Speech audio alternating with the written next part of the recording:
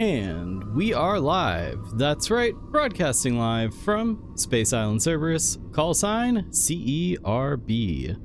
I hope this transmission is reaching you well, wherever you are out there in this great big old universe of ours. Well, welcome on in, everybody. Welcome on in. Hope you all are doing good.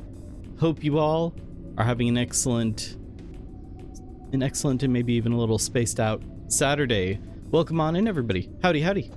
Good morning to all who observe. Good morning. For those who observe morning. That's the wrong image. That's not what I meant to bring up. I've lost my image of Paul Blart saying good morning. That was a different one. Off to a good start. Anyway.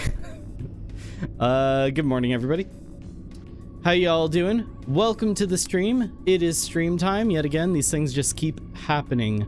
They don't stop from happening. Good morning, Beater. Morning, Beater. Hey, Beater. Morning, buddy. So what's up, everybody? It is still that season. You can hear it. You can hear it in the music playlist. That's how you know. That's how you know it's still the season for all things that make you go, ee! Or even, golly! Or perhaps even, ah. It is still scary time of year. It is still October. Yeah, like the Grimmy, the Halloween Grimmy, very terrifying. That's something that would definitely make me, if I saw that in real life, I would be like, ee! All right. Dr. Frostin, 43% uncouth. Hey, it's not a bad start. It's just that's 43% is not bad. We can that is still enough to bear witness to the Halloween Grimmy. How am I doing today? Where am I sitting? I have no idea. 14%? Are you kidding? Well, stream canceled. No. Whatever. You know what? It was futile anyway. I'm a perma fancy lad. Tape 59% uncouth. There we go. Not bad. Not bad. We're right down the middle. We're right down the middle. So it's been a couple days. I was really hoping to get in some more Silent Hill F these past few days in like Steam Next Fest demos and stuff, but just things didn't work out that way. So here we are. And today is a very special day. Very special day indeed. You jumped in front of the couth bullet for me. Yeah, I took that bullet. I took that bullet just for you. No, I kind of like Mr. Beaned my way in front of that bullet. There was no real intention behind it. I just accidentally, just like that one episode of Mr. Bean, accidentally took a bullet. Who do we got here? Thank you all for being here early. We've got Tape, Shadow, Dr. Possum, Lemon, and anybody else who is out there lurking amongst the howling winds, the trees shaking in the darkness. Lemon getting 100% uncouth. Good lord. Wait, were you perma'd? Hold on a second. Lemon! Oh my god, Lemon is our first person to ever escape Fancy Lad jail. The Fancy Lad Hall of Shame. Oh my god, I never thought I'd live to see the day. Let me remove that perma fancy from you. Which one are you? Or which one has that? There it is. I'm gonna go ahead and delete that. Lemon is free. Lemon is free from the Fancy Lad. Well, I mean, you're still in the Fancy Lad Hall of Shame, but you're free from being a perma Fancy Lad. Congratulations. I hope to join. Okay, so Lemon's strategy of climbing out that's maybe a good strategy. Now she can find a vent to free the rest of us. Lemon, please. Please. And she's gone. Yeah, no, she just left. Okay, well, we've been abandoned in the Fancy Lad Hall of Shame. Lemon, that is powerful uncouthness. If I get 100% again, can I leave? I don't know. I don't know. Maybe. I wonder how that would work. Yeah. I'd have to think that one over. I don't know. By the way, penids. There it is. There it is. There's that uncouthness.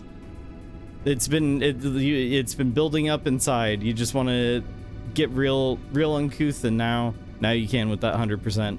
Anyway, so what do we have planned for today?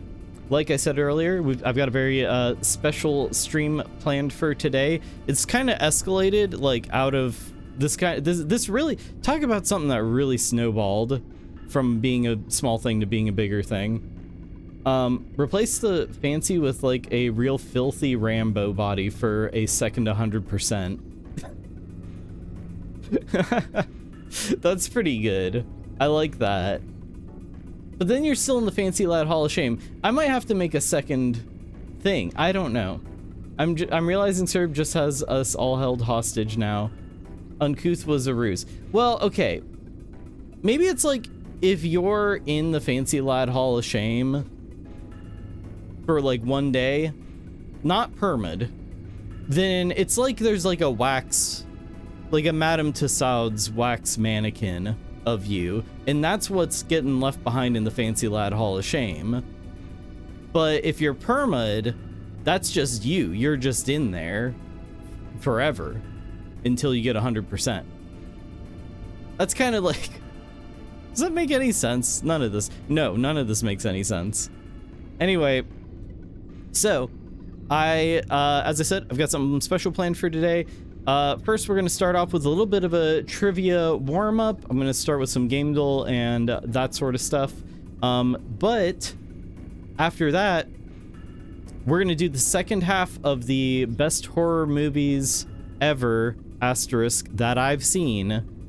We're going to do the second half of that bracket fight.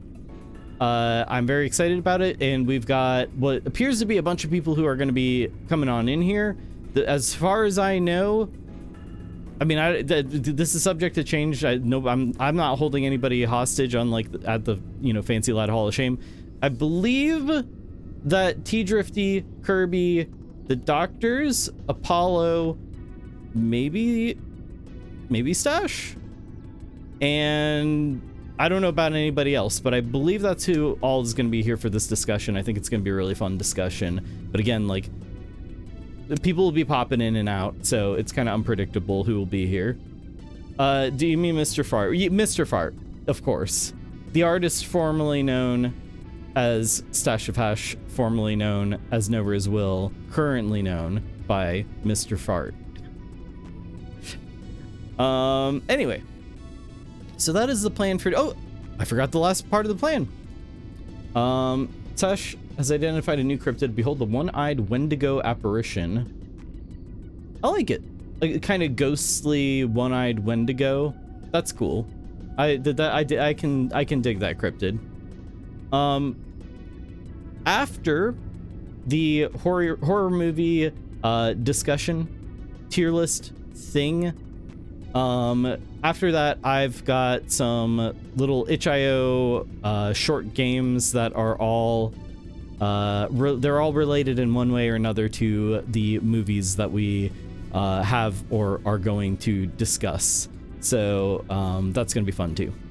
So this is kind of, we're just doing a little warm up here with Game Duel and stuff before everybody starts piling in. I think everybody will we'll probably start the horror movie discussion at about 6:15, 6:30, something like that. I'm going to open up Discord for anybody who does want to join early for Game Duel or any of the other trivia stuff that I've got set up, but I think it's probably just going to be me. So, but I will hop in the channel for that real quick, just in case anybody does want to join.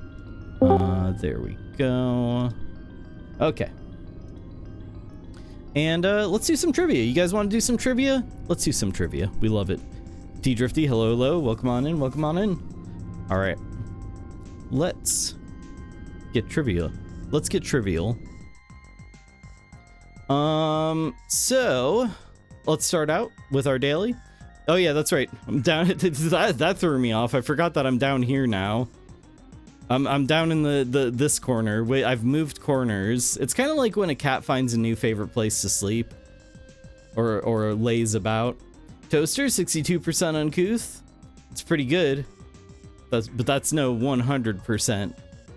Not that's get on Lemon's level. Lemon, of course, our first escapee from the Fancy Lad Hall of Shame, or well, the being perma-fancied. Anyway, you weren't always in that corner? No, believe it or not. Believe it or not. I know it's been a while since you've watched the stream. I know, like, last time you were here, I was down here, but there was like a whole arc basically that you missed out on. Spooky, scary skeletons. Careful. They'll send shivers down your spine. This is a gaslighting campaign. He's been a bottom writer for life. Wait, now, are you okay? Is that I'm gaslighting you guys, or you're announcing, hey everybody, let's gaslight Cerb into thinking he's been on the bottom right this whole time? I feel like it's maybe the second thing. You're announcing, like, come join my Kickstarter campaign where we're gonna gaslight Cerb into thinking he's been down in the bottom right this whole time. Lemon left all the other fancy lads to die the traitor. Bye, losers. Cerb is a bottom. Hey now. Anyway, let's do our daily. Let's get that daily in there. This is Counter-Strike, I think. Am I right? I'm pretty sure this is Counter-Strike. Hey, now you're an all-star? Always. It's one of them. Which one is this? Source? Oh my god, there's too many versions of this damn game. Why are there so many? Counter-Strike Condition Zero? There we go. I don't know anything about the Counter-Strike series. It is an absolute blind spot for me, especially being that I am a big, Source head. I love, Valve and almost all the things they do, most of the things that they do, but never got into Counter-Strike. I don't know anything about what is Condition Zero. Published by Sierra. That's strange. What year? 2004? Huh. Gearbox? Whoa. This is strange. This is a weird one. Devin Steele, welcome on in. Good morning. Every time someone says, hey now, I get Shrek PTSD. Post-traumatic Shrek disorder? Post-traumatic Shrek donkey? There's something there. Anyway, welcome on in, Devin Steele. Hello. Okay, so this is a weird mashup. Published by Sierra and Valve, developed by Gearbox, who makes Borderlands now. Ritual Entertainment, I have no idea who that is. Turtle Rock Studios, who is a frequent collaborator with Valve, I believe. Turtle Rock, I think, did Left 4 Dead, if I'm right, if I'm remembering correctly. Gotta go in. I gotta go walking in the pouring rain, but I'll BRB. Hey, I'd say stay dry, but I think it's probably too late for that. So stay wet. I don't know. Good luck. Yeah, no, I had this seems like a weird collaboration. Especially seeing Gearbox in here. Very strange. Someone give him an umbrella. Yeah. Or just, like, grab a thing. Like, grab just any loose thing. Like, grab, someone's jacket off of them. Just take their jacket and hold it above your head. Grab someone's, like, dog. Hold it above your head. No, don't grab someone's dog. Rip off someone's car door. And hold that above your head. You've got an umbrella. Stay moist. I have one of them super waterproof jackets. I'll be good. Oh, there you go. Like a seal. Just slick. All right. Let's do our keywords. Gliding, jetpack, exploration, orange goo. Excuse me?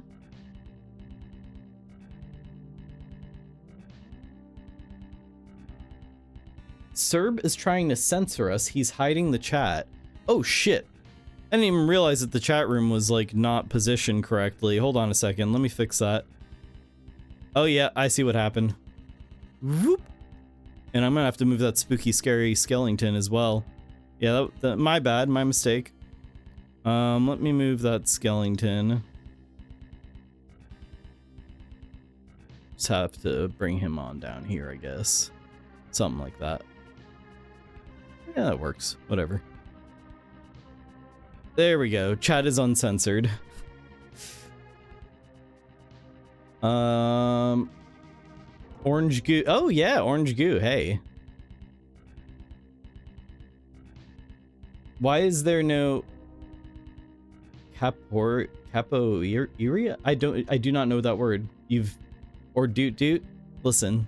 This is probably too spooky for a lot of people. I'm not trying to give people heart attacks, okay? All right. I'm going to guess there was a game that was very similar to Portal. There was a game that came out quite a while ago now. It probably came out in the late 2010s. I know, man. It's on the tip of my tongue. There's like a mad scientist or something. What is this thing called? What is it called? Something Break? It was called Hole. Is Quantum Break what I'm I don't think Quantum Break is what I'm thinking of. Is it though? No. It's a shooter, adventure, PC, Xbox One. Spacesuit, video logs, alien planet, jump puzzles. Okay, this is not what I thought it was. Orange goo. What the hell is this? Wait. No, wait. Isn't like... No. I was thinking Mass Effect for some reason. Because there's like the orange, like bio cybernetic crap or whatever. I don't know. I'm making things up, I think. I'm gonna put in not Bioshock, Mass Effect.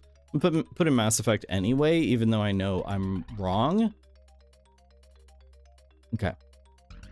Weird biology, funny narrator, grappling hook, hidden secrets.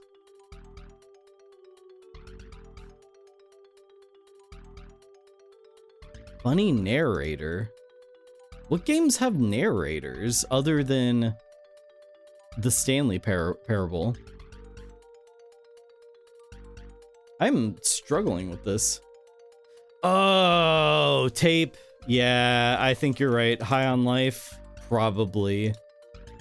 No.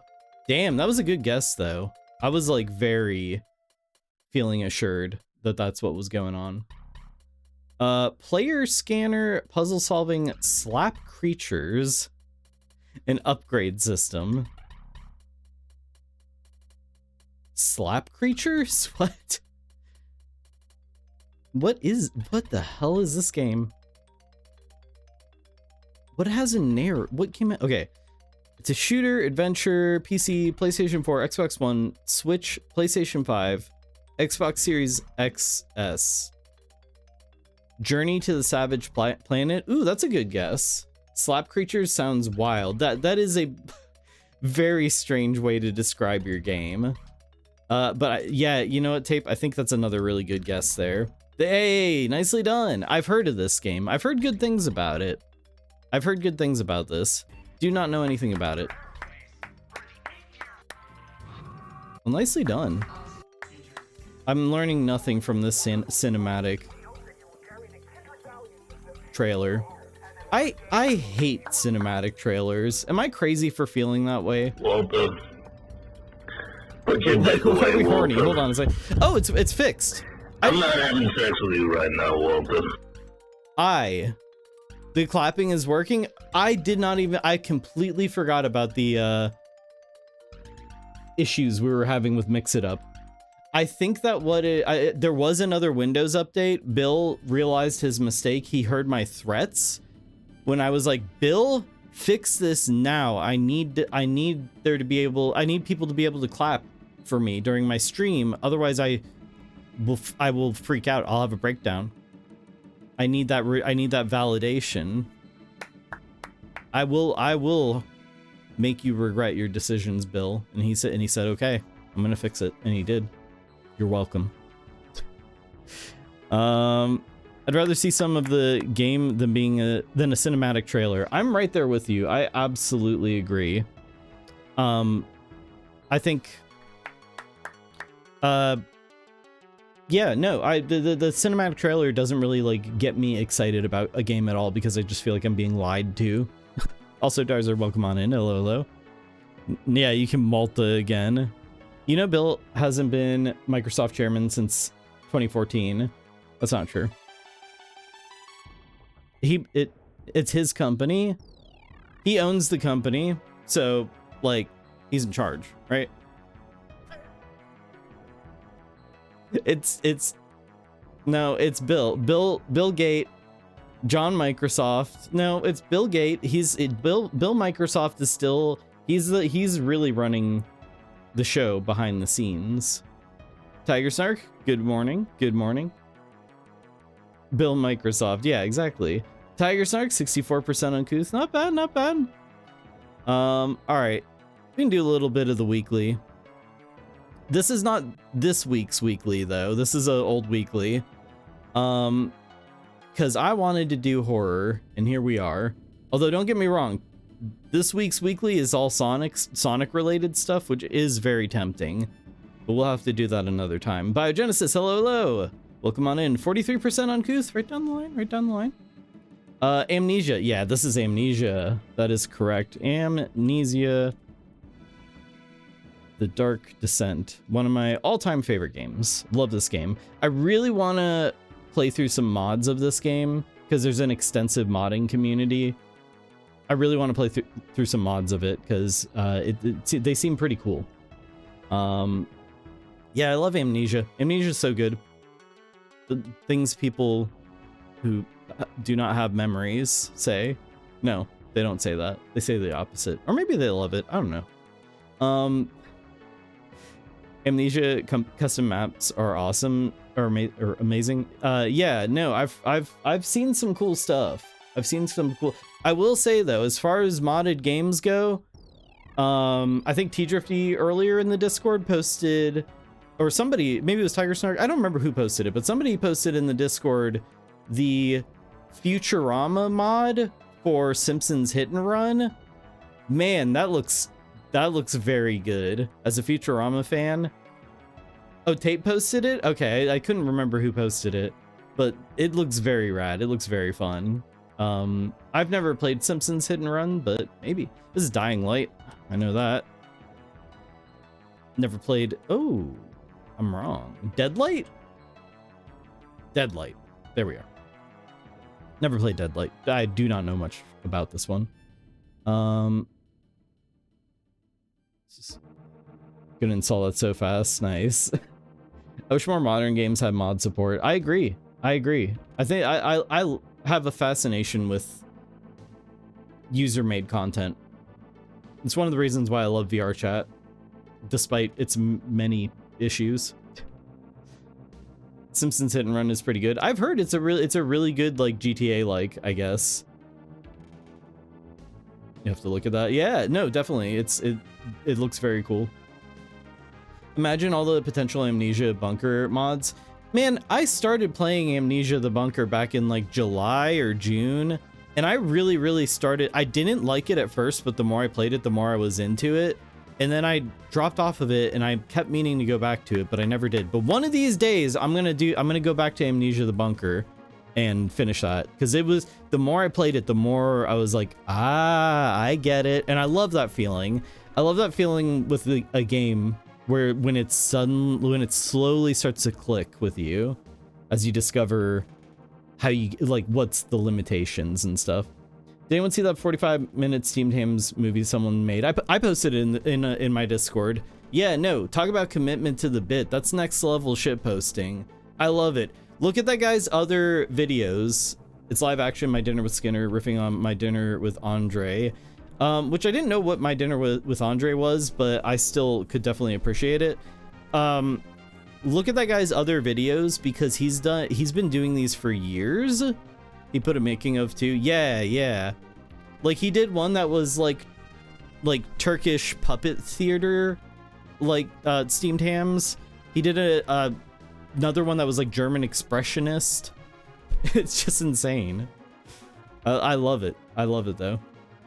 I was there for the first bunker stream. I think the issue was you throwing metal plates at a door to start a fire for 40 minutes. Yeah. Listen, you gotta break a few eggs if you want to make an omelet. I don't know what to tell you. You saw the German constructed expressionist. Yeah, expressionist. Yeah. Very, very cool. Highly recommend that. This is Outlast, a game that maybe I will go back and play, give a fair shot one day. I dropped off of this one. This was way before I ever streamed. I dropped off of this one. It just wasn't doing it for me, but everybody says go back and give it another shot, so perhaps I will. No clue on this one. Resident Evil? Maybe? I don't know. Any guesses, chat room? Meanwhile, I'll be sipping on my pumpkin spice coffee. Yeah, that's right. I got more pumpkin spice creamer.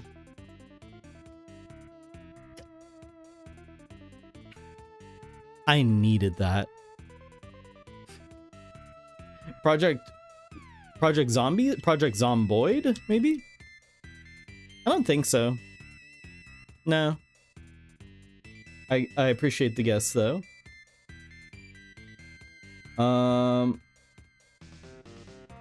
Something of Men? Isn't Children of Men like a movie or a book? I don't think that's what this is. No, that's not what this is. This War of Mine. Okay. I was gonna say this. I didn't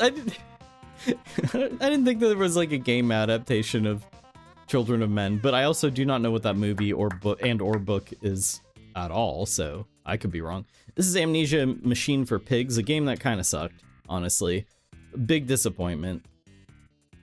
I played through like half of it and it just was not great. It just was not Amnesia. It was a walking sim kind of, from what I remember.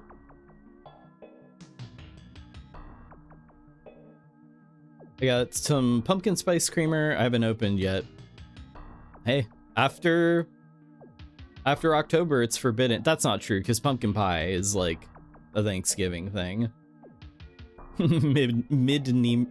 Midnesia, yeah.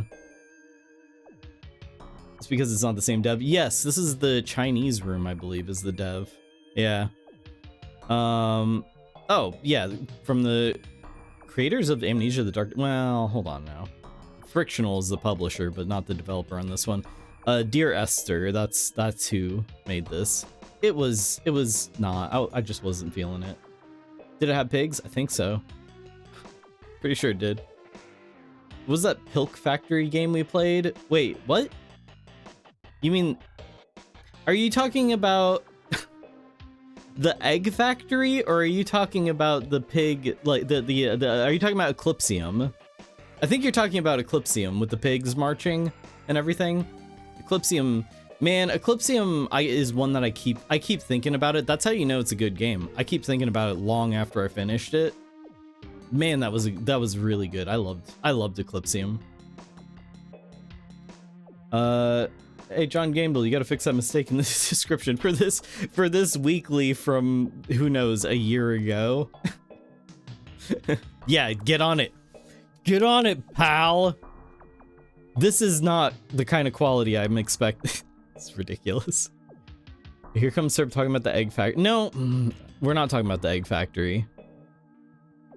I still don't know what that game was, but man, that factory looked rad as fuck. It did. It was very metal. That game ruled. Soma? I think. Is this Soma? No, Silent Hill 3. What? Bop, bop, bop. Okay, Silent Hill 3.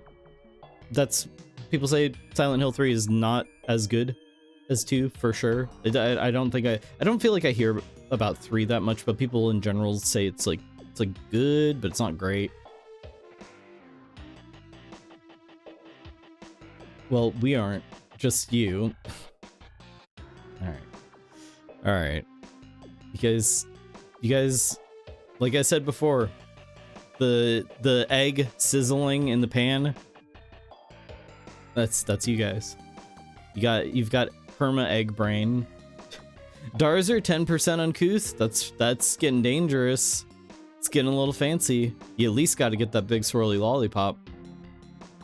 I feel like I'm in the minority. I don't like Soma.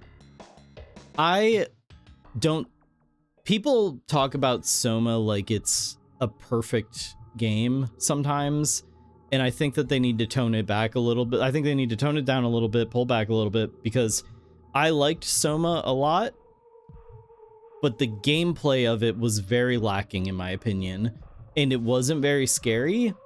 It's very psychological horror, and I appreciated that. But I had made, and some people were probably upset about this, I had made the argument that some people are really gonna guys, watch out, hot take incoming, and I stand by this hot take. Remember you saying it should have been a movie. Yes, your medium matters. So I feel like sometimes people will have ideas that would make a really good book or movie or game, but then they go and do, like, instead of it being a game, they make a movie out of it, or, you know, vice versa or whatever. I feel like the gameplay of Soma was just such an afterthought. It wasn't bad. It just felt like it felt like it would have made a really good book, more than anything else. Like, it would have excelled there. Yeah, Soma would have been a really good book. Yeah. That's how I feel. Unlike Alien Isolation, which is the counterpoint to this. Alien Isolation could only be a game because the horror and the way that it works is so gameplay focused. The reason why it's scary is because it's so intertwined with the gameplay. Even though I don't think it's the scariest game ever, I think the scariest game ever is, you know, when you have to do the little maze and the screamer screams at you halfway through. That's the scariest game ever. But I'm also a dum-dum. That's why I get pissed off about cross-media adaptations of things. I think there's often a right medium for a given concept. Yeah, I'm like, obviously there's no rules. People can make whatever the hell they want, but I do feel like oftentimes, like, the medium itself can be like an afterthought, especially with video games. Alien Isolation was slightly too long, but it's so good. I agree. It is slightly too long. It does really stop being scary after you get a good handle on how the mechanics work. Even then, still unpredictable and good. Very, very good. All right. I do not know what this is in the slightest. Texas Chainsaw Massacre, the game? No, that's not what this is. Is it? There's no Texas Chainsaw Massacre game, right? Oh, wait, no. Tape said Texas Chainsaw the game. I had no idea this existed. Is this a Dead by Daylight?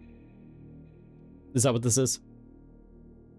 I turned Space Island into a video game, and that was a perfect game, so maybe that means Space Island shouldn't be a stream. Sorry, Cerb. Lemon, you've got me there. Stream's over. Stream's over.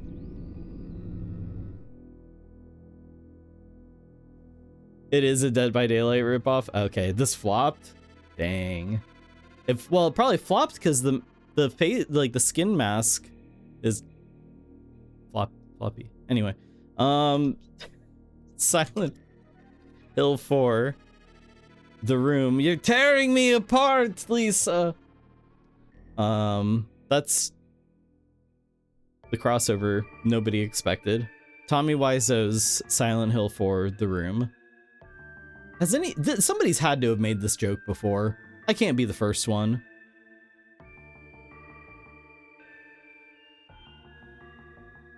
I think that was, yeah, Silent Hill 4 The Room. Yeah. Anyway, I think I've had my fill. We were only going to do a little tiny bit. It's 6:15 now. I tell you guys what, we'll do one last little bit of trivia real quick before we move on to the big discussion.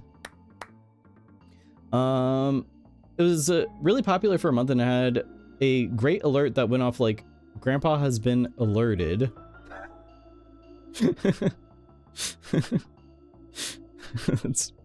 Yeah, I mean, what could be more scary? Grandpa's been alerted. Wow. Terrifying game. Terrifying. All right, so I'm gonna do this real quick, and then we'll take a BRB, and then we'll start the bracket fight. We're gonna do horror movie taglines. Pick the horror movies by their tagline. Okay. I don't think I'm gonna do great at this, honestly. They should have just done a licensing deal with Dead by Daylight or done some DLC. Yeah, I mean, that sounds like it would have been the better move for sure. For sure. Maple, hello, welcome on in. Wait, hold on, what? What are you trying? Oh, I thought you were making a joke for some. Okay. Leatherface is already in Dead by Daylight. Yeah, yeah. It's okay, I'm not the only one who like thought that typo was like a very clever joke that I couldn't figure out. I think they already have a licensing deal. Yeah. It seems like it.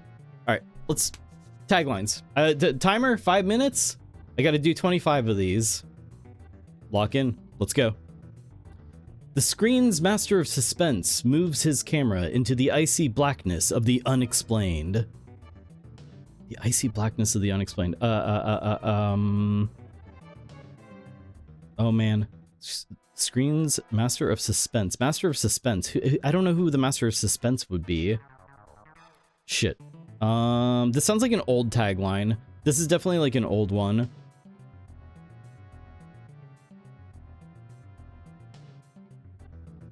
Blackness of the unexplained.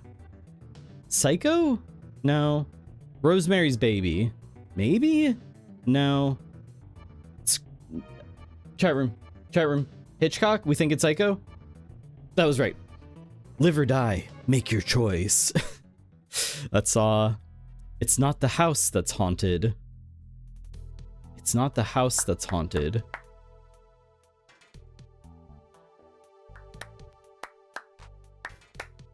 It's not the house. Okay. Nightmare on Elm? No, not Insidious? Insidious? Nice. Very, very well done. Well done. If Nancy doesn't wake up... Oh, if Nancy doesn't wake up screaming, she won't wake up at all. Nightmare on Elm Street. Someone has taken their love of scary movies one step too far. Scream? There we go.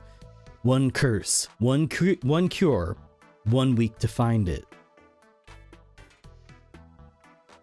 Curse, one cure, 1 week to find it. No, The Exorcist? No. The Omen?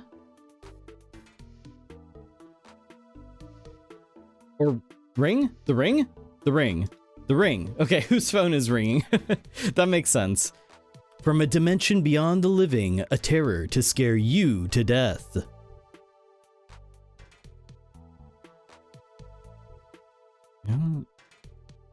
Poltergeist? Might be Poltergeist. But the tagline should just be "They're here," right? Fuck, I don't know. I'm gonna go... It could be Night of the Living Dead. It could be. Dang it. The Man Who Made a Monster! Frankenstein. Where's Frankenstein? There it is. The movie you've been waiting for without the wait.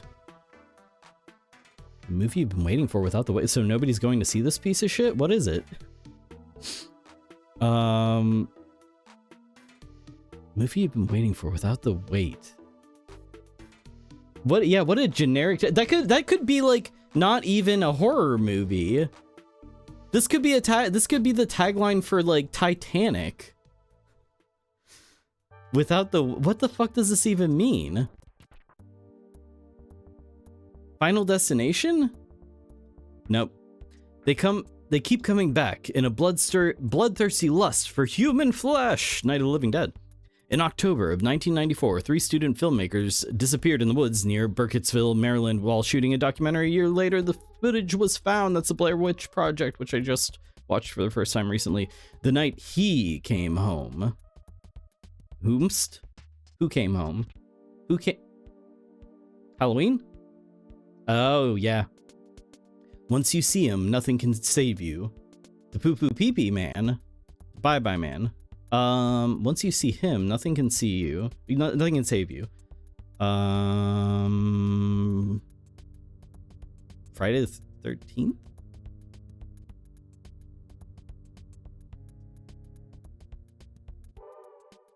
Sinister? Nice. I've never seen Sinister. Death doesn't take no for an answer. I mean, death doesn't take no for an answer. Maybe Poltergeist for that's Final Destination? All right. The Blood is Life, Dracula. When you're trapped 2 miles underground, The Descent. Pray for Carrie. Nope. Sleep. Oh, Rosemary's Baby, maybe. Sleep, and he will be born again into a world without fear and hate. What? What is this? The Omen? Damn it. Carrie.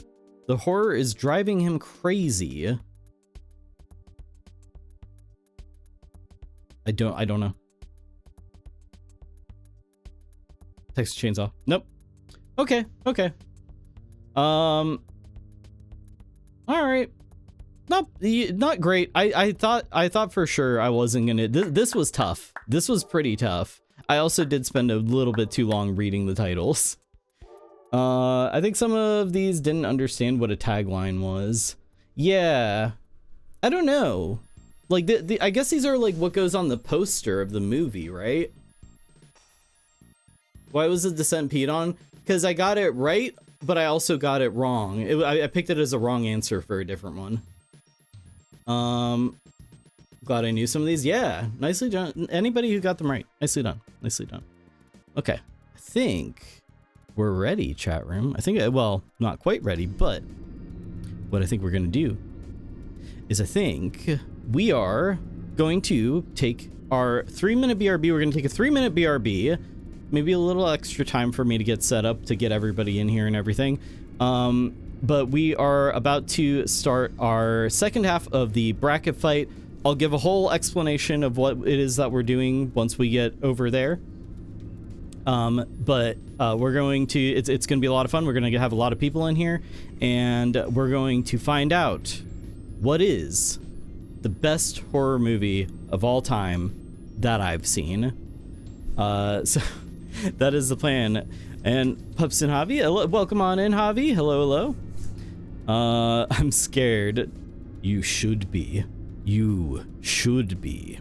All right. E-Kitties, hello. Welcome on in. All right. Is Killer Clowns on the list? No. I was really tempted to put it on the list, but I was limited to 32 movies. We already did the first half of the bracket fight 2 weeks ago. Now we're going to do the second half of the bracket fight. I will say our winner of the first half of the bracket fight was... Well, you just have to find out when we get back from the BRB. We're going to take a 3-minute BRB so that way nobody else gets ads coming on in here. We're going to take a 3-minute BRB to run ads, and when I get back, we're going to start this bracket fight. It's going to be a lot of fun. Don't go anywhere. Horror movies. Forever. I'll be right back.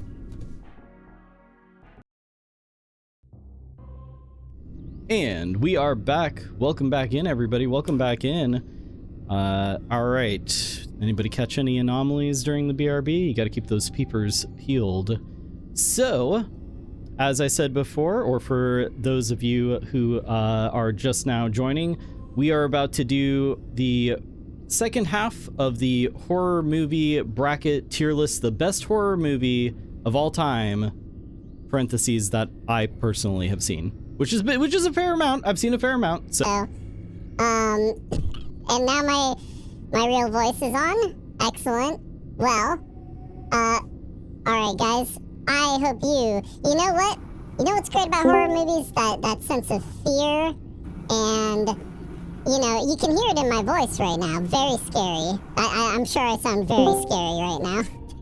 Anyway, all right. That's, you know, I said it before, the biggest problem with the voice change thing is I don't know if it's on or off.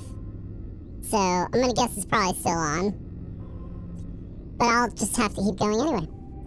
So, I feel like I should be reading, like, the horror movie taglines in this voice. Like, on this night, death has come to find you.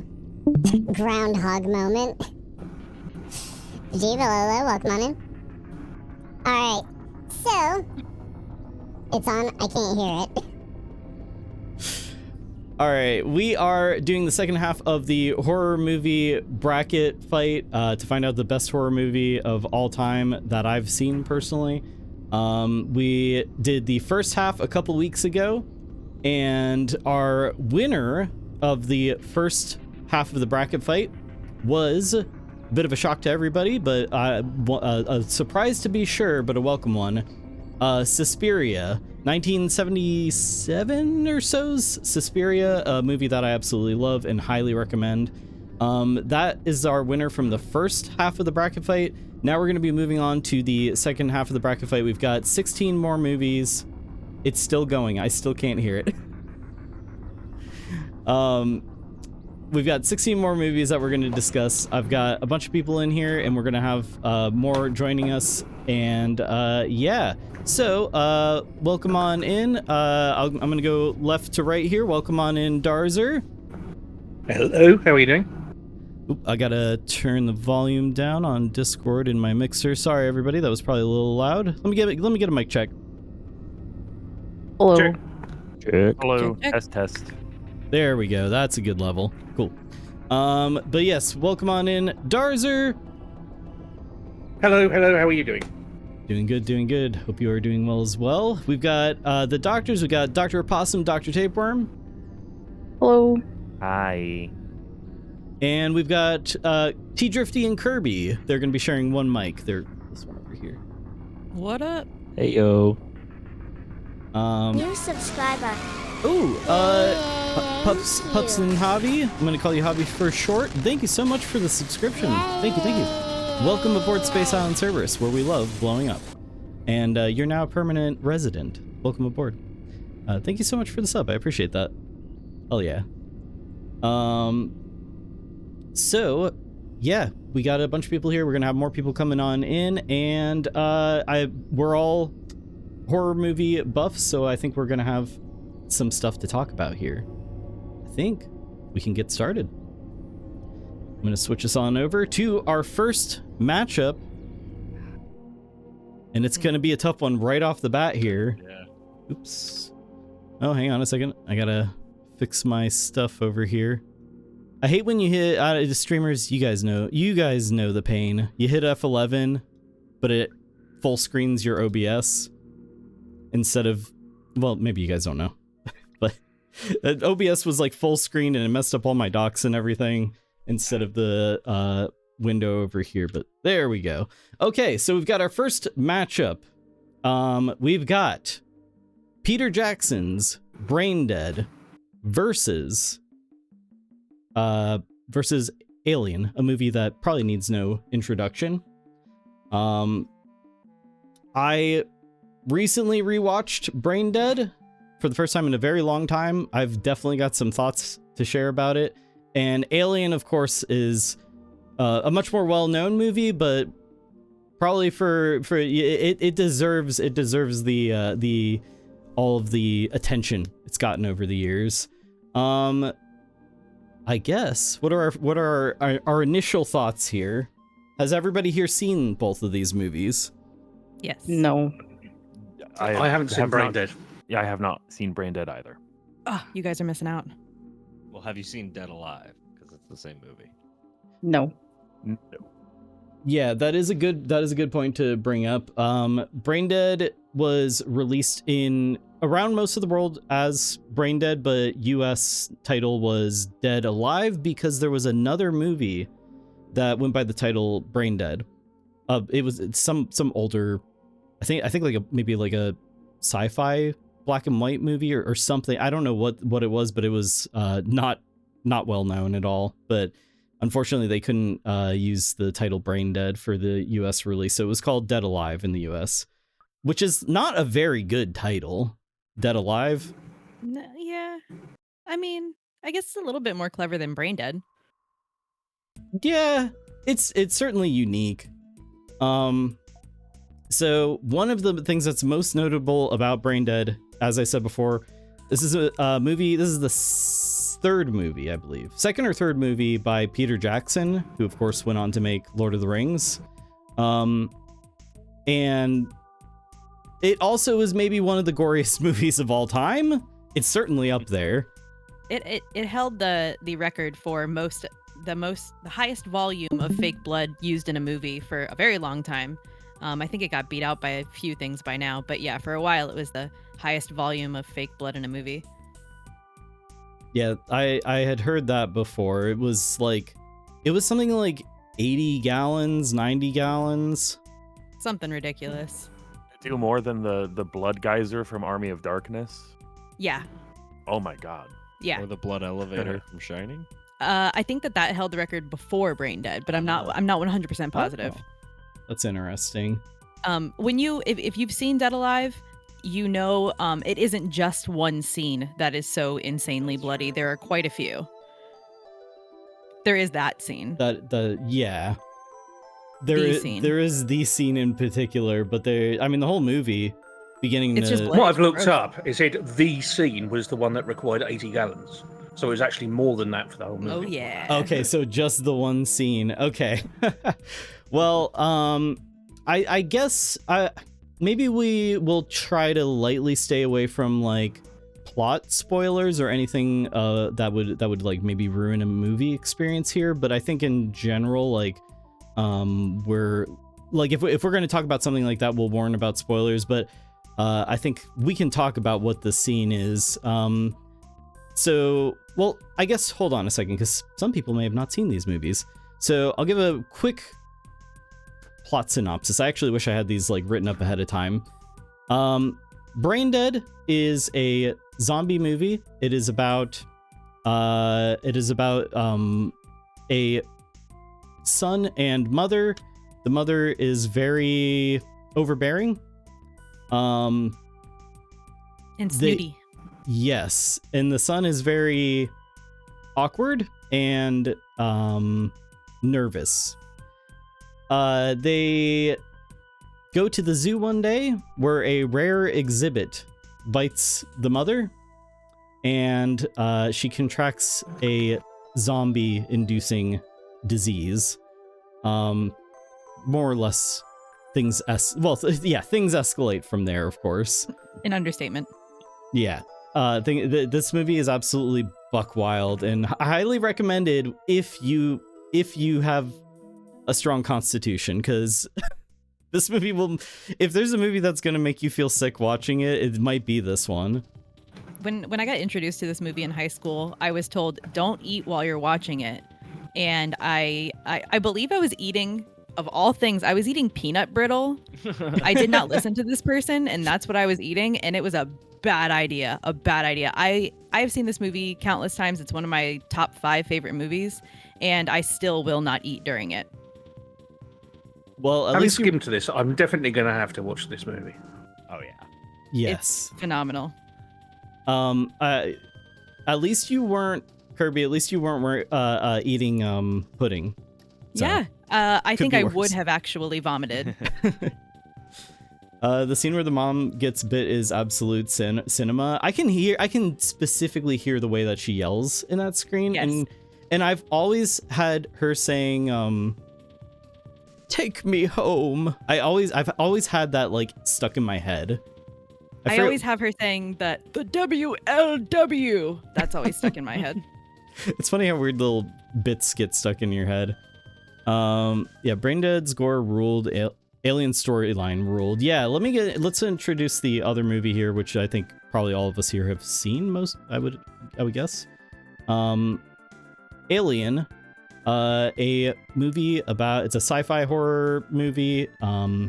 It's kind of doesn't need introduction, but it's about alien life form being found on aboard a ship, and it is unstoppable for the most part. Well, pretty much unstoppable until aliens. In Aliens, it's very stoppable.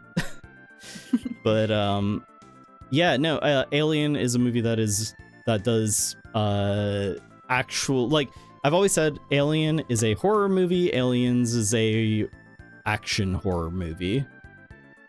Yeah, that's fair. I'm going to say that I mean, are we doing specific scenes here? Because there is a specific scene that always sticks with me for Alien, and it's not the chest burster scene. Okay. And it's because it's the scene where Ash attacks Ripley, and it just made me think, because there's that bit where he's trying to stuff the magazine down her throat, and I was thinking, why is he doing that? And it took me a long time to work out what that was actually supposed to be. It just looked bizarre. Yeah, refresh my memory. It's been a while since I've seen Alien. Refresh my memory on the scene. She comes in while he's analysing the thing, and he then tries to attack her, and there's this bit where he tries to force a men's magazine down her throat.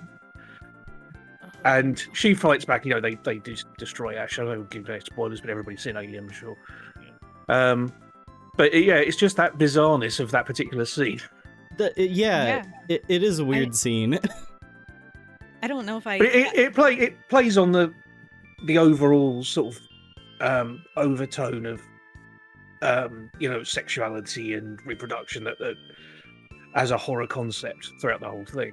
Yeah, totally. I was about to say that scene. I don't particularly remember that scene, but yeah, it sounds more like a statement. It is a statement. Yeah, that's great. But it's also, I think, within the story, I think it's also supposed to indicate as well that Ash is malfunctioning as well at that point. Yeah. As well, it's an irrational thing to try to do. Doctors, I didn't hear you weigh in on this. Have you guys both seen Alien? I saw Alien for the first time 2 days ago. Yay. Oh, nice. And I've seen it a few times. The Ridley Scott's one of the best, so I've seen Alien a bunch. Nice. I've only watched it one time. With that scene, by the way, where Ash gets destroyed, basically. That's in a movie full of awesome visuals and crazy, like, almost like alien landscapes with the ships and how everything looks. One of the coolest visuals to me is still just how he's all shredded up with all the white goop, and just like the way, like, he's kind of like torn apart and the head's like not so evenly. It's like ripped really violently. Yeah. When they've got him hooked up to the power supply and the oscilloscopes and everything, and just to get the information out of him, a bit later on, is actually a really iconic scene as well.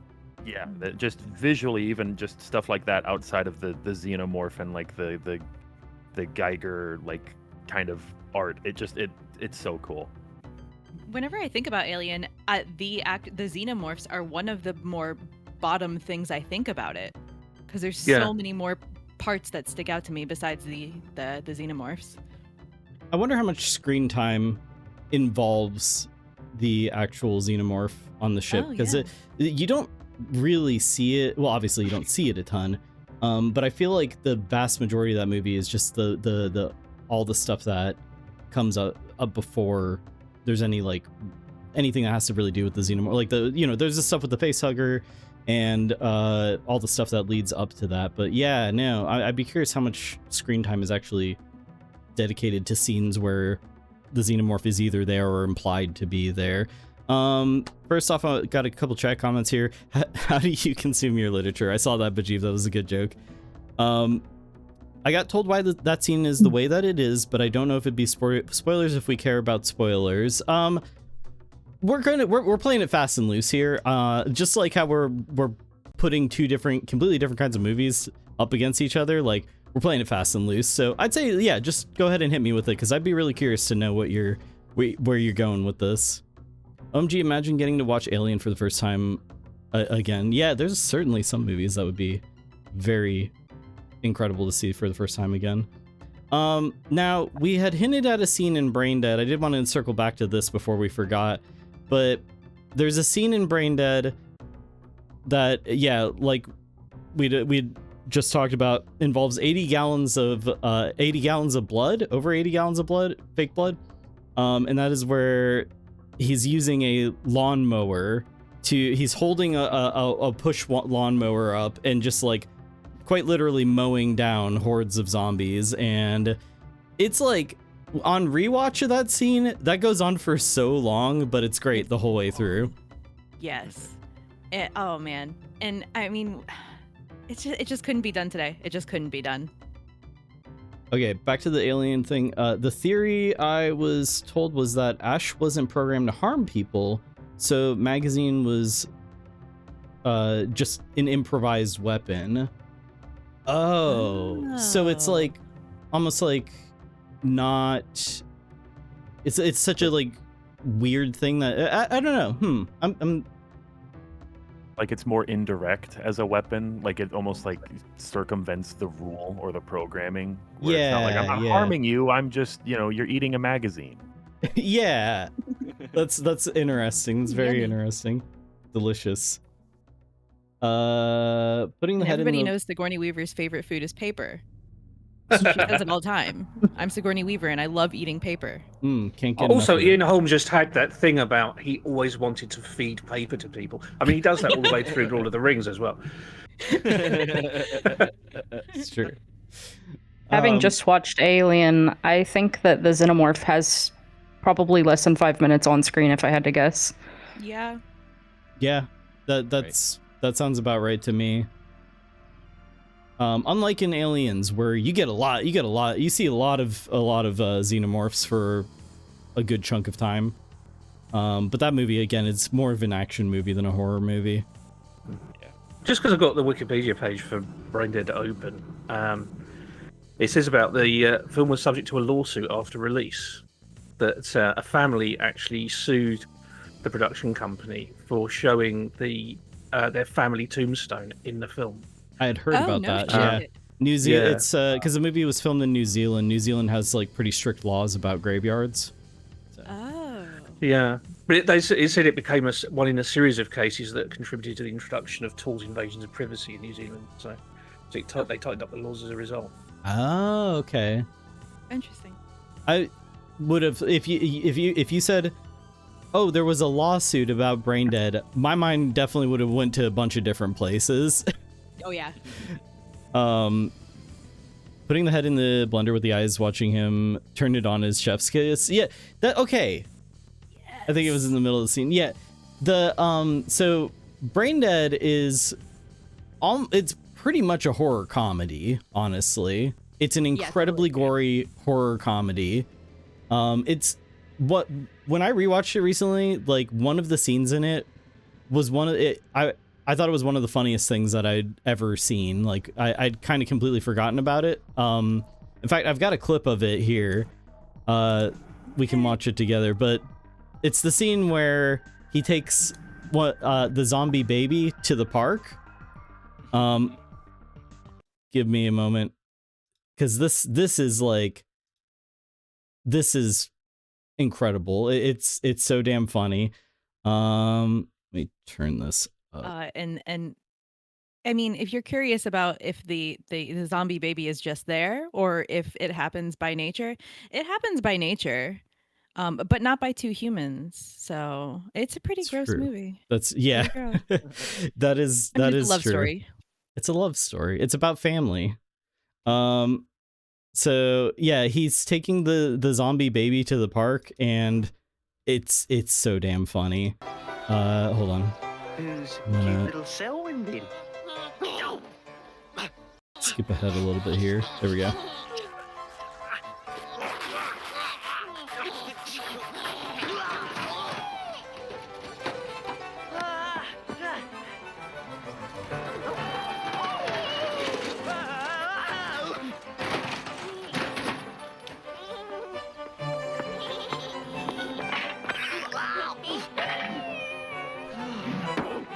so stupid.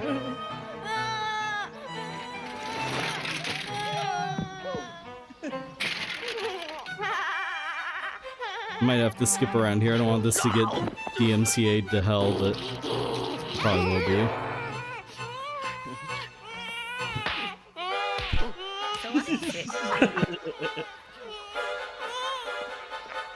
You know what I'm doing? I'm going to do this again. This happened before, but having seen this clip now, it's chalked by memory. I have seen this film. Oh, you have seen it? Oh shit. Yeah, how did I not pick up on that with the lawnmower scene? Yeah. It's funny, like seeing the actual pictures. Yeah, I do remember seeing it now. Oh, it's great. Okay, when I rewatched the drunk guy just going, yeah, like I lost it at that part. Like, because it's why is he hyped about it? I don't know, but it's very, very good. Punching a baby in the face.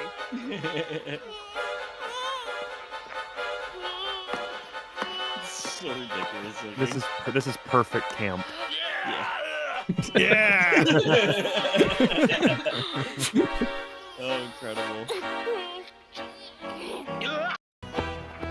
Yeah, he like stuffs it in a sack and is just like punching it, running away. His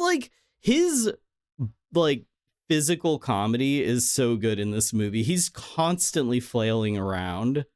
He's the fucking best. And I've looked him up before. His name is Timothy Baum. I've looked him up before, and I can't remember if he was in a lot of things or in barely anything. Oops, that's a little odd. Let me bring that down. I don't know. I don't know if he was in any. I don't recognize him from anything else. Yeah. Maybe a lot of New Zealand. He has done quite a lot, actually, because I've got Wikipedia open. Mm-hmm. Okay. Anything we would recognize?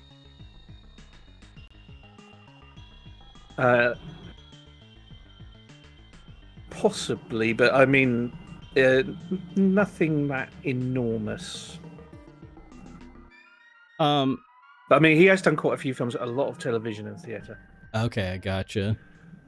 At any rate, there's one other thing that I noticed when I rewatched this, Brain Dead. So as I said before, this movie was directed by Peter Jackson. You can see it in the camera work in Brain Dead, like in Lord of the Rings. He does this a lot. These scenes where the camera kind of like quickly pans in on like zooms in on someone's face, their reaction or whatever. Like there's these swooping camera motions that are like going towards the subject, and you see that a lot in Brain Dead, and usually to emphasize like comedic effect or like shock, but it's just a little something that I noticed watching it. Go ahead. I was just gonna say there's a funny story I've heard of. Someone was watching Brain Dead, and their grandma happened to like walk in the room and kind of sat down and started watching it with them. And he said she watched it for about 15 minutes with a very confused look on her face, and then she goes, "Oh, I get it. It's like a cartoon." And he goes, "Oh shit, you actually do get it, Grandma." Yeah, it is. It is very it's a Looney Tunes cartoon. logic. Yeah. No, it definitely is. It's a very gory, comedic, silly movie. Highly recommended. There are, of course, some parts of it that definitely have not aged well, but in general, I can't recommend this movie enough. Just like any of these movies in this bracket fight. Do we have any? So Alien is like one that I've got a little less. I've only seen it once, and it was quite a while ago. Does anybody have anything of interest that they want to share about Alien? I can't really. I didn't come into this with a whole lot to say about Alien, so. I think we all know the Alien stories, don't we? I mean, it feels like it speaks for itself, and it's like just one of those movies that kind of exists as like just kind of its own pillar. It's just like affected so much like pop culture. It's just very prominent, and so it almost doesn't feel like there's too much you can say, because it's just like, no, that's Alien. Yeah, I don't use the word a lot, but it's very iconic in that regard. Brain Dead, Three Stooges, Naked Gun vibes. Yeah. Maybe are we just considering Alien as a standalone, or are we considering the series?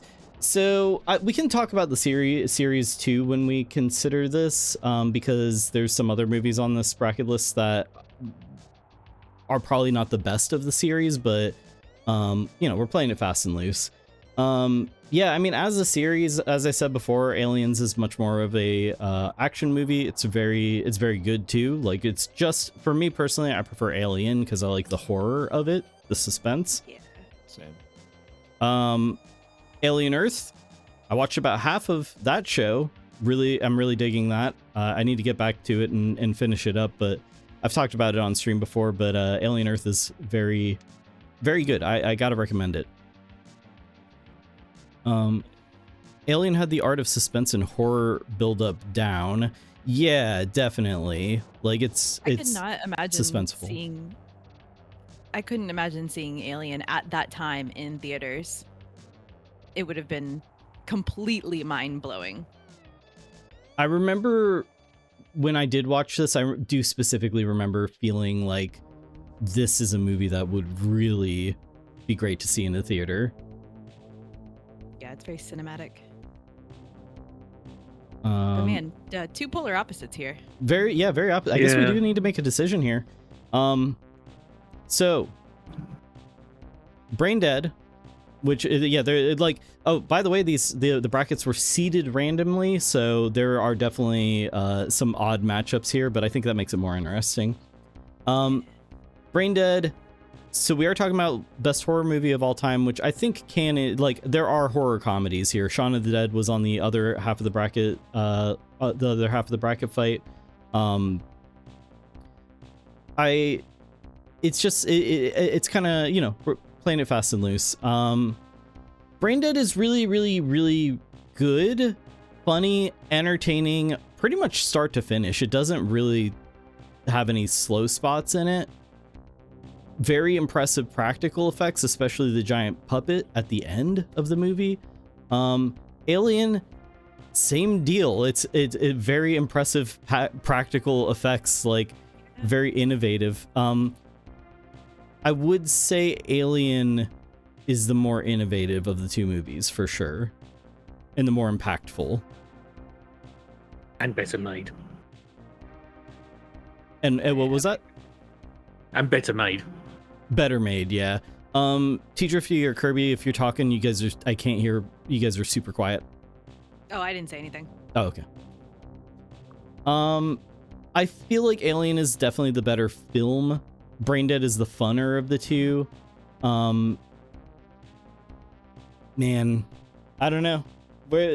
I know some of us haven't seen both of these movies, but for those of us who have seen both of these movies, where we're leaning. Alien is definitely a better movie. It is a better made movie. It is way more impactful. But like I said, Brain Dead is in my top 5 favorite movies. So for me personally, I'm choosing Brain Dead. Yeah, if we're going which is the better of the two movies, I mean, I would have to go Alien. If we're going which is our each of our own favorites, like, yeah, I enjoyed Brain Dead more than I enjoyed Alien. And I loved Alien, but Brain Dead is up there. I would have to say that I would say Alien of the two, not least because obviously, although I do now remember seeing Brain Dead, it didn't stick in my mind very much. Yeah. It didn't stick in my mind very well, like, until I rewatched it recently. Like, I feel like rewatching it recently, like, I appreciate it so much more than I did when I was younger, just because the first time that I watched it, it felt like so shock value, but rewatching it now that I'm older, it's so I just really, really appreciate the practical effects and and how funny it is. That being said, I think my vote is definitely going to go to Alien. I think it's, as far as like which is the better made movie, Alien's the better made movie, the more impactful one. It's definitely suspenseful, scary, and the gore is like, even though it's not as quantity as Brain Dead, it's higher quality maybe, in realism and in creativity in ways. Which, don't get me wrong, Brain Dead's very creative in a lot of ways, but like there's a reason why like the chest burster scene is so like referenced and everything and all the other things in the movie. It's a weird matchup, but I will be voting Alien, I believe. Makes sense. Yeah, I 100% understand. Having not seen Brain Dead, I kind of just have to land on Alien. But pending, basically, because we'll probably watch Brain Dead one day, and I might change my mind. Who knows? It's so good. Yeah, definitely. Highly recommended. Everybody here, if you can handle like a high level of gore and gross out humor and stuff, go watch Brain Dead. Also, it's just so weird that it's Peter Jackson, the guy who made Lord of the Rings, made this movie. Also, not just Peter Jackson. It's co-written with Fran Walsh, who did the adaptation of Lord of the Rings with him, and the special effects were also done by Richard Taylor, who did the special effects for Lord of the Rings. Oh wow! So he brought his whole gang with him. Yeah, I did not know that. Cool. Interesting. All right, Alien it is. Moving on to the next round, another weird pair. This is a matchup that was specifically made to like make me go insane. We've got Eraserhead by my guy, David Lynch. David Lynch looking at this pair up is like, what the hell? What the hell? Yeah. Discord people couldn't hear it, but. So Eraserhead versus Hereditary. I think I know already who's gonna win here, but I think it's a very I love both of these movies for very different reasons. So I'll give a quick introduction to both of these movies for people who haven't seen them. Eraserhead is a movie from 1982, 83 maybe. I'm honestly not sure about the date. It is David Lynch's first released in 1977. 1977. Wow, that's so much earlier than I thought. I thought it was a little bit older. Yeah. So Eraserhead is David Lynch's first feature-length movie. I think he got The Elephant Man after this one, if I'm remembering correctly. Yes, because Mel Brooks saw Eraserhead and was really impressed by it. Yes. It is a movie that is incredibly surreal. Most people don't know what it's about or what even happens in it. There's something about a baby monster creature. There's chickens that aren't you cut them up like normal chickens. They're man-made and they're new. This movie Eraserhead is so weird and so surreal. It is like watching a nightmare. It is David Lynch's most spiritual film. Will you elaborate? No. No. It's a movie that it's almost like hard to even summarize what the plot is. But we'll dig into it more. Versus Hereditary, this is like 2016, 17 maybe. By Ari Aster, I think. Yes, Ari Aster, who loves to make people uncomfortable. That's his sort of like directive in life. They're the same in that way. They are. Ari Aster also made, he went on to make Midsummer and Beau is Afraid, which, man, I just watched that. That'd be an interesting one to talk about one day. But Hereditary is a movie about a family living in a house. Weird things start to happen. Supernatural things start to happen. And again, it's a little difficult to like sum up the. That's one where I'm going to stay away from spoiler territory too much. But Hereditary is it's in my probably top 5 of most personally for me scariest movies. This movie was one of the ones that actually made me not want to go out into the dark at night or whatever, like keeping one eye open while I'm sleeping or whatever. Hereditary, very scary movie about supernatural occult things happening to a family. Okay, let's get into it. So Eraserhead, David Lynch. Everybody here. I think we all. Well, okay. First off, who's seen both of these movies? I have. I've seen neither. Neither. In Eraserhead, I've been meaning to watch Hereditary for a long time. Okay, cool. In that case, we should be very careful about Hereditary because, as you said, no spoilers. But there's even some things that happen that don't feel spoilery, but don't even want to touch those because it will affect how you watch the film the first time you see it. Yes, yeah. Hereditary is going to be a little bit difficult to talk about, but it's like very easy to get into spoilery stuff with it. So we won't go too. We'll just try to avoid that as best as we can. So let's start with Eraserhead. It is entirely in black and white. It's very surreal, very weird. The first David Lynch movie that I ever saw, which started a sort of lifelong fascination with David Lynch. I've seen this movie probably 3 or 4 times. Keeps getting funnier every time I see it. Well, actually, that is true because there's No, that is true. Yeah. It does. It's the first time it scared the absolute shit out of me, and then I saw it again, and I was like, "Wait, this is kind of funny." I feel like when I saw it for the first time, I was like at the perfect age to see it, which was like 15, and I felt physically repulsed when they showed the baby for the first time. Me too. I was like, it made me so uncomfortable. And then I think like pretty shortly after that is the scene with the chickens, and it was just the weirdest experience for me. And same for me. I was like instantly obsessed with David Lynch. That whole sequence with the girl's family is masterful. It is brilliant. It just makes you feel so uncomfortable all the way through. Exactly. I don't know what it is about Eraserhead, and I don't know how the fuck David Lynch does it, but when you think about nightmares that you've had and you can't even articulate them because they are just simply nightmares that don't make any fucking sense, Eraserhead is what that is. It just is a sequence of nightmarish things that you can't. How the fuck did he get that onto a screen? How did he do that? How'd he do that? It's like what you would see in your mind's eye, and he fucking got it on the screen. Yeah, definitely. But it's also that imagery, the way things just turn up and do something, like they do in a nightmare, and they scare you, and you can't put your finger on why. Yes, exactly.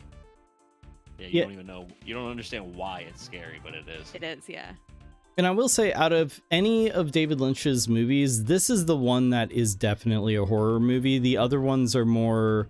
They can be more thrillers or drama, mystery, etc., etc. If any of his movies is a horror movie, it's Eraserhead, and Eraserhead kind of exists with it in its own subgenre.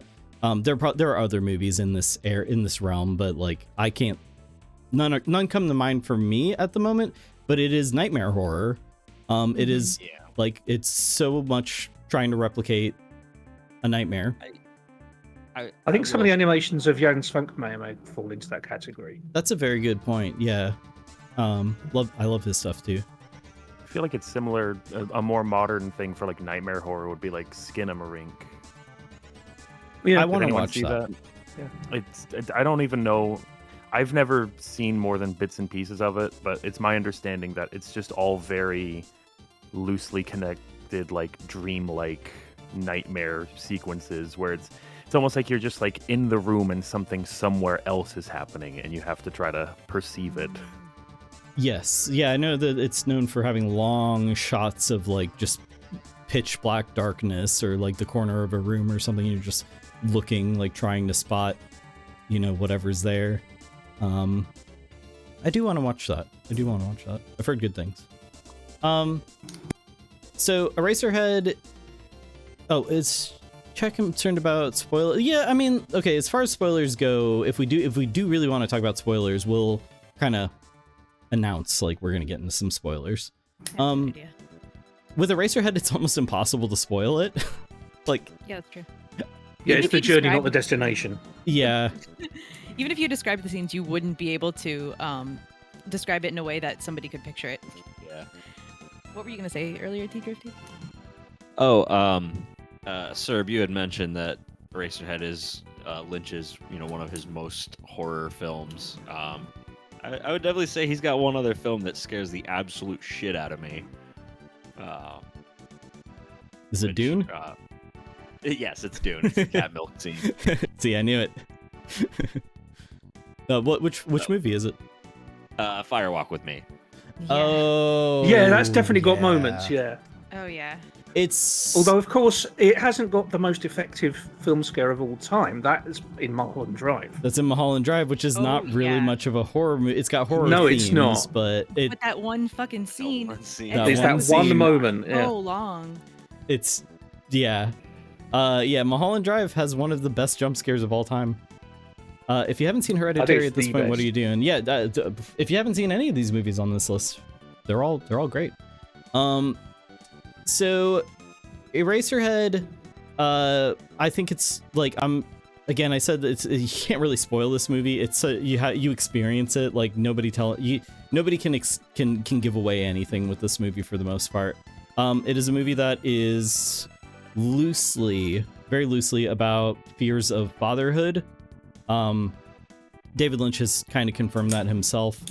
And so it's very centered on the man on Jack Nance's character and the woman and their baby that they've made. The baby is, well, they're not even sure if it's a baby. It's a beautiful baby, and I love him. Isn't there some weird detail about how the baby puppet was made? Yes. Well, nobody's It was made out of- absolutely sure it was a puppet. That's the thing. Yeah, Nobody's it- exactly sure what it is. It There's is made a out of rumor that animal it's parts. Yeah, there's a rumor that at least part of it may have been a live cow fetus because of the way it's live. particularly its lips latch onto the bottle. Huh. And there is a vet actually that's credited as like a technical advisor, which has sort of done this. But Lynch always refused to explain how it was done, even to other people he worked with. He And doesn't there was explain a rumor. anything, though. No, but there was a rumor that in particular it was because if he'd revealed exactly what he did, he may have been arrested. But yeah, that's just a very Lynchian thing. I certainly hope that's not the. I hope that's not the case. I hope that at worst it was a cow fetus that was used not alive, but like hopefully just a prop. I mean, regardless, I don't know if we'll ever get an answer on that one. It's odd since David Lynch was a vegetarian for a while. I believe I don't know if he always was a vegetarian, but yeah, at Guilty least conscience, maybe. maybe. Maybe that's part of the theme. Yeah. See, if you eat an animal, it's kind of like eating a baby. So, the dinner scene with family, so awkward and uncomfortable. He's like, the dad's just like, look at my knees, because his knees are like, there's something wrong with them, or because he works so hard or something. And also, the mother has an orgasm while they're there. Yeah, the mom has some kind of. She tries to kiss Jack Nance's character too at one point, which I kind of forgotten about. The mom's all fucked up.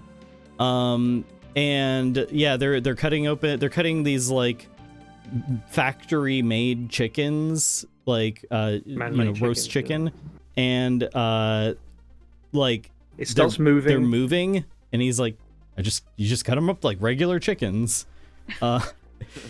It starts bleeding. Yeah, it's disgusting and so uncomfortable, and it's but that's only like that. People remember that, but and then what comes after that, which is all the stuff back at the apartment. They're trying to live together. They're trying to take care of the baby, or whatever it is, and she can't handle it. She leaves. Jack Nance's character takes care of it. I think his name is Henry, right? Henry, yeah. Yeah. Henry is trying to take care of it. But then there's like a whole scene where it goes full dream territory. Obviously the stuff with the lady in the radiator, like, which is kind of his own imagination stirring. But then his head comes off and a child finds it and takes it to an eraser factory. And I completely forgot about this scene. and which is where the title of the movie comes from, other than his hair looking like an eraser. Yeah, Jack Nance's hair is brilliant for the film. Yeah. I had completely forgotten about the scene where his head comes off. The kid finds it, takes it to this eraser factory where it gets his head gets turned into like eraser. A lathe and turned into like eraser. Yeah, and also then the baby's head replaces Henry's head. Yeah, which is also like there's layers and layers. And then of, a like, tree comes in and starts bleeding. Yeah. Shit. And then the stuff I think at the very end with it, there's where you see the guy in the planet with the levers. The guy in the planet, yep. And there's the woman with the hamster thing who's singing, in heaven everything is fine. It's just bizarre. It's so bizarre. The Pixies actually do a cover of In Heaven. They often do. They play that during their live shows pretty often. And I do have a scene here from Eraserhead because it's so funny. I keep singling out these funny scenes. Okay, is Eraserhead that scary? Is Eraserhead that scary? How is it on the horror side of things? It doesn't really have jump scares, but it certainly is very, very brooding and uncomfortable. Yeah. The things you were saying are so wild that it really does sound like a dream. It is more wild than words can explain. I just watched the baby scene from Eraserhead. Yeah, it's fun. It's Which fun baby movie. scene though? That's the thing. There's more than one baby scene. Yeah, family. It's the family film hit of the summer. It's artistically absurd.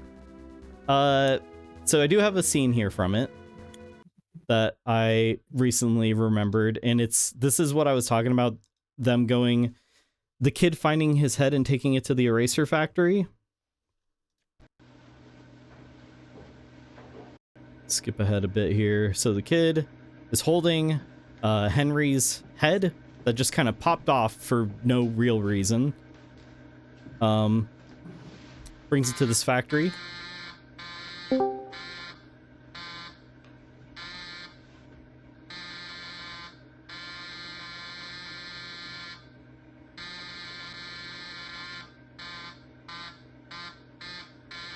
This is very David Lynch, the drawn out.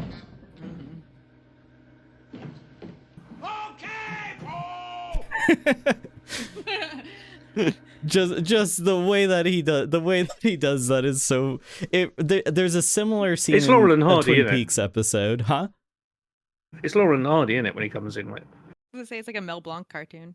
Yeah, exactly. yeah, it is, and like, there's a similar scene in a Twin Peaks episode where there's the two FBI agents, and one of them's like having a breakdown, like, what are we gonna do, and his superior's like, we're the FBI, we do what we got. He just like yells something. I can't remember specifically what it is, but it's got this vibe so much. But yeah, I saw this scene again recently. I thought it was very funny. All right, it's tangent here. Also, welcome on in, Dirty Fart, aka No Riz Will, aka Stash of Hash. Welcome on in. Thank you. You saw Eraserhead and had to get in on this conversation, huh? That's right.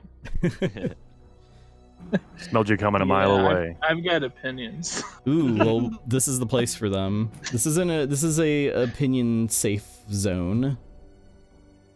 Hot takes galore. Indeed. One of you said it's like a dream. Hit the nail on the head. Yeah, definitely.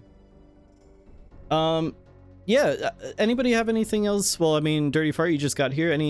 What are we thinking about Eraserhead? Okay, so I missed everything up to this point. Mhm. But Eraserhead, I think, is one of the best movies ever made. Opinion here. I think Hereditary is easily one of the best horror movies to come out in the last 15 years. It's very good. I love it. But I mean, Eraserhead, takes the cake by far for me. I mean, just in general, it's incredible. Does things that other movies don't. Brave, which I don't use for movies very often. It's sick, it's disgusting, it's disturbing, and very entertaining at the same time. Yeah, I'm right there with you. Very, very rewatchable. Very, very rewatchable. Oh yeah, you'll get something new out of it every time you watch it. Well, we haven't talked about Hereditary much, and most of us here have not seen it. Who's seen Hereditary? I have. Long time ago. Okay. I've And seen it a few times. You've seen it a few times. I've only seen it once. Doctors? I haven't seen it. Nope, it's on the soon list, but not Yeah, yet. that's what you said. Okay, so I want to try to avoid spoilers as best as I can with Hereditary because it's very ruinable with spoilers. But yeah, no, it's it's very, very very scary. It's also very uncomfortable, like Eraserhead, like in shocking. Definitely with certain gore death scenes and stuff that happen. The acting in Hereditary, if Hereditary does one thing better, it's the acting. Eraserhead's so experimental that the acting is like it's impressive in that like the material is very difficult to do, but like as far as I thought the acting and everything really helped elevate Hereditary. Yes. Yeah. And yeah, I mean, I it's been a while since I've watched this. It's the acting. Oh wait, what's this? Lemon says the acting or directing when dealing with death grief is very uncomfortable and realistic. Yeah, that's specifically. Some people thought, okay, I had heard some people thought that the character who is grieving a very traumatizing death, like that. So, some people thought it was so overdone or over dramatic that they thought it was funny. That was me. I thought that. I'm a real dick about this movie. People do not like what I have to say about this movie. That's interesting. Yeah, because I thought it like it that really like it got under my skin. That's for sure. It's just a really fine line. It is, but some people do grieve like that. Oh, of course. Yeah, and that's the thing. I think it still has a realism to it. Yeah. You've never seen me grieve. Damn, that sounds like you've got like the alpha griever over here. Sounds like you're well practiced. Why don't you save some of the grieving for the rest of us? He's riding the grievy train. That's nothing. Anyway. So yeah, I mean, it got under my skin. I kind of get what there's a jump cut in the one specific grieving scene that could be interpreted as being comical. But for me personally, it worked. I thought, yeah, I mean, personally, when it comes to what scares Cerb, it's us. It is the paranormal and occult and things that are more in the realm of possibly fantasy. Yeah, that stuff gets me. Isn't there a job for professional mourners? Is there? There is, yeah. Yeah. What? Hold on a second. Excuse me? What professional mourners? What does that mean? Yeah, I feel like this was a sketch bit. This feels like an I think you should leave. No. Well, it probably was, but no, there are professional mourners. They can turn up for funerals where there aren't enough people there, but also undertakers will often have people there who are professional mourners. It just helps to complete the scene sometimes. Okay. And all the world is a stage, am I right? Yeah. Hey. When you're gone. It's an acting gig, I guess. That's interesting. I'd never heard about that before. I don't know how I feel about that. I mean, I guess if it helps some people, if it helps people, then it helps people. Some Thai funerals have strippers there. Hell yeah. Dude, I mean, don't do that. No, that's rad. Yeah. If there ain't strippers at my funeral, I'm not dying. But hey, words to die by. strippers and then just big candy bowls full of Marlboro Reds. Oh hell yeah, let's fucking go. Like a maybe like a Lucy's. skate, like a half pipe built around Oh hell yeah! Let's the do it. like Ollie the over hole. my Yeah, casket, and then you please. put the casket in the middle. You got to do tricks over it. Please. Particularly if wheels the on the guy that casket. died was if Tony Hawk dies, that's what there will be. He's got it. He's got it. You gotta keep a lit cigarette in the body's mouth, and everyone has to chain light their Marlboro Red off of the Out of corpse's respect, cigarette. of course. Yeah.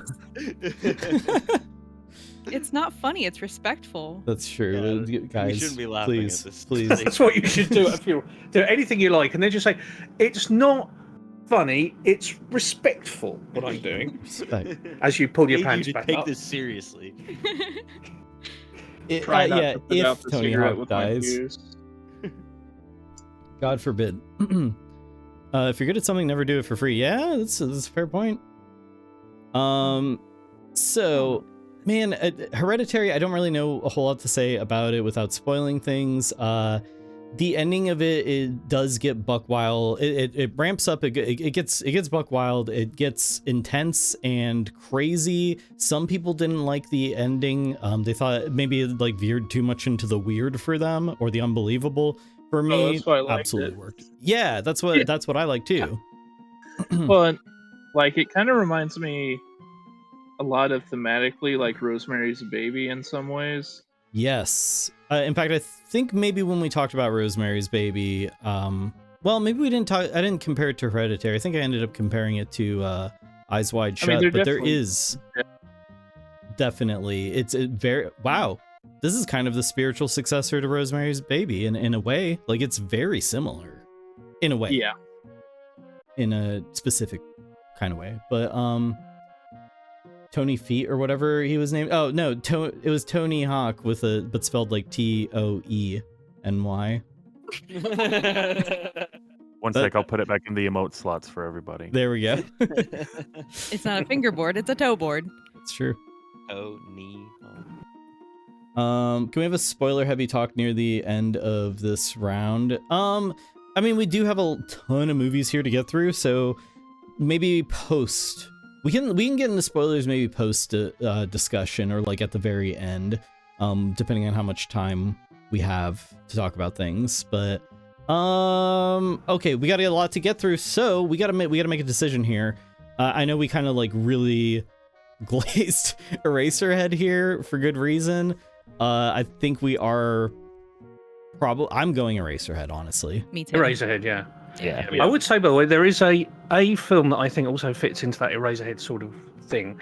There's a short film from '88 called The Universe of Dermot Finn, which I think also fits that category. Okay, the universe of Dermot Finn. It's very short, but I think it fits that category. That's interesting. Oh, there we go. Tape brought back the Tony, the Tony emote. Very good. Justified. Thanks, Javi, for the 30 bits. Thank you for the big. Yeah, there was justified glazing. Again, I love Hereditary. Ari Aster. It's not honestly Ari Aster. My favorite movie of his is going to be Beau is Afraid because I'm a crazy person, I guess.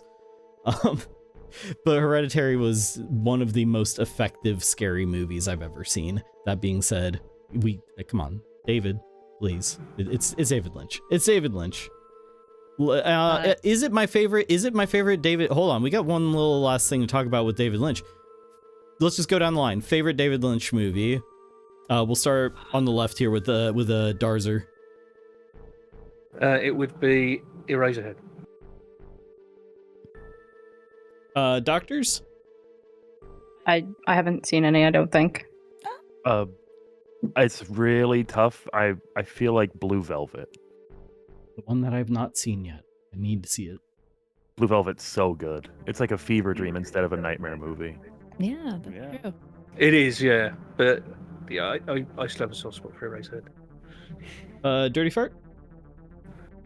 Man, yeah, it's pretty well tied with Eraserhead and Blue Velvet. Like Blue Velvet's way up there for me. Really, Mulholland Drive's great too, but I think I like Blue Velvet a little more. And T Drifty and Kirby? Mine's got to be Firewalk with Me. Yeah. I mean, yeah, same here. But does that count as a movie because it's part of a series? I feel like it stands on its own. It does. You think so? Yeah, I need to I'd say rewatch so. it. Yeah, if that's the case, then yeah, Fire Walk with Me, and then probably Mulholland Drive. I like Lost Highway. The thing is, it's a bit Lost too. Highway was good. It's yeah. I think it, even for Lynch, it lacks a bit of the accessibility of some of the others. It does have Gruber in it from Hello Hello though, which makes me laugh. But If anyone said Inland Empire, they are the actual crazy people here. yes, they're Inland Empire, dangerous. yeah, that's the really one I crazy haven't one. seen Yeah. yet. I considered it purely for that reason. No love for Lost Highway. I have not seen. Has anybody seen Lost Highway? Yeah, it was Yeah. great. Oh, Yeah. that's what I was just talking about. Yeah. Oh, that's what Wild you're at talking Heart is about. another good one. but- Yeah, fucking love Wild at Heart. Nobody ever talks about that either. I But there is a very need to difficult see that scene in too. that. Yes. Well, there's the straight story as well. Yeah, I Oh, watched I that for the forgot first time you did recently. Wild at Heart. That's such a weird movie for to have done. Yeah. Very different than You talking about Wild at Heart or Straight Story? Wild at Heart. Oh, okay. Because Straight Story is another very it's the least David Lynch movie out of any of them for sure. Isn't it like a bit heartwarming or something like Oh that? yeah, it was made. It's a Disney movie, or at least the produced by Disney. Yeah, it's based on a true story about a guy driving his lawnmower across a couple states to go see his dying brother. It's really emotional and it's really really good, and it's still you can catch there's a hint of David Lynch in there, like a little you can smell the coffee in the air. Yeah. A I pinch always of think it's Lynch. funny though that I think it's funny that it is called The Straight Story and it's the straightest Lynch movie as well. Yeah. Ah. Well, the guy's last name was Straight. That's why it's called that. Yes, I know, but it's just funny that that's also how it works out. Yeah, absolutely. And it's so weird to imagine David Lynch collaborating with Disney. So strange. But Yeah. I do want to go back because Dr. Fossum said, Dirty Fart has me and Tape dying so hard we had to mute. That was a little while back, but I get it. Imagine ever watching movies. Hey, movies, they exist. You can watch them. Just letting you know. I did a funny. Yes. Did you see that? Oh, you must have seen it, sir. But that David Lynch short that you did for Netflix, where What did Jack he's do? interviewing. Yes. It's like the interrogation of the monkey. I saw it a long time ago. I don't really remember it too well. Yeah, he's doing an interrogation of a monkey. Oh, I don't think I ever changed categories. I just realized. Oops. But yeah, I remember it being very David Lynch. And, it's kind of funny, lighthearted a little bit. Rocket Mommy, hello, welcome on in. So A fun fact real I quick didn't- about yeah, go ahead. Jack Nance. It's not even a fact.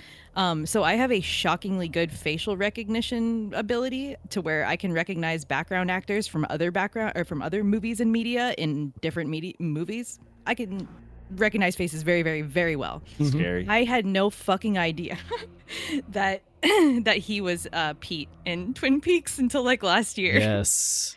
I had no fucking idea. And it's crazy because they're obviously very identical, even all the years apart. And then also with, I think it's Human Centipede, Johnny Depp is in that. And he has a very shitty costume covering up who he is. And I did not recognize him.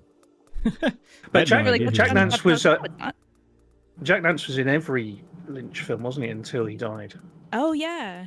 Yep, collaborator. and he died in a very Lynchian way, didn't he? After buying donuts. Oh wait, Man. I didn't know about this. Yeah. Yeah, it's pretty fucked sad. up. Oh, okay. Well, maybe we won't get into that then. No, we won't get Um, into it, but look it up. It is weird. Yeah, I'll have to look up. We'll have to look that up. That's unsettling. I never forget a face. I have borderline face blindness, so I'm the total opposite. Actually, I just don't remember anything ever. Mabel, you do that with voices. You can recognize voice. I cannot recognize voice actors at all between I'm good at roles. that. Oh, yeah, you are good at that. I didn't say my favorite David Lynch movie, which I'm gonna probably go with Mulholland Drive, but I really, really need to see Blue Velvet. Yes. Anyway, we're all pretty much unanimous on this one. I believe we are. Yeah, Eraserhead is moving on to the next round. Yeah. And Oh. this is gonna be an interesting. This is gonna be an interesting one. Jaws versus The Wicker Man. Now, I think we might take a BRB before we get into this because I need to. Let me check something really quick. I need to check something really quick. I'm gonna just.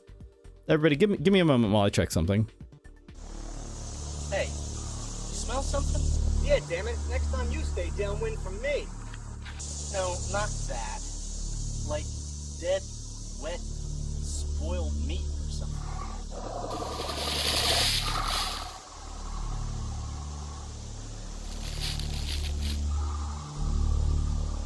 Hey, don't bother. It's probably just a grouse or something. Hey, stop farting around.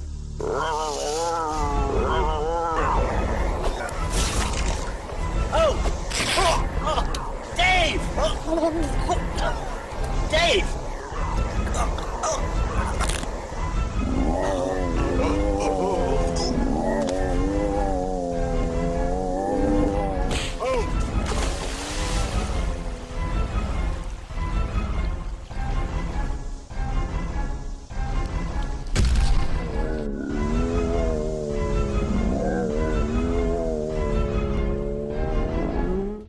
All right, just that was very important that I show a scene from Suburban Sasquatch. So there we go. The one sound effect played at different pitches over and over again. We got a little bit of time before BRB, so we can keep going. All right, so yeah, we've got Jaws versus The Wicker Man. First off, I'll say aye if you've seen Jaws. Aye. Aye. I have not. Oh no. Kirby? I mean, she is BRB. Oh, gotcha. Darzer? I don't know. Darzer might be on BRB as well right now. No, I'm back. Oh, there we go. Darzer, have you seen Jaws? Yes. Okay, so everybody except for T-Drifty, it looks like. And then who all has seen The Wicker Man? I. Yes, seen Wicker Man. I have not seen Yes. Wicker Man, but I have seen Jaws. I have not seen either. I've never seen Wicker Man. Me neither. I've seen some of the Nick Cage one, but not the original. Okay. Well, we certainly are not going to be talking about the Nick Cage one. Oh. Come on. I don't know. Is the Nick Cage one worth actually watching? I guess just for the memes. If I think- you The enjoy memes, your- yes. I feel like most of the hammed up stuff is the stuff that gets kind of already passed around, though, a little Yeah, bit. it is. Like, I don't know But- if the juice is worth the squeeze for the rest of it. It's particularly like the bees won't have to be bees stuff, you know. Yeah. No, it's not with bees won't have to be the other thing of Indiana Jones there, but it's no the bees. Bees. Yeah, not the bees. My eyes. Yeah. Yeah, surprisingly, I don't think that there's any bees in the original Wicker Man, believe it or not. From No, what I there aren't. remember.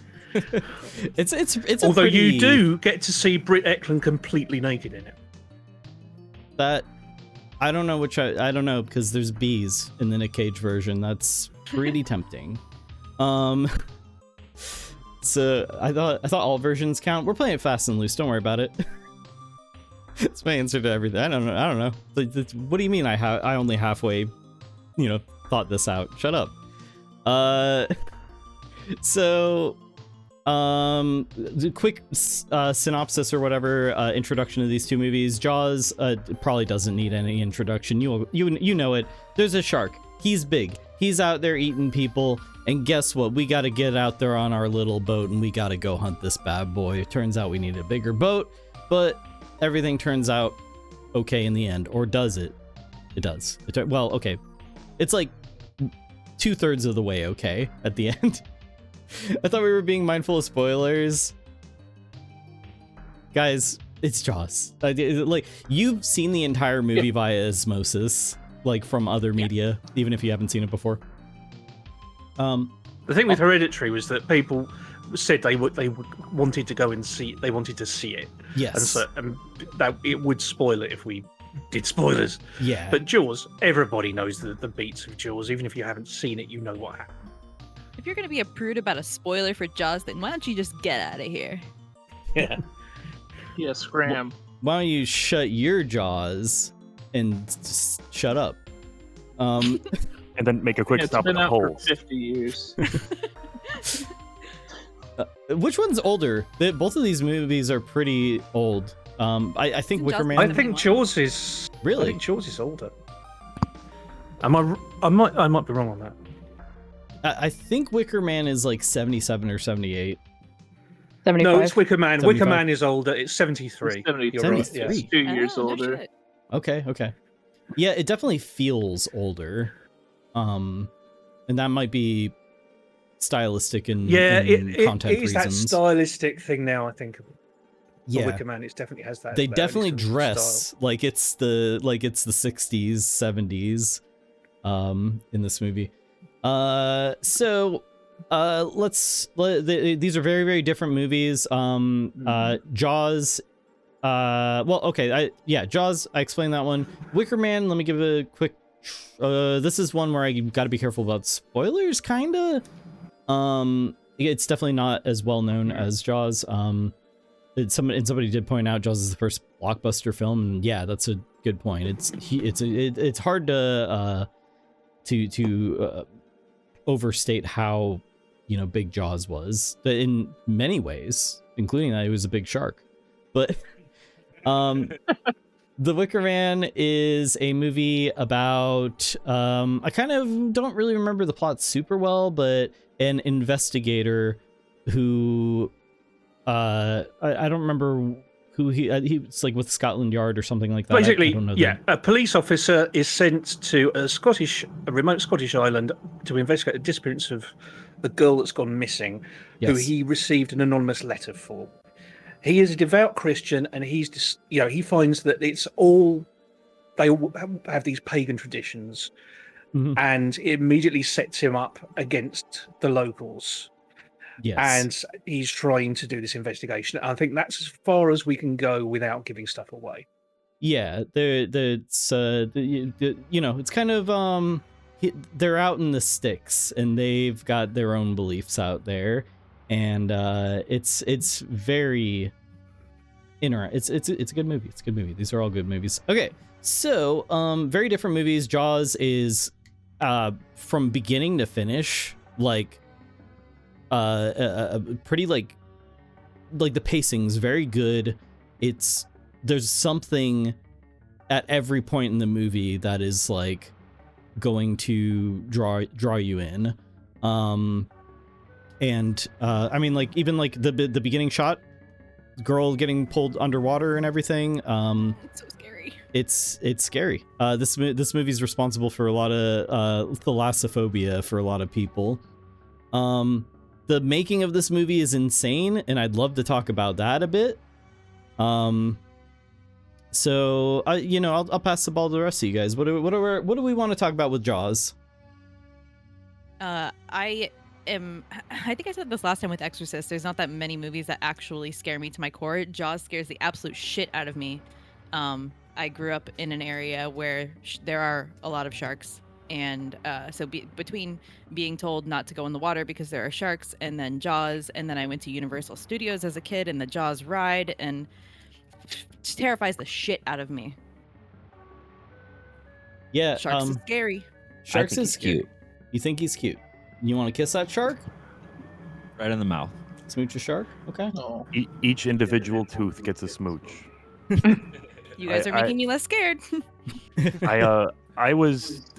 I saw this young enough to where I convinced myself when I was in like swimming pools that there was a shark behind me. I'd be like, the moment I look behind me, I know he's right Shark. Glass shark gonna get you. there. See, with me, with Jaws, I never really think of it as a horror movie. I know that it kind of is, but to me it just feels like an action movie almost.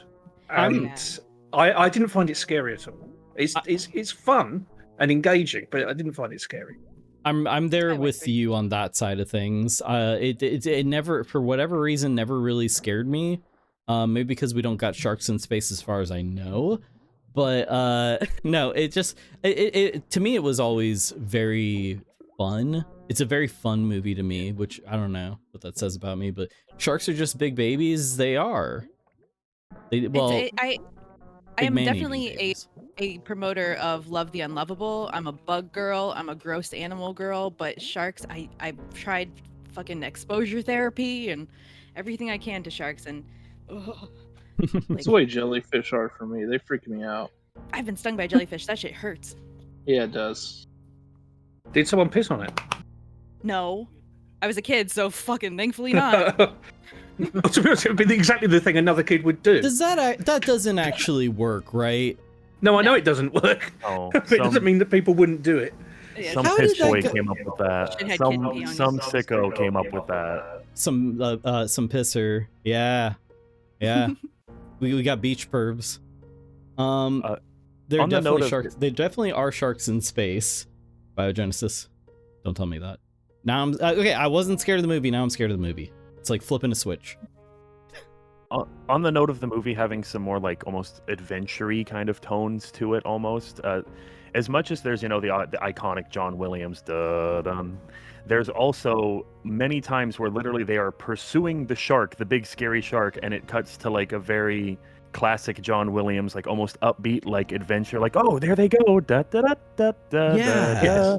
And he's like literally aiming his harpoon rifle at it, and they're trying to shoot it while they're chasing the barrels, and it's like it just goes from this like dread to like, oh, there they go on a big adventure.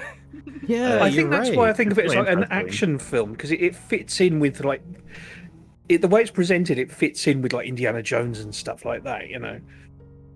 That'd be an interesting experiment to rescore some scenes for the movie to try to like draw out more horror and tension rather than that, because it sounds like you're going on a pirate adventure at points or something. Yeah, it does feel that way for sure. I think my favorite thing about Jaws, I mean, besides the shark, obviously, the acting in it is so good. Yes. It's so good. Like, Richard Dreyfuss is excellent. Forget the guy's name who plays, was it Brody? Mhm. But Robert Shaw is, like, unforgettable, too. Like, they're really, really good performances in that movie. Yeah. Which, like, sell this, like, if you think about it, the story's kind of insane. Oh yeah. But, like, even the mayor's like, no, open the beach back up. I mean, when you grow up in an area with sharks, that shit's actually kind of what happens. Yeah. Well. Yeah, it's a good movie, and the actors are great. So I've got some facts, little tidbits that I've learned about Jaws recently that help to explain a bit of it. It originally was very much more so trying to be. It was more so envisioned along the lines of a traditional monster movie, especially something like Godzilla, or something along those lines. They wanted it to be more like a kaiju type of, you see the monster a lot and it's big, and that's the scary part about it, is that it's this big scary monster. Of course, and I think we had talked about this the first time we had talked in an earlier thing where we talked about Jaws, but like the animatronics broke a lot. They put these things in the water and they instantly, like the wires and everything kind of instantly failed. One of them sank down to the bottom of the ocean, and when they brought that thing back up, it was not functioning. Jaws originally... Scariest image I can think of. Oh yeah. Like, I kind of wish that they had left it down there. How scary would that be? You go diving or something one day and... No. Stop talking. Well, it would just be an armature now, though, wouldn't it? It would just be a lump of metal. That's true. All the latex skin and everything would be gone. Maybe that's scarier, though. Oh, a shark-shaped lump of metal and wire? That's kind of scary. It's like Rusty Bucket Bay from Banjo-Kazooie. Which is also scary. Which is also a horror. That's a horror game, not a horror movie. So yeah, this movie originally was supposed to have a budget of something like $3 million, which was a lot at the time. It ended up going over budget to $9 million, I believe. So the budget ballooned 3 times over. They were throwing money at this movie trying to save it. Steven Spielberg was convinced he would never be allowed to direct another movie ever again. Yeah, like the entire tone of the movie completely changed, and Dirty Fart, you kind of brought this when we had talked before about this, you kind of brought up that the tone of the movie changed so much because they couldn't show the shark as much as they wanted to. Yeah. Oh wow. One of the ships, I learned that one of the boats that they had, one of the because there were 2 or 3 different orcas, that's the name of the boat in the movie. One of them started sinking with the main cast on it. Holy shit. Oh, and the movie went over. It was originally supposed to film over 90 days or 80 days, 90 days, something like that, and it went over by like 100 days. It was the first movie to go over schedule by 100 days. Absolute, like, can you, like, if this movie had bombed in theaters, it maybe would have been the biggest movie disaster of all time. Waterworld. That Yeah, title was Waterworld would what? have been it. Yeah. Oh man, that's one of my favorite, like, what's the word? Movies I like that I shouldn't. Guilty pleasure. Yes, it is a guilty pleasure for me. I'll say another little bit of Jaws trivia. When the shark dies, spoiler, the sound effect that plays is the same sound effect from Spielberg's first feature film, which was Duel, the one about the trucker chasing down drivers.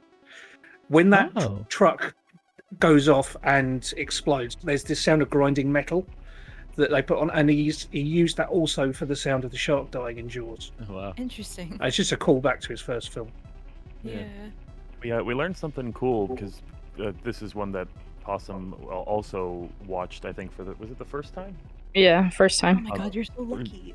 We saw an interesting story. I don't know how true it is because some of this stuff kind of turns into a little bit of like myth. But I guess the original ending for the movie was going to be a little darker, where was Brody the more sciencey guy who goes in the cage? No. Which one? Who was supposed to be the one in the cage? Well, the guy who was going to go down in the cage. It's the book. Oh, yeah, this is from the book. The book story, he dies in the cage. But I guess while they were filming and getting the cage submerged, an actual shark tore the cage apart. What the fuck? The footage of the shark destroying the cage after he escapes it is actual filmed footage of a shark doing that. And so it kind of forced them to change it where he gets out of the cage and he, comes up out of the water at the end. That's why he kind of just shows up after the climax of the film and he's like, hey, let's get out of here. Yeah, it is kind of a little awkward, but like it doesn't stick out that much, but a little bit how he just kind of disappears for a while and shows back up. I guess the idea is, it in the movie you see him swim into like a little cave while Jaws gets distracted, and so it's almost like it would have been better if they had just let you think like, oh, he died, but like you don't actually see it happen. Then it would be more of a, oh, he's alive. Like, you don't really get that, like, twist, because it's just, like, you saw him go hide in a cage while Jaws got distracted, so. But, yeah, I had heard that before, that, like, originally he was supposed to die, and they just loved that, like, shark footage that they got. Yeah, that's really cool. This movie's a series of happy accidents. Well, in ways, I guess. It all worked out in the end. Yeah. I think I'm against everyone else here. I didn't enjoy Jaws, unfortunately. I found it incredibly boring and most of the acting kind of subpar. So was there anybody in particular who's acting, like any characters in particular who's acting like stuck out like bad to you? I don't remember names, but the crazy boat man. Oh, Quint, really? Robert Shaw. Quint? Yeah. Okay. I love him. Come Yeah. on. Everybody does the thing. It rolls back like a doll's eyes. Everybody does that bit, but it is a little silly. That is my opinion with Hereditary, so I understand your pain of people like getting mad at you for that. Yeah, we're Yeah. all frothing at the mouth. We're all like so upset. I'm not mad. can I feel do it. think it's hilarious, though. You hear four. I love it. Everyone just leaves the call. Just looking Yeah, at your I watch, leave the like, stream when and is this Dr. over? Possum takes over. I'm handing you the keys to the stream. Go. You can stream Ratchler forever now. Oh my Yay. god, let's do it. Lemon says, I hate movies. Good lord. We got takes. Ratchler time. I wanted to see, Maple had a comment here. I learned recently that our measurements of fossil fish like Megalodon are probably way off, since all we have is like their jaws and bits of skull. So Megalodon may have actually been way stubbier with the new way of measuring. Oh, that's, huh. So you're saying that the Meg was not biologically accurate? You're not gonna want to hear what she's got.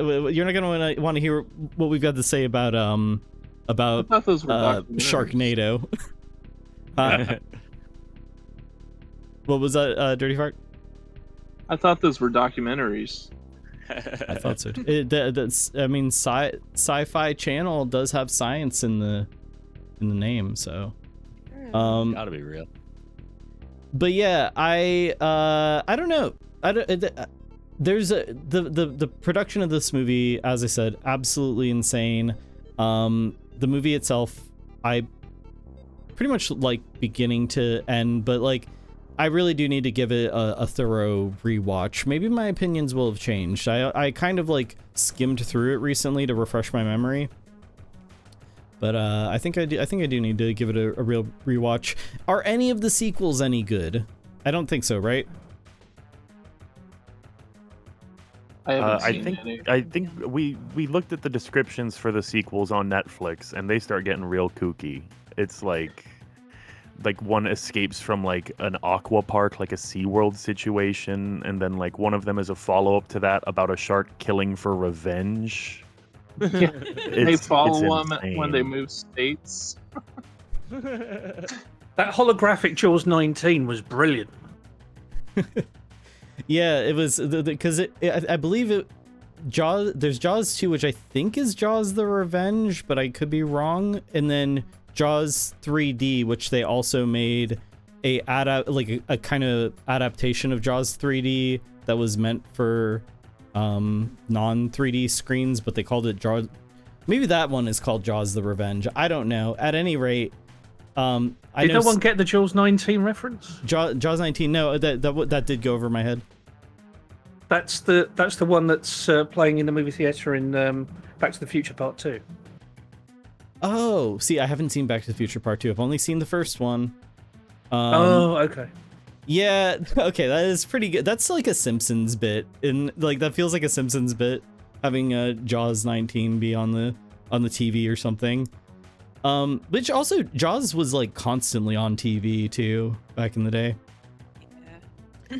All right. I think we've talked quite a bit about Jaws here. Wicker Man, most of us haven't seen it seems like. Does anybody have any thoughts on the Wicker Man, the original Wicker Man? It's No, go ahead. yeah,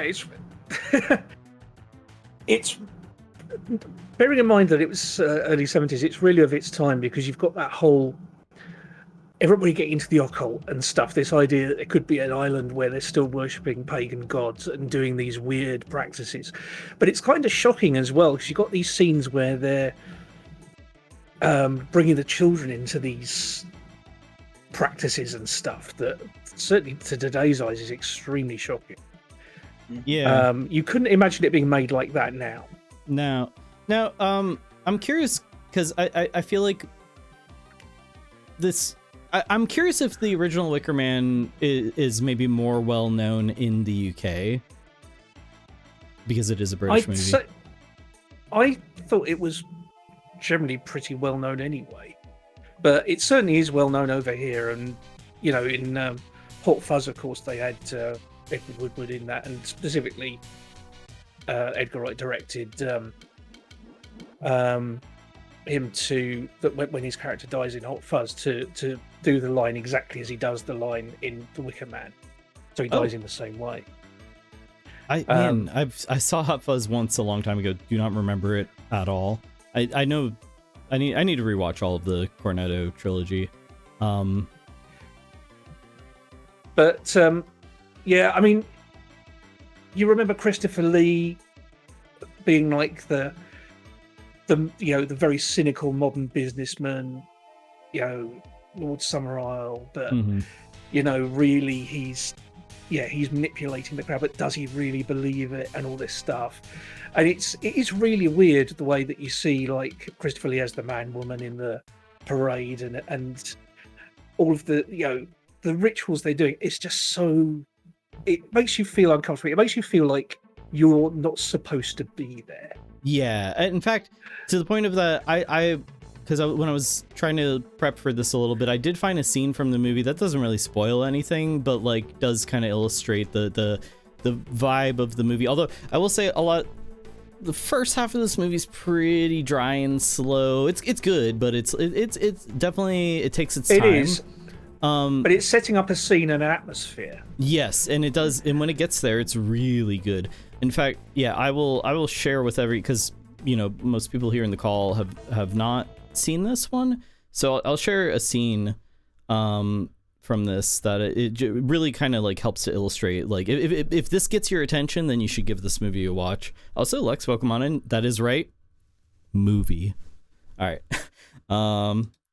This is one of their rituals that they're doing.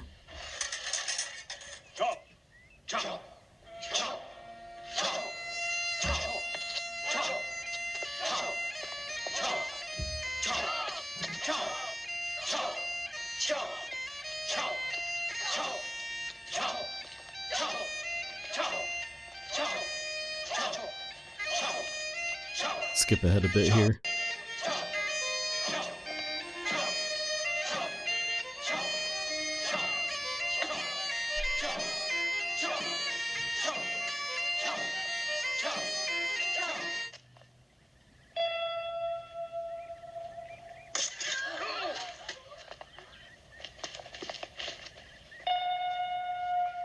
Now what comes next, you'll have to watch the movie to find out. Yeah. I will say another thing I will say another thing actually that you said about it being well Sorry about that. Let me turn this it's down. worth bearing in mind that there's a lot of things that happen that are a bit like that still in the UK around, we still have the Maypole celebrations. You still have, guys at these celebrations like Jack in the Green where they're wearing those kinds of costumes or covered in greenery.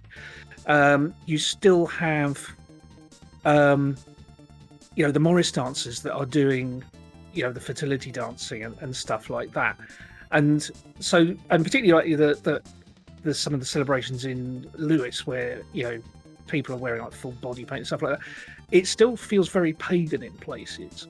And it makes it all the more plausible, as I say, that there could be, if you went out to one of the islands, a place that's like this. And you could find yourself in it. And you could be in danger. That's the thing. Yeah, I mean, I've seen little bits of like the real world, these kind of like, festivals, traditions, rituals, and whatnot that still go on to this day. And they're creepy, but like they're just so fascinating and so interesting. But like I can imagine it's kind of like how in a lot of almost like Texas Chainsaw Massacre or something like that. You could kind of imagine in rural America this like, weird, this like horrifying like situation happening out in the middle of nowhere or whatever, or like I can't think of any, anything with like a cult or whatever. Like you yeah. I at any rate, kind of at a loss for words here, but I do think that the plausibleness of the movie does make it like very the believability of it makes it very, very interesting and fascinating. And I love the way that it looks and the weirdness about it, and it takes its time to get there, but you feel very like you're getting immersed in this environment. The climax of the movie is really intense. Yeah. The only other movie that has a climax like that I can think of is, if you ever saw it, If by Lindsay Anderson, which takes place at a private school where the pupils take it over at gunpoint. As the standoff between them and the senior masters. That it has that same really intense ending after a slow build-up. I haven't heard of that one.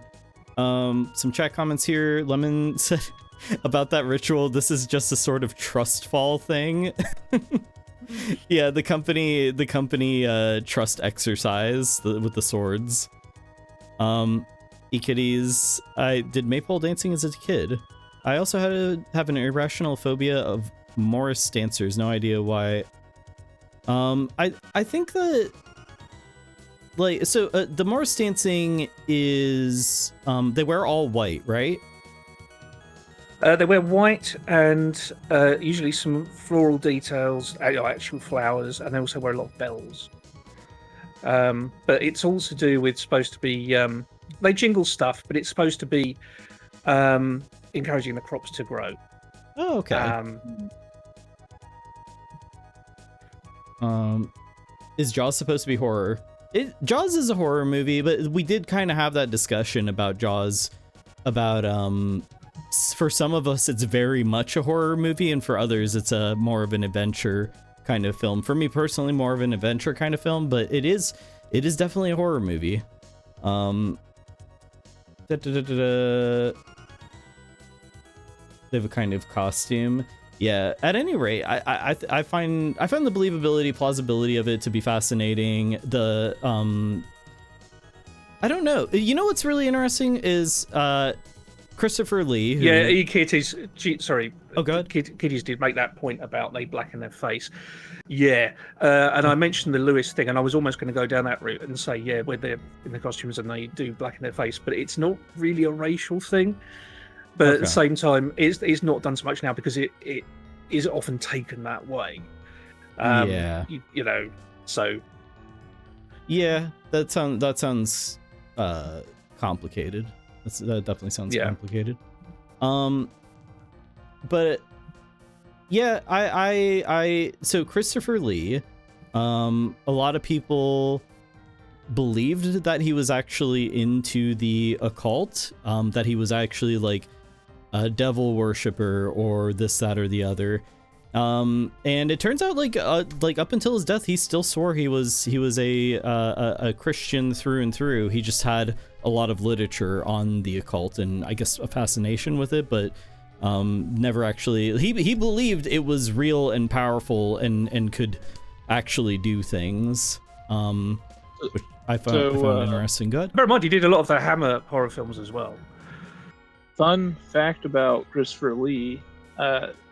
Friends with Ian Fleming, and who wrote the 007 books. Oh yeah, and he was in the Secret Service. He was in SOE, the elite. Group during and it's people. It's not confirmed, but it have confirmed that 007's based off of Christopher Lee. Oh wow, that's crazy. Yeah, and also Roald Dahl was in the same group. Huh. The same elite group. And yeah, I mean, that leads into the old story of when Christopher Lee they were filming the death of Saruman in Lord of the Rings. That there was that bit where he's stabbed in the back by Wormtongue. And Peter Jackson went up to him and said, actually, when you do that, can you make a sound more like... And Christopher Lee just turned around and said, I know the sound a man makes when he's stabbed in the back. And he said it in such a way that Peter Jackson said, I don't want to know anymore. Yeah, he definitely had a kind of ominous presence. That's why he played villains so very well. There's so many weird facts about Christopher Lee. Yeah, he's a very fascinating person. I think we need to make a decision here. So, as much as I do really highly recommend The Wicker Man, I think Jaws overall is more of an accomplishment of a movie. And I mean, Steven Spielberg probably wouldn't have gone on to do everything else that he went on to do had it been a flop. I think the animatronics and everything are incredibly impressive for their time, even with them not working. I think The Wicker Man is so, I don't know, there's an element of like, there is an element of like surrealism to it and just weirdness, but also like very grounded at the same, like it grounded in reality, but like on the edge of It's also a very bright horror movie, both of these. Yes. Yeah. Oh yeah. You know what? They're both very bright. Which you don't see that a lot. Yeah. I think if you like Midsummer, go watch The Wicker Man for sure. But yeah, I mean, I think my vote is gonna have to go to Jaws ultimately at the end of the day. I would say Wicker Man. I haven't seen Wicker Man, so I default to Jaws, but it's kind of more of a, I don't have a say between them. Mm-hmm. I've seen Jaws, so I'm gonna say The Wicker Man. Dang. Well, it's split. Dirty Fart? Yeah, I think Jaws. They're both good movies, but Jaws. And then T-Drifty and Kirby, you guys have not seen Wicker Man, correct? No. I haven't seen it either. I'm interested now, though. So I do believe Dirty Fart is our tiebreaker there. It is going to be Jaws, but that was very Dirty Fart. That was a very dirty fart. Waiter, can I get a dirty fart? I'll have what he's having. But yeah, I think Wicker Man is kind of like more people need to see The Wicker Man. It's so good, it's so weird, and I don't know, I really do love this movie. But that is gonna be Jaws. I don't know what our next matchup is here. It is okay. All right. This is gonna be a rough one. This is gonna be a bit of a I can see some fights breaking out over this one. Oh, come on. We're gonna get into that one after the BRB because we're way past BRB time. So, yeah, we're gonna take our 3-minute BRB. That way, there's no more ads for anybody else coming in here. And when we get back, we got more to discuss. So, yeah, Nightmare on Elm Street versus Gremlins. Holy moly, I'm not ready for it. It's a nightmare of a matchup. We'll be right back. Don't go anywhere. 3 minutes.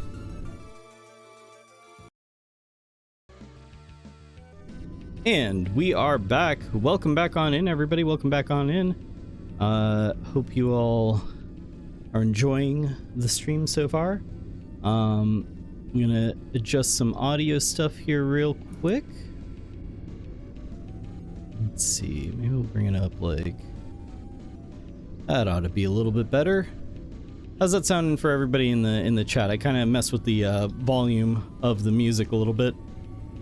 Everybody in the call, how are we feeling? Oh, in the call it sounds fine. Yeah, all good. All good? Cool. All right. Lemon says can't hear music. Okay, I'll turn it up more for the stream. That should be better. Is that better, Lemon, on your end?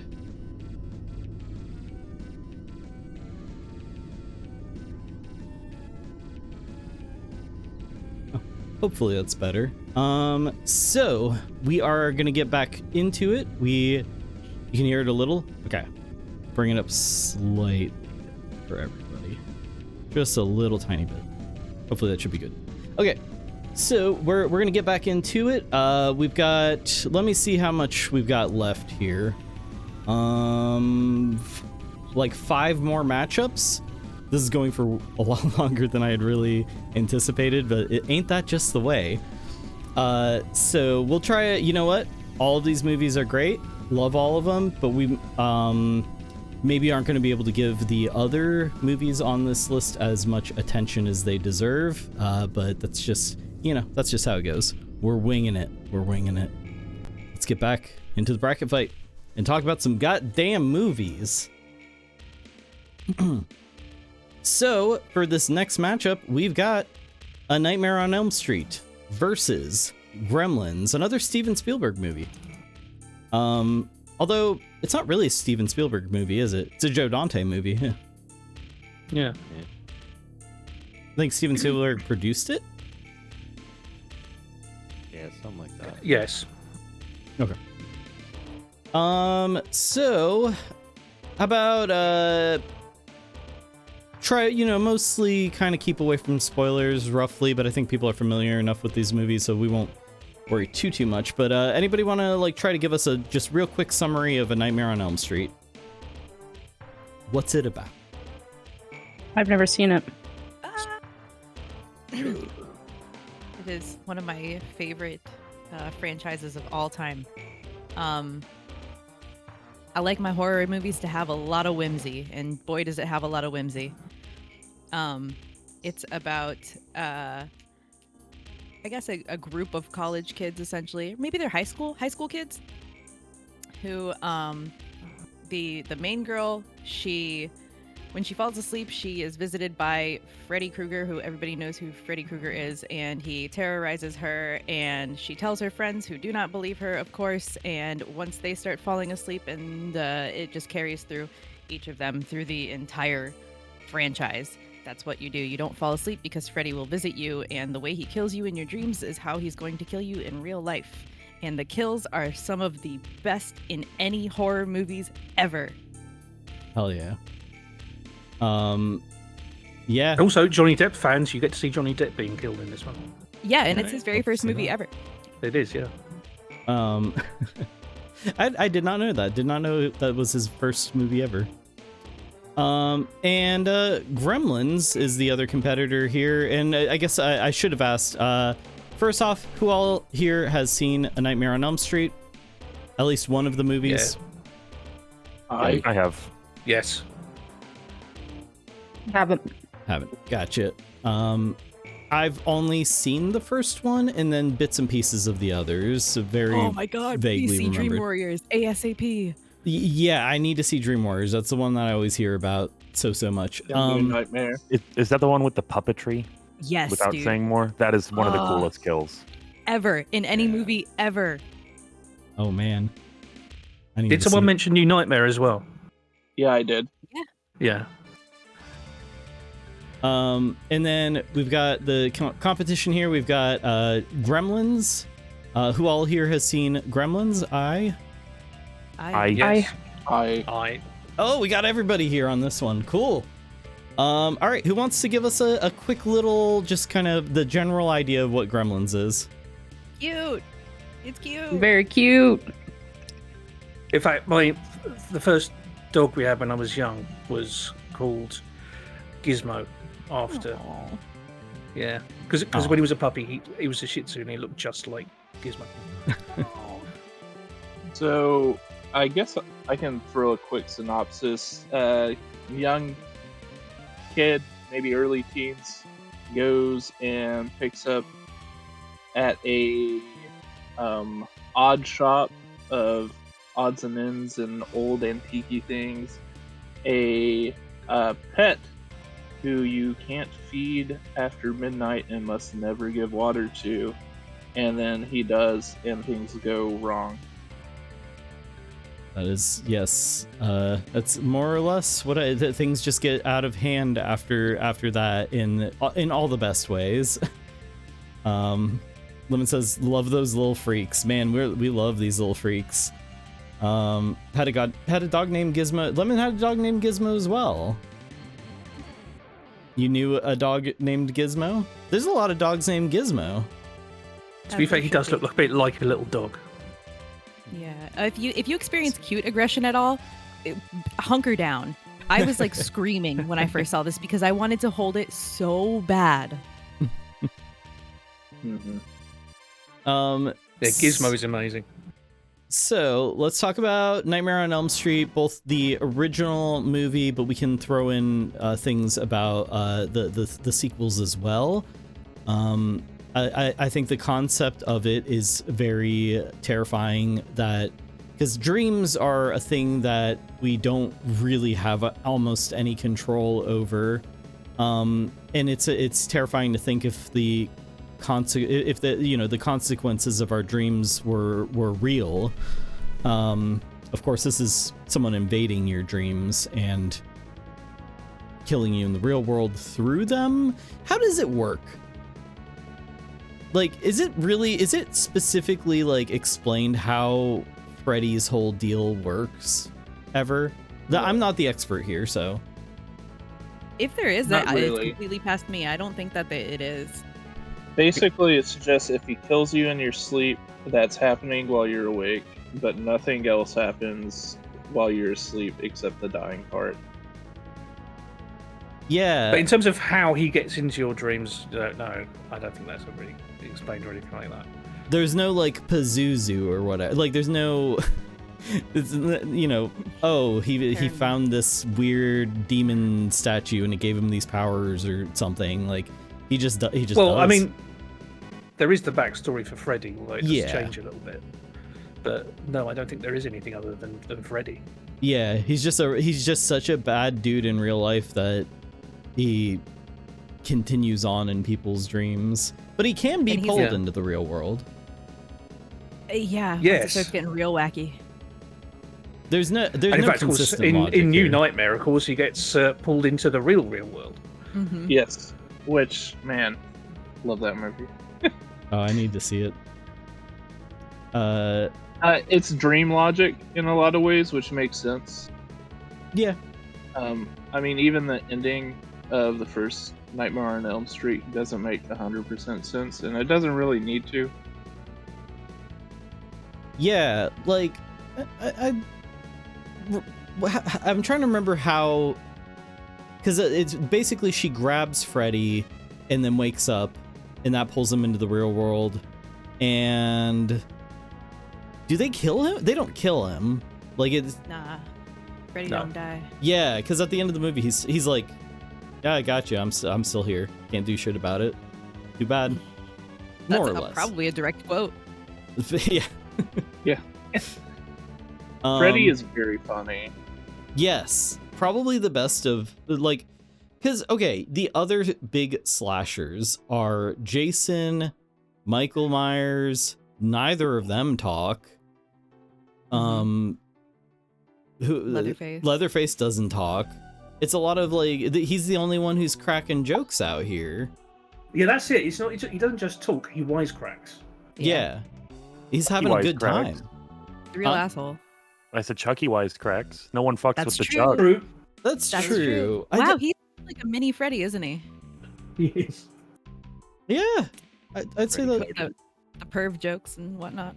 Ghostface talks. Ghostface is so, like, I don't know. It's like there's like waves of slasher icons or whatever. And Ghostface is Wes Craven as well. Oh, I didn't know that. Yep. Well, that's interesting. So Wes Craven's got a thing for wisecracking, slashers. Love that.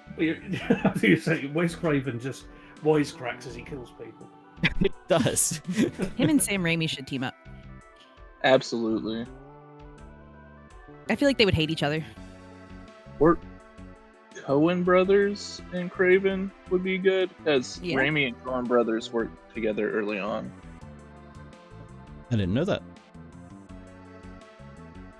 I think one of the scariest parts about Nightmare on Elm Street is the fact that nobody believes it at first, which would personally make me. You already have dreams that are playing a part of it, which you question if it's real or not. And then things start actually happening, and you're like, okay, it's real. But people are telling you that there's no way, that can't be real.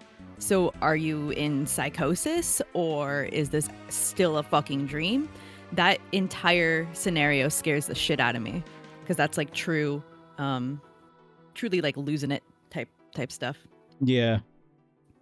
Yeah, like the idea of like, yeah, you know something's happening and people are telling you it's not real, and then turns out it is real, which usually isn't the case, but when it is the case, that's a very terrifying thing to have everybody tell you like that there's nothing to worry about, but there is. And you're throwing on top of it not sleeping, so you're like, And okay, not maybe I am going crazy. Yeah, the not sleeping is like, oof. That's hate that. Do not wish insomnia on my own worst enemies. So like is Freddy also Freddy's the funnest of the big slashers? Is he also the scariest for that reason?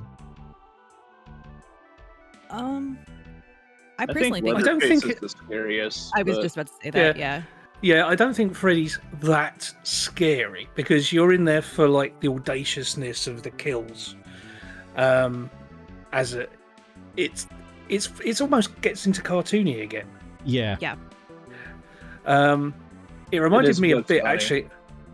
Yeah, I was thinking as well. It's a bit similar to those movies that Vincent Price did at one point, like Dr. Phibes and Theatre of Blood, where it's just a list of people that he kills in really bizarre, outlandish ways.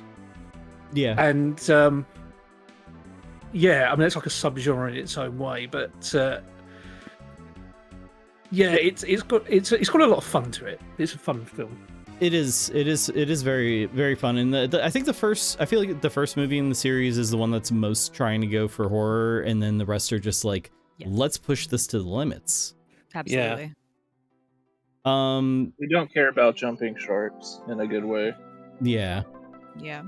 Freddy would definitely he would kill someone jumping over a shark. He'd be like, and then kill the shark. He would like, he'd be skiing, or somebody would be skiing in a dream, and he'd like push them as they were jumping over the shark and push them into the like shark's mouth. That's it. Absolutely. That is a very Freddy coded kill. And then the shark would turn into Freddy. Yeah. Oh, perfect. Yeah. The shark's got the hat on and everything. If you told me that happened in a movie, I would be like, damn, I really missed that part, because that's 100% believable. All right. Well, here we go. We're making the new one.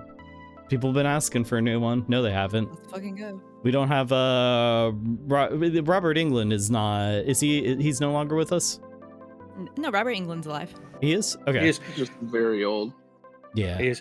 Did anyone? I shouldn't be getting off the topic. Did anyone see him in The Mangler? No. That's worth seeing him in that.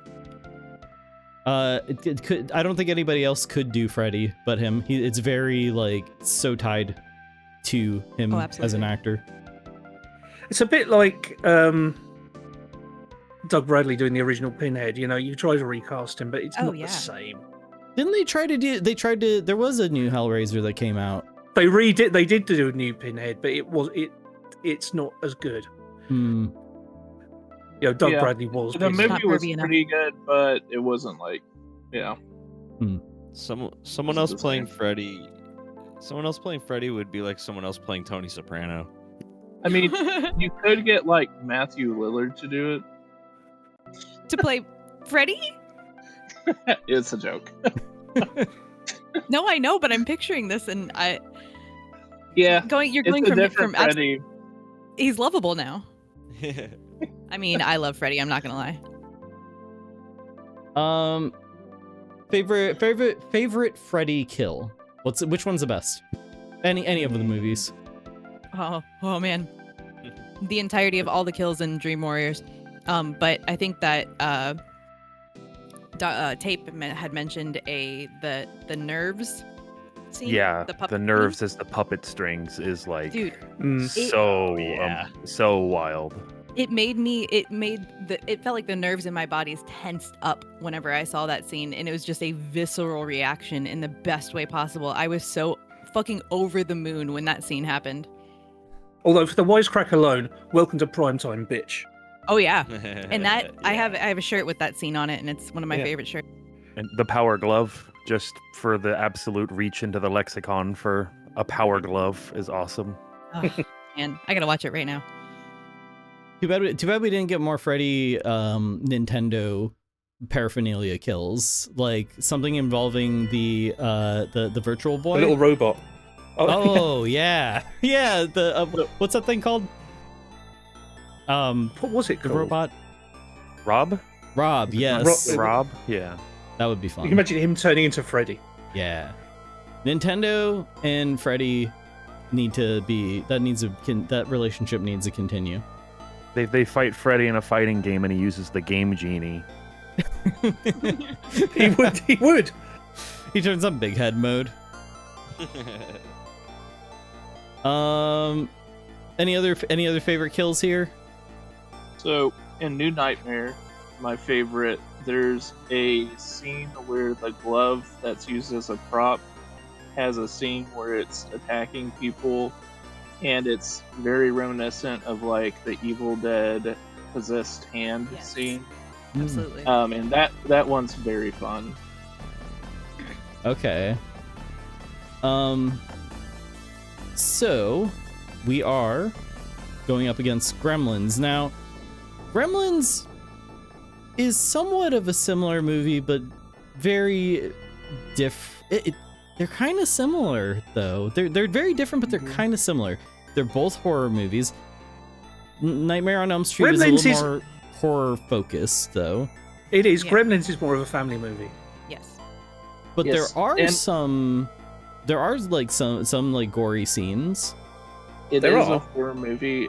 It's more accessible for children, which is one of the reasons I love it. Like, you can show this movie to almost anybody, Mhm. and you'll be all right. And it's got Yeah, legit my mum loved scares it, and in she hates horror. So yeah. Yeah, Although, it is. bizarrely, she liked John Carpenter's The Thing. Bizarrely. Oh, weird. Huh. Gremlins and the Thing. Okie dokie. You know what? There was like Critters and some of the other spin-offs of some of the other rip-offs of Gremlins. I could definitely see like a Gremlins Thing type, situation. So there's something there to it for sure. Now I feel like so the town, a little tidbit here, the town in Gremlins, if I'm not mistaken, I believe that town is the same one that they used for a bunch of other movies. Like, I'm pretty sure it's the same one that's in Back to the Future. I might be wrong. Yeah, I mean those town sets were used for loads of movies. Okay. I wonder which lot they belong to, or if it's actually like a town people live in. No, it's a backlot. It's a backlot. Okay. So yeah, I mean, I don't really know what to talk about here with Gremlins. Gremlins is very like fun. The horror elements are fairly light, but there is some like graphic-ish, gory-ish scenes.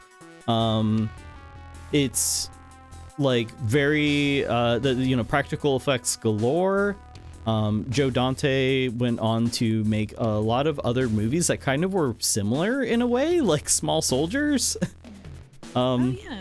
It's kind of about little freaks.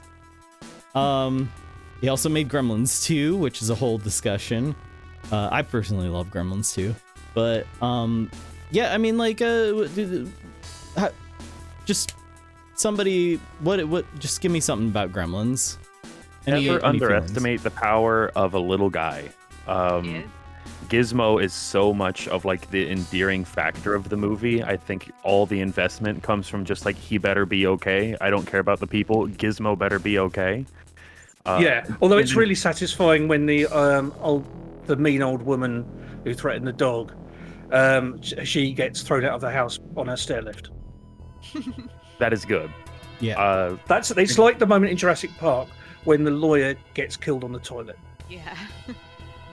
And then Gizmo also simultaneously is like the little hero. He always has, I think in 1 and 2, he has some integral little thing he does to help save the day. And it's always from him watching a movie. So I think in the first one, he wants to be Rambo.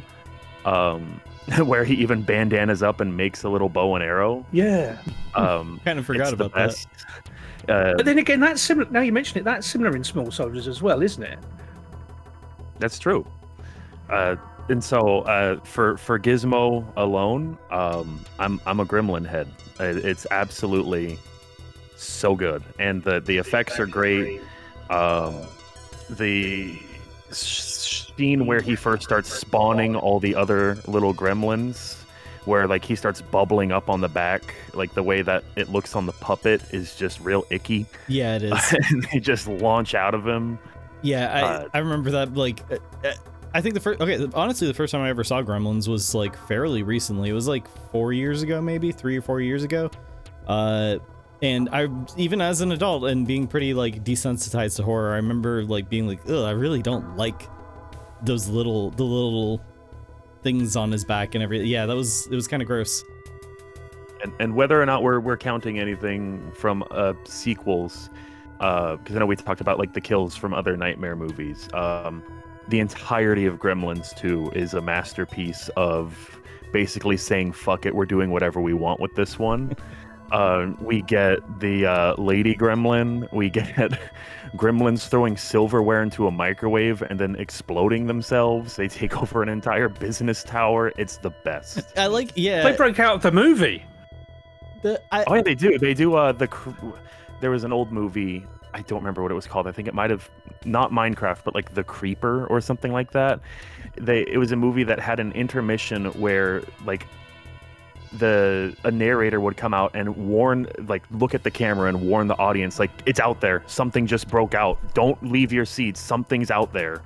It's inspired from that. I think it's so cool. So that's where Coppola got the idea from Metropolis with the talking to the screen and everything. Yeah. Exactly. Are we including Gremlins 2? Yeah, we're playing it fast and loose. We include whatever we just feel like in the moment. None of this matters. But I do love, like, one of my favorite things about the little freaks in Gremlins is, especially in Gremlins 2, is that they have zero regard for them, like their own safety. Like they'll just blow themselves up. They don't care. It's Zero great. Self-preservation. They'll make more. Yeah, exactly. And they're so chaotic. They're just like chaos entities, and I love it. Yeah, I mean, both of these movies I've only ever seen once, so I don't have like a ton to talk about with either of them. I will say Gremlins 2 is very funny. Yeah, go ahead. Oh, I was gonna say, do we all know the interesting fact about the infamous blood scene from Nightmare on Elm Street? The blood in the room. Does everybody know that about the set for that? No. Yeah, I'm pretty sure it's Johnny Depp, his scene. That is the Johnny Depp death scene, yes. Yeah. The blood is just rushing out of the bed, I believe. And onto the ceiling. Yeah, and it's just pouring onto the ceiling. But, you know, it's coming from the bed onto the ceiling. There's an ocean of blood on the ceiling. The way that they did that, they actually used a fully rotating set. And so they had... Oh, wait. Is that the scene with that's the scene with Nancy where she's climbing all over the walls? No, yeah, for the film, the scene you're talking about, they built a second set that was exactly like the first but upside down. Yeah, and I thought it rotated. I don't think it was the same set that rotated. I could be wrong. I do seem to remember that it was a second set they built. Either way, some of the sets and some of the ways they made scenes in Nightmare on Elm Street were incredibly innovative and wacky, just as the entire series is.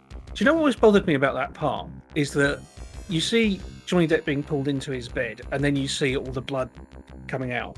But also, because he's listening to his hi-fi system on headphones, his headphones and the hi-fi system get pulled in as well.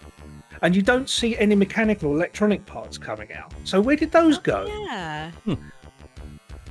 See, and then if it was a later Nightmare on Elm Street, it would have had Freddy coming out and he would have been wearing them and listening to something He would. wacky. Yeah. He would have been like, this music sucks.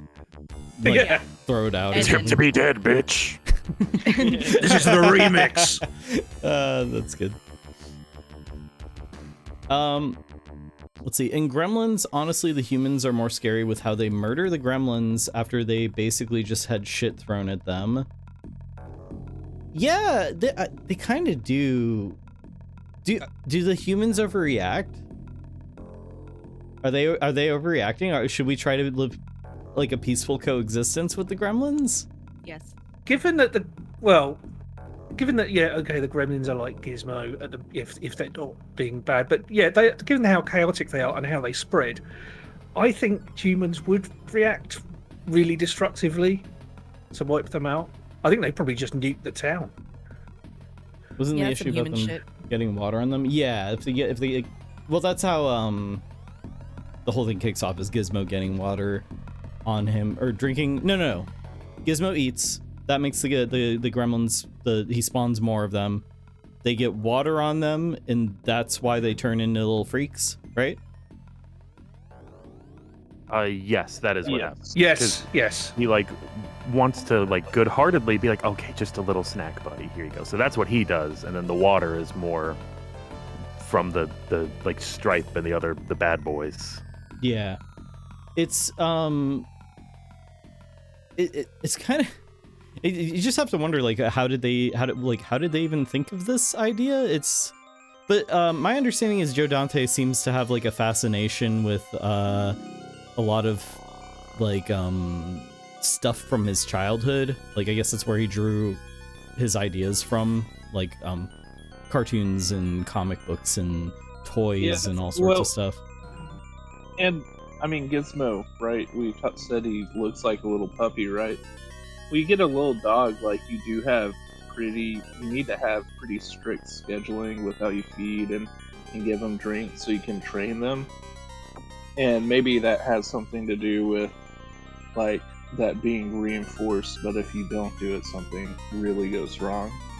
Yeah, there is a claim that the gremlins were kind of slightly influenced by the Tribbles from Star Trek.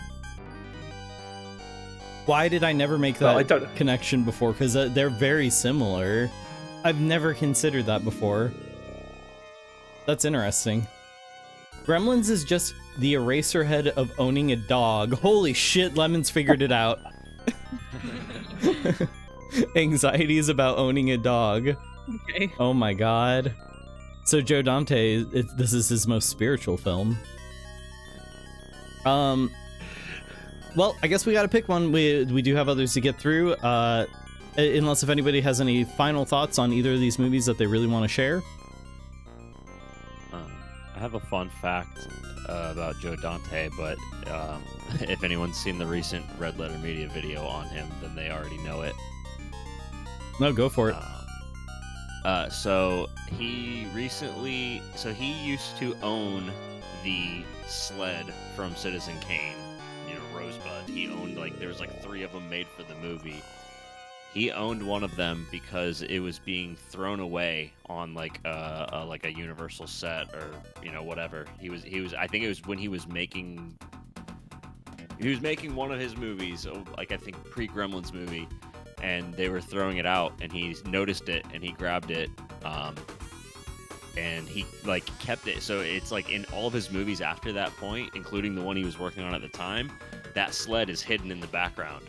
The actual sled from Citizen Kane is in virtually every Joe Dante movie, and he recently sold it, and it's the second highest selling prop of all time at $14 million. Holy shit, that's way more than I thought. To throw it away. Yeah, and it was literally about to get thrown away.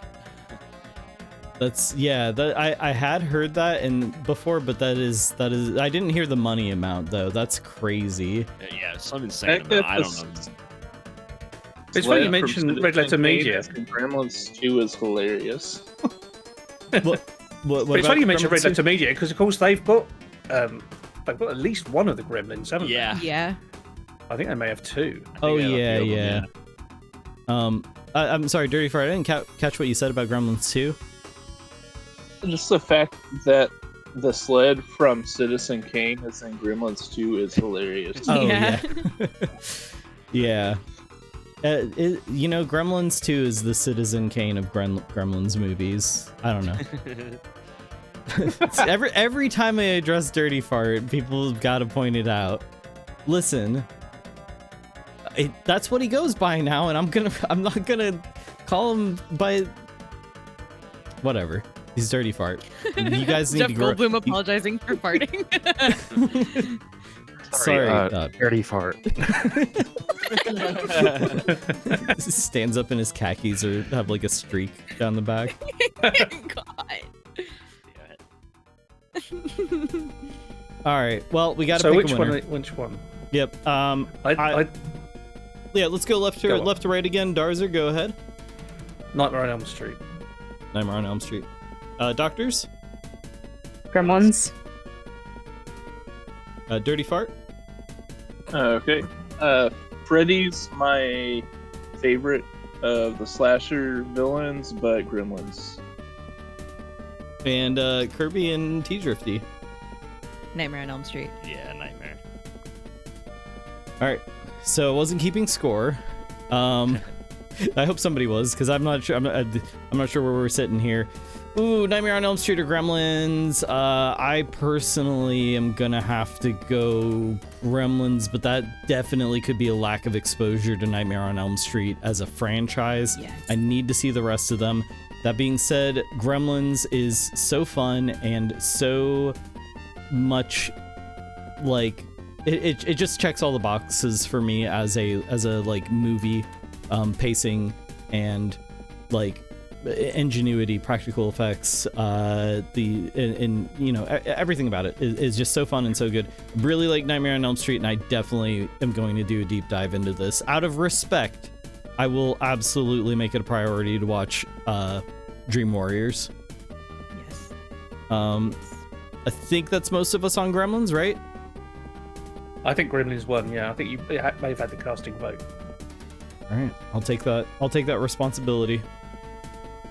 All right, here we go. We've got John Carpenter's Halloween, the classic, the one that we all think of when we think of John Carpenter, for better or worse. This is the one, and it is the one that we think of when we think of Halloween movies, for the most part.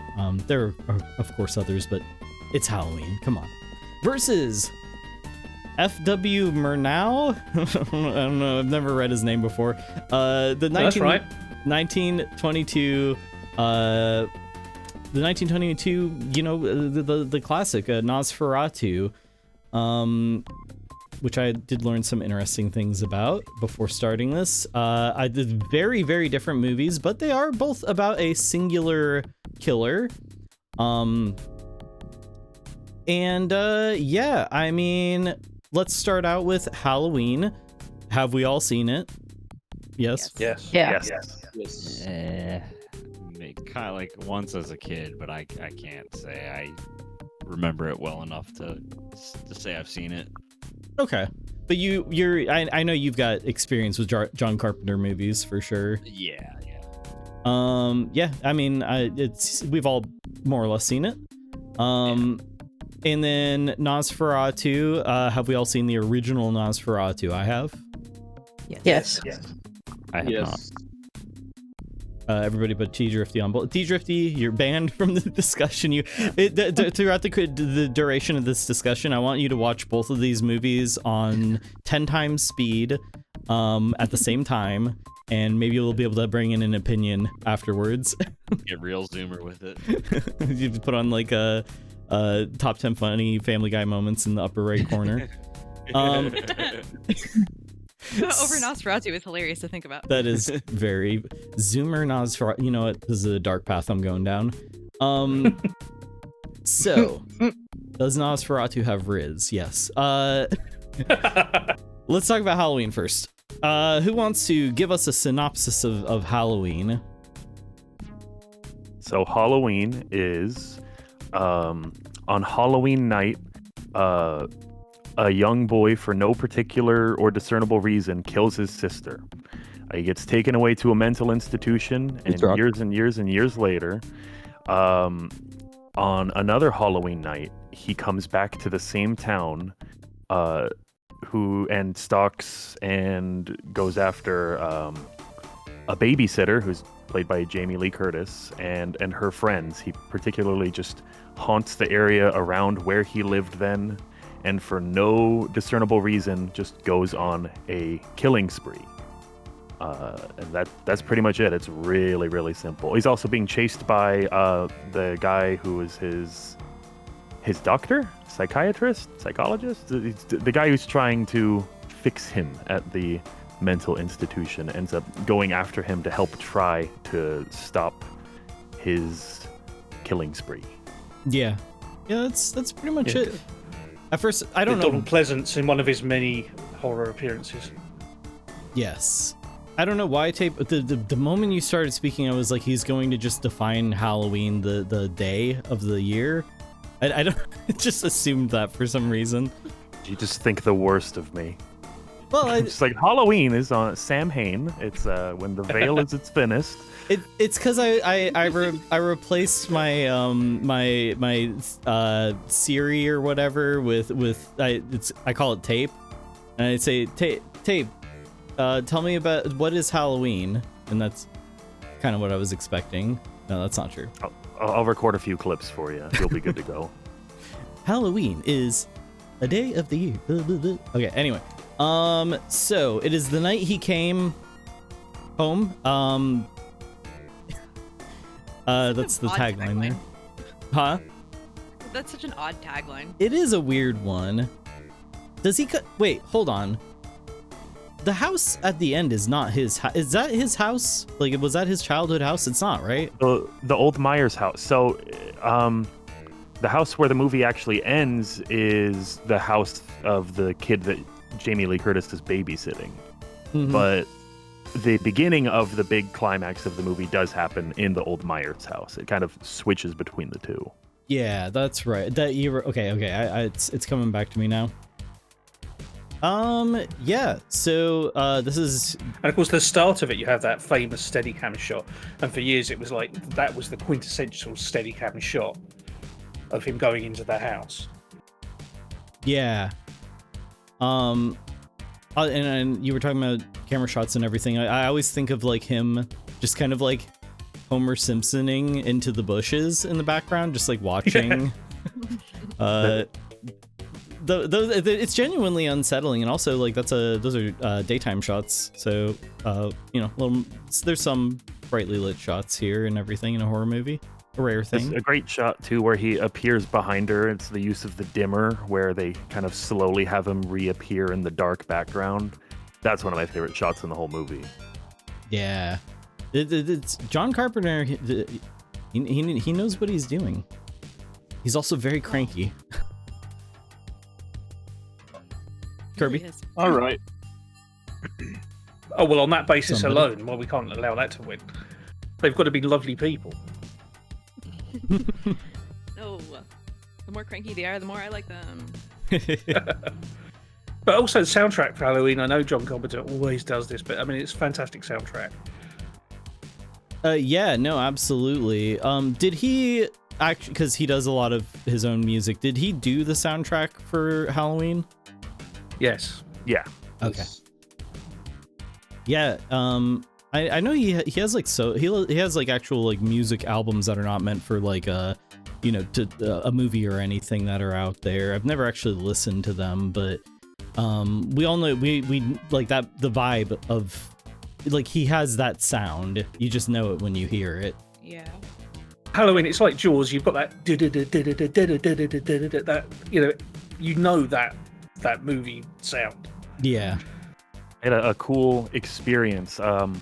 When I was a teenager, I was in LA for an unrelated reason to this, but I just happened to be outside of a place where he was doing like a concert out of just like a small little like theater. Oh, cool. It was really hard to get tickets to. I didn't even know what was happening. And so I just sat outside and you could hear it. Oh, hell yeah. That's cool. It was really neat. Is Halloween John Carpenter's best movie? Don't say that. No, of course not. So, Halloween is my least favorite John Carpenter movie, Same. and I'm going to be the bad guy here. I am so glad you said that. I want to hear it. Yeah. So, the music is absolutely fantastic. The Jamie Lee Curtis in it, her acting is very good. I think the pace of this movie is bad, and I find it incredibly boring, similar to Jaws' statement earlier. And yeah, I almost fall asleep every time this comes around, and it comes around every Halloween. And Yeah. I Honestly, enjoy other I saw it- Halloween movies. Like the third Halloween movie is my favorite, which has nothing to do with the serial killer. But yeah, I really love John Carpenter movies, but this one misses for me every time for some reason. I was gonna say the Yeah, same thing. I and saw. Sorry, Yeah, I go saw Halloween again recently, and yeah, I agree. It's very slow paced, and it is honestly boring. Yeah, I watch it every year, and it's wonderfully boring for me. I love it. I don't. And it's not my mind favorite. A slow pace. It's just like this one. Like a slow burn is not something I mind by any means, but I don't know. It doesn't get me. I was gonna say the same thing about Halloween, and I had decidedly not, because I was afraid of being hung. Because when I say it is my least favorite John Carpenter movie, I know that people are like, well, there is like Escape from New York and Escape from LA and shit like that. And I'm like, well, they're infinitely better to me. I fucking love those movies. I love those movies too. They're great. Yeah, stuff happens in them. Yeah. And I know that they're cheesy Big and Trouble in wacky. Little China. Oh, don't even get me started. I need to see these other movies. I need to see the only other John Carpenter movies I've seen, I believe, are just In the Mouth of Madness and Prince of Darkness, which I love both of those movies. Well, not even The Fog. I have not seen They The Live? Fog. I They need to Live, see The yeah. Fog. Oh, I've seen They Fog Live is and incredibly the Thing, good. of course. The thing, yeah. But Yeah, The Fog is great. First time I saw The Fog when I was a kid, it scared the shit out of me. Yeah, I need to see it. I really need to see that one. But I'm kind of like a little on Tape's side here, where I find it to be, it is boring, but it's like I kind of like it like that. Like I don't know. It just it helps me to get in the headspace of Halloween. Of that time of year. Now, that is as long as you ignore the palm trees in the background, because this movie was shot in California. They tried their best to make it look like northeast U.S. or something along those lines, but those palm trees are hidden back there. If you look hard enough, you'll see them. As many bags of leaves as they could find. Yeah. But I mean, I do find it to be like, it's something about it. I do really enjoy it. I do like the slow pace of it. Nothing happens for a lot of it. Honestly, the first half of the movie I feel like is very nothing happens. From what I remember, but I still do quite enjoy it. Cozy a lot. horror. It's cozy horror. It's cozy. Yeah. Michael Myers as a villain, I don't find particularly interesting at all. Again, like, we need the wisecracking guy, but still. And then yeah, I mean, Halloween 3. I mean, we can talk Halloween sequels. Halloween 3, I'm a strong proponent of. As weird of a movie as it is, and it does get real weird, and it does have flaws, it's very, very fun and also great for getting into the spirit of the season. Absolutely. Yeah, I wish they stuck with the anthology idea that 3 was supposed to be the start of. Yeah. People, there's so much backlash because there wasn't just like, hey, where's the guy I know? But it'd be so much cooler, and it'd be a much cooler world if we just got all the different spooky stories that we could have had instead of just Michael Myers is actually a vessel from a cult, and there's like I don't even remember. It was the most convoluted stuff going on in 4, 5, and 6. I think Paul Rudd's in one of them. It's weird. I mean, in theory, they could still do Michael's stuff in the anthology series, like one segment in every movie, but the rest are other things. Or it could be the framing, story. It could always be Michael in some way. And then even in the most modern, the 3 new ones that came out in the last few years, people still got upset on the very last one, Halloween Ends, because Michael Myers didn't really do anything. I don't know if has anyone seen those? No.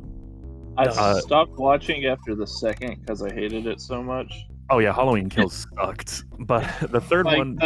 The first one was pretty good, and then... it Ends is mostly another killer who... It's almost like Michael's like transferring his Myers evil shit to the new guy instead. It's like a guy who becomes evil when he like finds Michael in a sewer or something. And people hated that too because they're like, it should have just he been turned into Michael. Shredder and trains up some turtles in order to be killers. Exactly. Yeah, no, I am completely out of the loop on any of the like the new generation of it or anything like that. But I was sitting here thinking about like, what if we had gotten Michael versus Jason instead of Freddy versus Jason? Just two guys who don't talk, just beating on each other. Just stabbing each other over and over. For 90 minutes. They get stabbed, they fall down, and then like the other one starts wandering off, and then they get back up really dramatically, and it's just that over and over again. Since peeking up from the water and Michael's behind a bush, and it's actually just a really long 15-minute scene cutting back and forth. There would be like some horror That movie would be elitist who brilliant. Would be like, you just don't get it. Maybe if we had Freddy commenting like it's a wrestling match. Can this happen? Kind of really want this. There is I love the idea though. Throughout the whole movie, they don't actually touch each other. It really is just like one pokes his head out of the water, the other one peers out from behind the bush, and Freddy is just narrating. I just want this It's the like whole a nature movie. documentary. It's a mating ritual. They're just, you know. Oh, that's the movie you want. I mean, the climax is a bit unexpected. But so yeah, I mean, I think we're all seeing Halloween as being it's a flawed movie in some regards, but like you know, there's definitely redeeming qualities to it. Wait, what about all the slashers facing off battle royale style? Oh shit! Now you're talking. Now we've got the Fortnite of horror movies. Wait, no, Fortnite already exists, and it's already got like Jason and shit in it. I think. Can this be part of your next like wrestling thing? Ooh, Lemon, jot that down. That could be a fun thing for next year, for October. I actually kind of love this idea. Yeah. So all right. That's Halloween. Anybody got any other further thoughts on Halloween, or should we talk about Nosferatu now? I think the only trivia thing about Halloween is that the Michael Myers mask, everybody knows it's just a Captain Kirk mask. What? Yeah. Okay. All right. So I just learned this, and so I'm gonna step in here and take over because I just learned. Sounds this. like not everybody knows this. So the original Michael Myers mask. They had 3 different options they were going to go with. One of them was a Richard Nixon mask that they were going to modify. Another one was Captain Kirk. William Shatner's Captain Kirk, very realistic mask. And I can't remember what the third one was. It was not.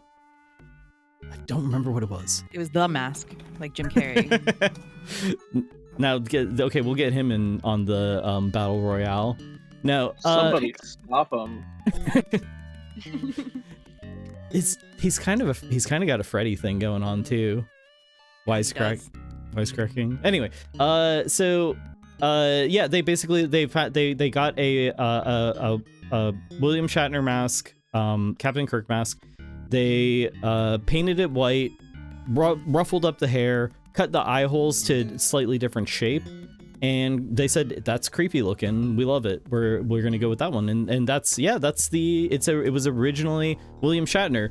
And oddly enough, for me personally, the weirdest part of this whole story is that William Shatner, upon being told this, said he was honored.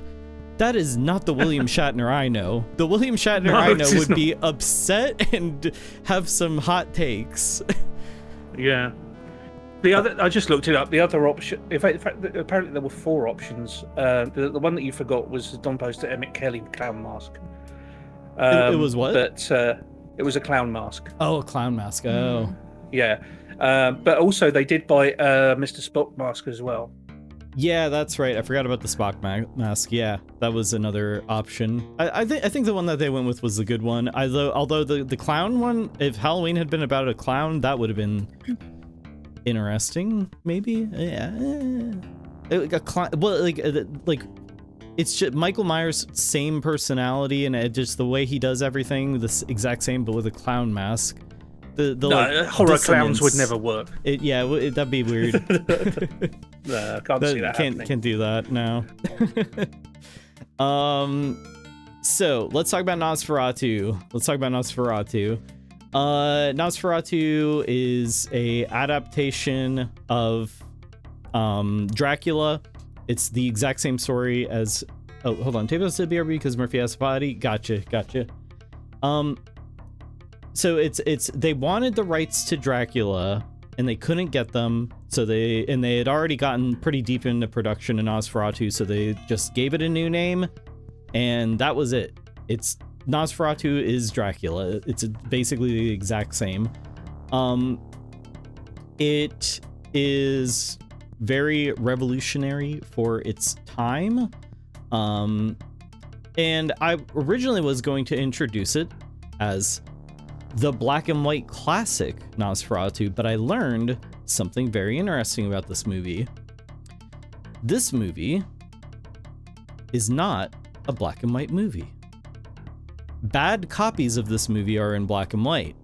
It was originally meant to be viewed like this.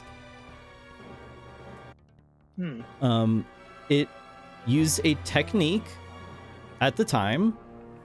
Obviously we've got a classic scene here from the movie. They used a technique at the time where they would dye there's some kind of dyeing process that they would use for the film. And so there's different scenes with different colors to represent different times of day and moods and stuff like that. Most of it is in this yellow, but there's a lot of green scenes. And I found this all like very interesting. I had no idea that this was ever a thing. But yeah, it was originally meant to be viewed in this these different shades, these different tints, I guess you could call it. It's a lovely green, actually. Yeah, it's very interesting. And man, I just every single time I learn something like this, Robert Eggers, my fucking guy. He did that in the new one. He did it with the color like differences in each scene or in scenes based on the mood of them. And he fucking would, wouldn't he? He would. I didn't even catch very, very that. Subtle. Yeah. Very subtle. Oh, but man. yeah, there were some scenes had different like I guess color grading. That's interesting. I need to now having learned this, like I kind of want to rewatch the remake. So yeah, guys, do we have any strong feelings or thoughts or anything about Nosferatu? So I saw this. This is another one that I saw for the first time like 2 days ago. Mm-hmm. And I went into it thinking I was gonna hate it, and actually this was my favorite that I watched of the 3. I like loved it. I adored it. I rewound it multiple times to rewatch scenes. Really good movie. Yeah, for a movie that's over 100 years ago, it is amazingly watchable. I will admit, I have not watched this. I have not rewatched this in any recent years. So there's a lot that I do not remember about it. I remember seeing it when I was maybe a teenager, and I do remember really enjoying it. Why don't we go for Ah to the Polls? Wait. What? Anyway, tape that flew over my head, whatever you're trying to say. Ghostferatu. Oh my god. Why don't we Ghostferatu the polls?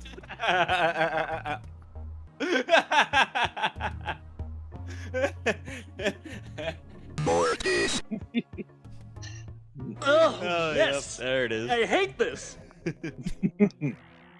The First one of the Oh my night. That's God. impressive. It's Yeah. been a while. We haven't gone to the polls in a bit. Okay. Welcome on in. AU right back. So yeah, hey, you know what? Opossum, I'm glad. Well, hold on. So that is comedy. The peak comedy. You hate to see it, but that's what it is. But yeah, no, I'm glad you really enjoyed this one. Yeah, I don't know. So what in particular about the movie like jumped out to you? Was there any scene in particular, or was it just kind of the overall vibe? I think it's just the overall vibe. I can't really put my finger on what I really loved about it. I just did. Yeah, it's got that, I don't know, there's a weirdness to it, and it's very dreamlike in a way. Yeah. I also misread the main character's name as Butter at first. So I realized about like 10 minutes in it was Hutter, but I called him Butter for the rest of the movie though. And you thought his voice was like Butters from South Park. Oh God. After a big meal, Dracula always goes for a poo. Okay, good, very good. Yeah, like I said, I haven't seen this one in a long time. I don't have a ton to say about it. The remake also, yeah, like we said before, the Robert Eggers remake is very, very good. There are many different remakes, I guess, of this movie, including Shadow of the Vampire, which has Willem Dafoe in it. So Willem Dafoe has been in 2 Nosferatu movies because he was also in the remake. Shadow of the Vampire. He has been in Nosferatu movies. Nosferatu. Nice. Hey. And if I had allergies, it'd be a Nosferatu. That's from Everhood. Anyway. Shadow of the Vampire is very interesting because it's a movie about the making of Nosferatu. But it gets real weird. It's very good. So there's a version of Nosferatu that Werner Herzog did that's pretty stinking good. Think it's early 80s, late 70s, somewhere in there. If you like Nosferatu. And then, I mean, obviously the original is very good. And if you like the original, check out Cabinet of Dr. Caligari, made around the same place. 2 years earlier, it has the same German expressionism and horror tropes and surrealism and stuff. It's very neat. Yeah, that one's been on my list for a while. I definitely need to see it. Yeah, so these 2 movies are very, very different. But again, they're just about a lurking, killer, essentially. Yeah, and they're both, slow paced. One is, I mean, I'm sure at the time Nosferatu was viewed as being a fast paced thriller, but by our standards today, slow paced. I have a fun thing to say about Nosferatu. I assume everybody here is at least close to 30 and over years old. I have a tattoo of Nosferatu on the back of my arm, and younger generations love to say, "Oh my God, I love your Nosferatu tattoo. It's like from SpongeBob." I have gotten that more times than I have gotten people recognizing that it is Nosferatu or Count Orlok. Up until the new movie came out. But yeah, lots of younger people really thought I got it because of SpongeBob. So did they think that, do they think that Nosferatu's just from SpongeBob? Yes.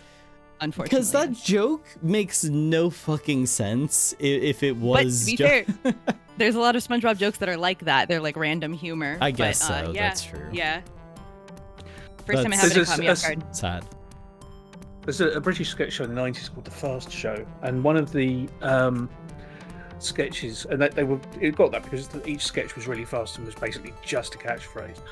But they did one that was a series that was a parody of Nosferatu, where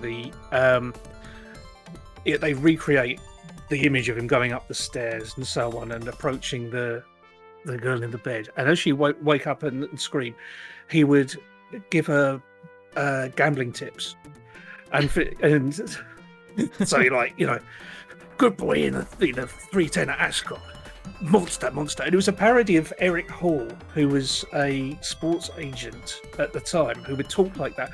Why they decided to make him Nosferatu, I do not know, but it was really funny. All right, so we've got 2 more matchups coming up. Opossum says my vote is big time for Nosferatu. All right, well, I think we should move on to the voting here. So we'll go left to right. Darzer, if you have to pick one, what's it gonna be? Nosferatu. Nosferatu. Opossum said Nosferatu. Tape says Halloween. Mr. Fart. Yes. Nosferatu, please. Very good, very good selection, sir. Mr. Fart is my father. No, I'm Mr. Fart. Fart Jr.'s my son. Little fart. Little squeaker. And then Kirby and D-Drifty. I'm going Nosferatu. I'm gonna abstain. I can't say I have a real opinion on either. He's seen the new Nosferatu though. Yeah, but that's not what we're comparing here. Yeah, if it was a sequel, then I would say we could consider that. But with the remakes, I think it's entirely different. Okay, then I think it's. I really do like Halloween. I like Halloween. It's cozy. It's cozy. But I gotta pay my respects. Gotta pay my respects to the big man. And go with Nosferatu. Nosferatu do vote for Nosferatu, but I don't know. That's something. We did Nosferatu go to the polls or whatever. That's right. Something. It's something. Like all right, that's Nosferatu. Moving on to the next pair up. The next match is going to be a rough one. Here we go. We've got Evil Dead 2 versus Night of the Living Dead. It's so what were you saying about sequels? Heat. This is bizarre now that we're going for Evil Dead 2. Because I'm going off of basically Evil Dead 1. I've never. Yeah. I don't remember seeing Evil Dead 1. I think I maybe saw it. I just don't remember it. Evil Dead 2, I've seen at least a couple of times and remember somewhat well. It's easy to match the two together and kind of think of them as one long movie. Yeah. Listen. This is not well Evil thought Dead out. 2 is better. See, yeah, there we go. The superior Evil Dead. Say dirty fart. Okay, well, you're welcome. Yeah, so Evil Dead 2 versus Night of the Living Dead. We got the Battle of the Dead. Yeah, let's get into it. So, Evil Dead 2, has everybody seen it? Aye. Yep. Aye. Aye. I think Tape and Opossum are gone at the moment, so I don't know about them. We'll get back to them in a bit. Well, Tape must have done because yeah, he did say superior. Yeah. Oh, and Opossum says aye, so there we go. So we've all seen Evil Dead 2. Night of the Living Dead. I've seen it. Aye. Yep. Aye. Aye. And we'll see about the doctors. Wait. No. I don't know. I've seen Return of the Living Dead. I don't think I've seen Night of the Living Dead. Oh, really? Oh man, could you imagine Evil Dead 2 versus Return of the Living Dead? That'd be a hard pick. See, I haven't seen what Return of the Living Dead. That's what I thought this was, and I mean, I have not seen Night of the Living Dead. Opossum says halfway through watching Night of the Living Dead. Okay. So who wants to hype up Evil Dead 2? Who wants to give us a synopsis? I would love to hype it up. Jump at it. Okay, so Evil Dead 2, some friends go to a cabin in the woods, and there is a book and recording there, and they decide to read and play said things, and it awakens the evil in the woods and the cabin there. The book being the Necronomicon, and things get very crazy and bizarre. It's slapstick. It's terrifying. It's disgusting. Great like camera work on a super low budget, and great special practical effects. Absolutely, absolutely. I think both of these movies are very, DIY kind of affairs. Yeah, my kind of movies. So yeah, let's talk about Evil Dead 2, part of a trilogy, I guess, kind of. Well, if you ended it at the end of Evil Dead 2, it would be bloody weird. Yeah. That's true. Of course. So I think personally, my favorite of the trilogy, I guess, is Army of Darkness. I've said that before, but I think Evil Dead 2 is way more of a horror movie. Yeah, I mean, like, let's see. So this is Sam Raimi, Bruce Campbell. This Bruce Campbell can't get away from Ash. He's just eternally glued to the character of Ash. Ted Raimi. Huh? The man of Ted Ted Raimi. Oh yeah. Yeah, I scrambled back from heating up food to say that I love Evil Dead 2. It's the best.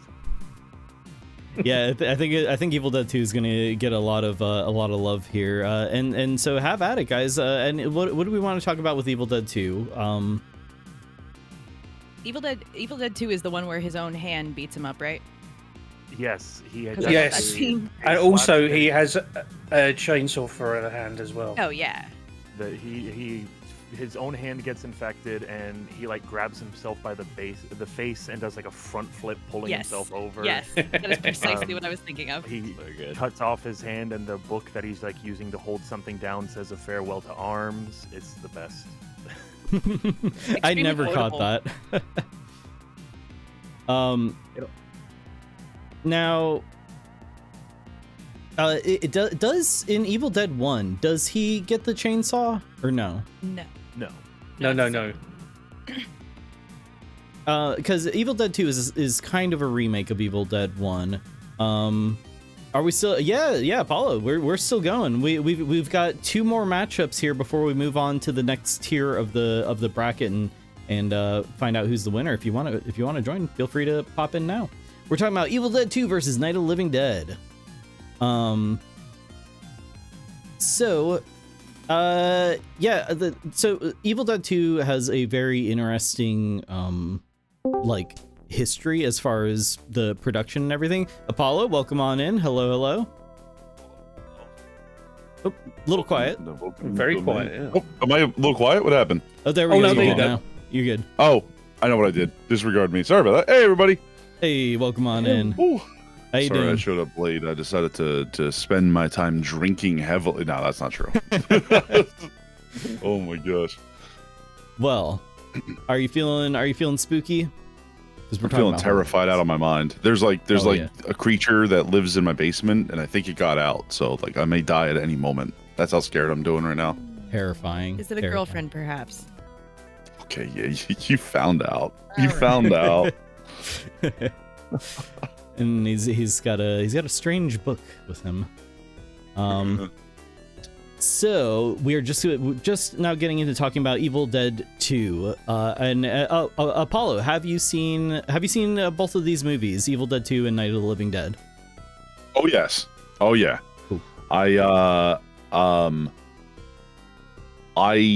love how they're very, like, to me, like they feel like two sides of the same coin in a way, you know what I mean? Like one of them's very serious and becomes funny because it is like it takes itself so seriously, and the other one is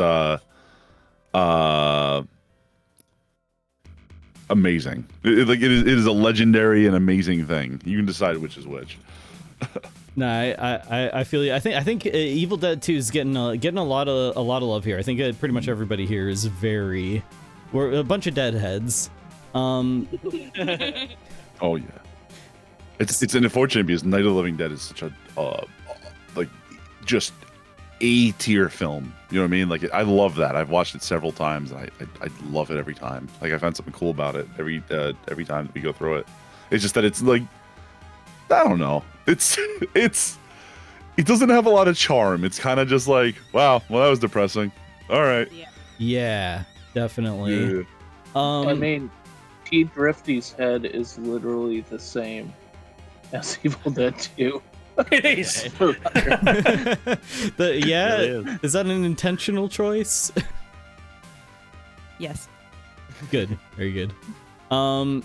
So yeah, I personally don't know a ton. I've seen Evil Dead 2 at least a couple times. I don't know a ton about the making of it. I hear people talk a lot about like the you know do-it-yourself like aesthetic to it and everything. Same thing with Night of the Living Dead. Do we have any interesting like little tidbits about Evil Dead 2? Yeah, so camera work wise, there's a famous shot that Sam Raimi does up to this day that's been aped a bunch, where the camera is rushing along the floor at a speed. It's almost like a steady cam shot that's like goes throughout the brush in the forest and zooms up to something. And the way they do that is to put a camera on a 2x4 on a stick and run with it through the woods. I did not know that. Yeah. Oh, I know that's I know delightful. they also use like I think cigarette smoke for some of the smoke effects. I'm fairly certain of that. They did. I remember. I've watched a few of the like making of things for this, and there's so many really silly tricks they used for a lot of stuff. God love Sam Raimi. A scene where one of the Deadite-ified people stabs someone in like the ankle with a pencil, and they captured that sound by stabbing an apple with a pencil. Oh, it really, it's so well caught. Nice juicy noise. Yeah. That low-hanging shot, the rushing shot, there's a part where they go through the house, and it's at such a low angle, and they kept it in the movie because I think it's the only take they got of it. You can actually see where the set ends. There's no ceiling in the cabin, and so you can see like where the boards end and a little bit into like the framework up in the ceiling where they didn't build a roof. That's the fascinating. only like I would say the only like weird behind the scenes fact I know about Evil Dead 2 is that like allegedly some of their like props and work has been found in like haunted houses around the US over the years. Like some of the stuff that they made for it is just like, yeah, it's like, oh, this is from the set of Evil Dead 2. That's unfortunately all the trivia I have for it. Yeah. A bit of trivia is that it was mostly funded by Dino De Laurentiis, but the man who persuaded him to put the money up was Stephen King. Yeah. Oh. Because he loved the first film. Yeah. Yeah, the first one didn't get like a wide theater release. It was all like drive-in. It was a drive-in theater hit. Makes sense. Damn. Would love to do that. Yeah, could you imagine? Oh, also, yeah. The Ted Raimi's character, they're the Henrietta, the like old lady Deadite, that ultimately I think becomes the big bad one at the end. Yeah. That suit throughout shooting got ripped to shreds, in between the legs. And so in the shot where Henrietta's like spinning around in the middle of the cabin, you can just see Ted Raimi's legs because it's just torn wide open. So they just tried to spin him as fast as they could, which is very on brand for Sam Raimi filming with Ted and Bruce. It's just like, just spin them faster. They won't see. And wasn't that suit also like incredibly heavy or something like that? It was really heavy and it had no ventilation. He talked about having to like pour sweat out of it in between takes. Oof. It's like the original Godzilla suit. Oh God, Zilla. Hey. So, is Evil Dead scary? Parts, yes. Really? Yeah. I've seen it so much I feel like I couldn't say. But I feel like when the cabin comes to life and everything starts laughing is a particularly like uncomfortable scene. Yeah. It's it's weird that it's funny and unnerving at the same time. Yeah. Well, and that's one of the things about it is like them mocking him. Like it's not enough that they're trying to kill him; they think it's hilarious, and it is, right? But like the first movie had that a little bit. I think the first movie's scarier. The second one is, as a whole, a better movie and much more entertaining. Yeah, I would agree with that. Yeah, I agree with that. That's pretty surmises it. Pretty much surmises it. It is a strange, a good departure, but like a strange departure from the original movie where they're like, we're going to completely change like the genre of this into like horror comedy, but like it still has some scenes that are like kind of like scary or surprising, I guess, in a fun way. You know what I mean? Yeah, like you know, the monster woman. Which character is the one who ends up in the basement? That's the girlfriend, right? Or Linda, yeah. Yeah, she's like really scary at first, kind of, and then she's just like, I'll swallow your soul, and it gets kind of like silly, like, but I guess it's kind of after she's been kind of dealt with. But we recently saw a pinball machine that was an Evil Dead 2 pinball machine, and it had her at the top of it, like an animatronic of her like peeking out from under the floorboards at the top of it, and when you would get whatever score you get, she would pop up, and it was so fucking cool. Oh, that's awesome. Oh, that's fun. Is there any good Evil Dead games? I know that there are Evil Dead games out there, at least one or two. There's kind of two really great ones from the PS2 Xbox era. It's Regeneration. That one's fully voiced with Bruce and Ted Raimi, almost like a buddy comedy horror game. That one's awesome. And then right behind that, there's one called Hail to the King. It's kind of a little bit more of your standard survival horror-ish controls, so it's like slightly tanky, go get the red key to get to this part of town, but definitely still serviceable. But Regeneration is a 10 out of 10 game. It's so well made, just as far as the energy of Evil Dead. As far as how good of a game it really is, I don't know. I had fun with it, but I also just love the series and the movies, so I would highly recommend Regeneration.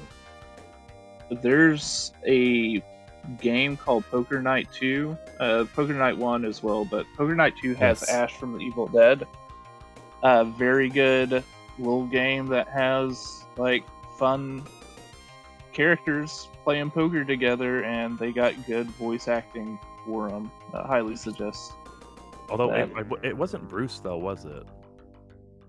I don't think so, but it sounded it. pretty good. Yeah, it was good. It was convincing. I think they also had Brock Sampson, and I think they did get Patrick Warburton for that. Oh, okay.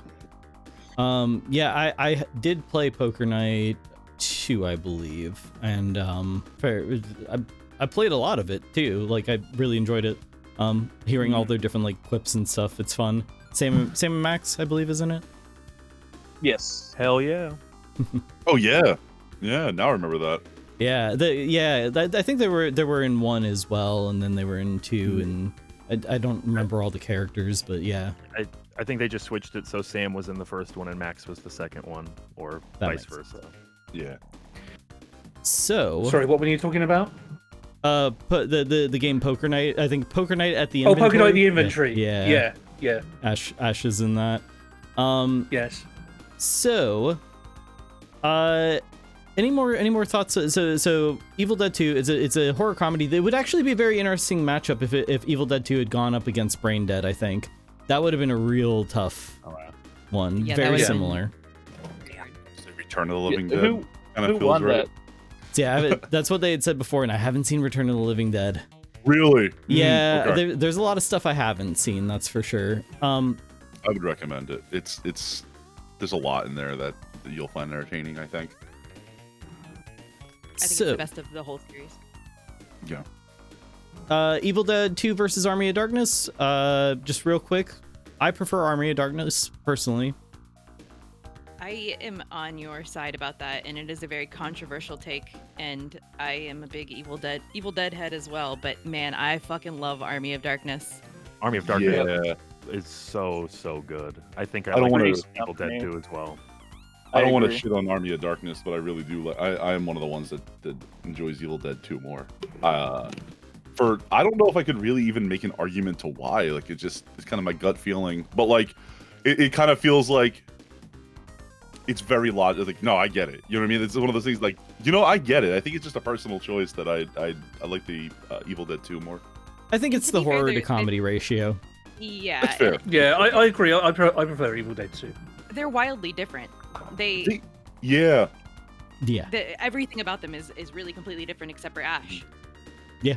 And the Deadites, of course, but Army of Darkness kind of leaned more into what they did with Ash for the rest of the stuff with Evil Dead, Yes. where Army of Darkness was more quippy and he was dumber. Yeah. Yes. He was way dumber in Army of Darkness than Ash Yeah. versus Evil Dead. See, I haven't seen Ash vs. Evil Dead. I know that. And also, I guess Evil Dead Rise was supposed to be really, really good. Haven't I seen it. liked Evil Dead Rise. I heard it was good. I've been meaning to watch that as well. Yeah, and both the new Evil Deads were quite good. Yeah, the 2013 one's actually surprisingly good too. I'm so Okay. glad you guys think that, because most people hate on it so hard, and I do not understand why. I fucking love it. It's not a remake necessarily, and people really don't like to admit that. I think Evil Dead Rise was supposed to be a continuation of the 2013 movie. I could Yeah. be wrong though. Well, I think Rise that's- actually scared me. Like it actually fucking creeped me out. Yeah, the little bit that I've seen of it, I was like, ooh, I think this one might actually get me. Like, It's the more serious creepiness of tone it. for sure. Yeah. So I think we've said plenty about Evil Dead 2 here. Let's give Night of the Living Dead a little bit of our night. Yeah, this is George Romero's not first movie, but I don't think at least, but it's the first of the Living Dead trilogy. Maybe I don't just everybody has their favorite of the three, but this one definitely is the most different, compared to Dawn of the Dead or Day of the Dead, which are a little more similar to each other. Night of the Living Dead feels more like your classic horror sci-fi-ish, that era.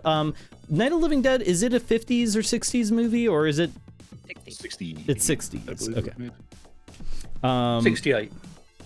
Okay. 68. Now, there were plenty of color movies at the time, so was the black and white a stylistic choice? Yes, I believe so. Okay. Or maybe even like a budget choice. Yeah, I think the film is cheaper too. Probably at that point in time, definitely, I would imagine. Yeah, I mean, so we've been doing a synopsis of each of these movies before we talk about them. So anybody want to tackle the plot of Night of the Living Dead? I before we start, I actually have an answer to the black and white thing. It was to save money, not on film, but because they didn't have the budget to make the blood and gore look real. Yeah. Oh, that makes a lot of sense. Yeah. That makes a ton of sense. So I think I kind of forgot who all said. I think everybody here said that they had seen this, or I remember Opossum, you said you were halfway through watching it. Anybody else hasn't seen it? I think everybody's. I've seen it. Yeah. Cool. Yeah. Is anybody want to give me like just the real quick, real short, condensed synopsis of it? Zombie. Basically, a bunch of like strangers, and I think am I crazy, or is it in rural Pennsylvania? Like I think Yes, it it is, is. right? It is, yeah. Oh. In rural Pennsylvania, all kind of have an encounter with like reanimated corpses, zombies, and then they like end up at like kind of a remote house together, and it's just about them trying to figure out what to do and how to survive. Okay. Yeah. Didn't this movie like pave the way for the modern image of zombie? Yes. Yes. Yeah. Yes. Now. Very, Oh, go ahead. let's say they got that like they kind of set the standard for like what is a ghoul, you know what I mean? Yep. Slow walking, dumb whole thing. Yeah, yeah, like so. Yeah, I guess zombie movies. Were there zombie movies before this one, or is this really like the first like full on like real zombie movie? I'm sure there were like reanimated dead. So there's a old movie called White Zombie that had to deal with like Jamaican like voodoo zombies. Yeah. It's quite old. I think like early 30s. Let's see. Yeah, early 30s. So I guess. Sorry, no, go please. And it's not very good. I mean, it's just. That was no. It was not. It was interesting. Like it was interesting as far as like, okay, it's a pop culture thing. That was Rob Zombie's first band was White Zombie, which I guess was named after that movie. Yeah.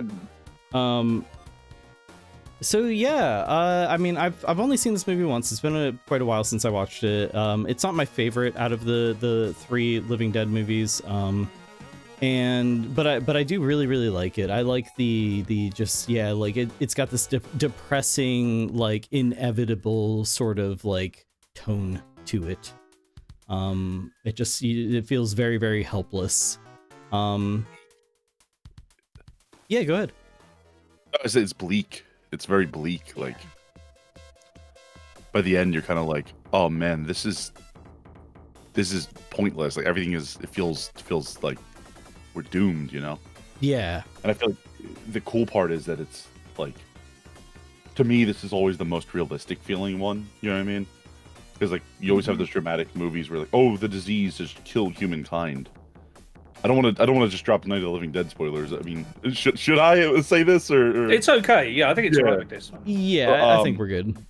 But like, this is not some sort of world-ending event. This is something that by the end of it, like the police and like I guess the National Guard are like clearing up. You know, at least as far as we see.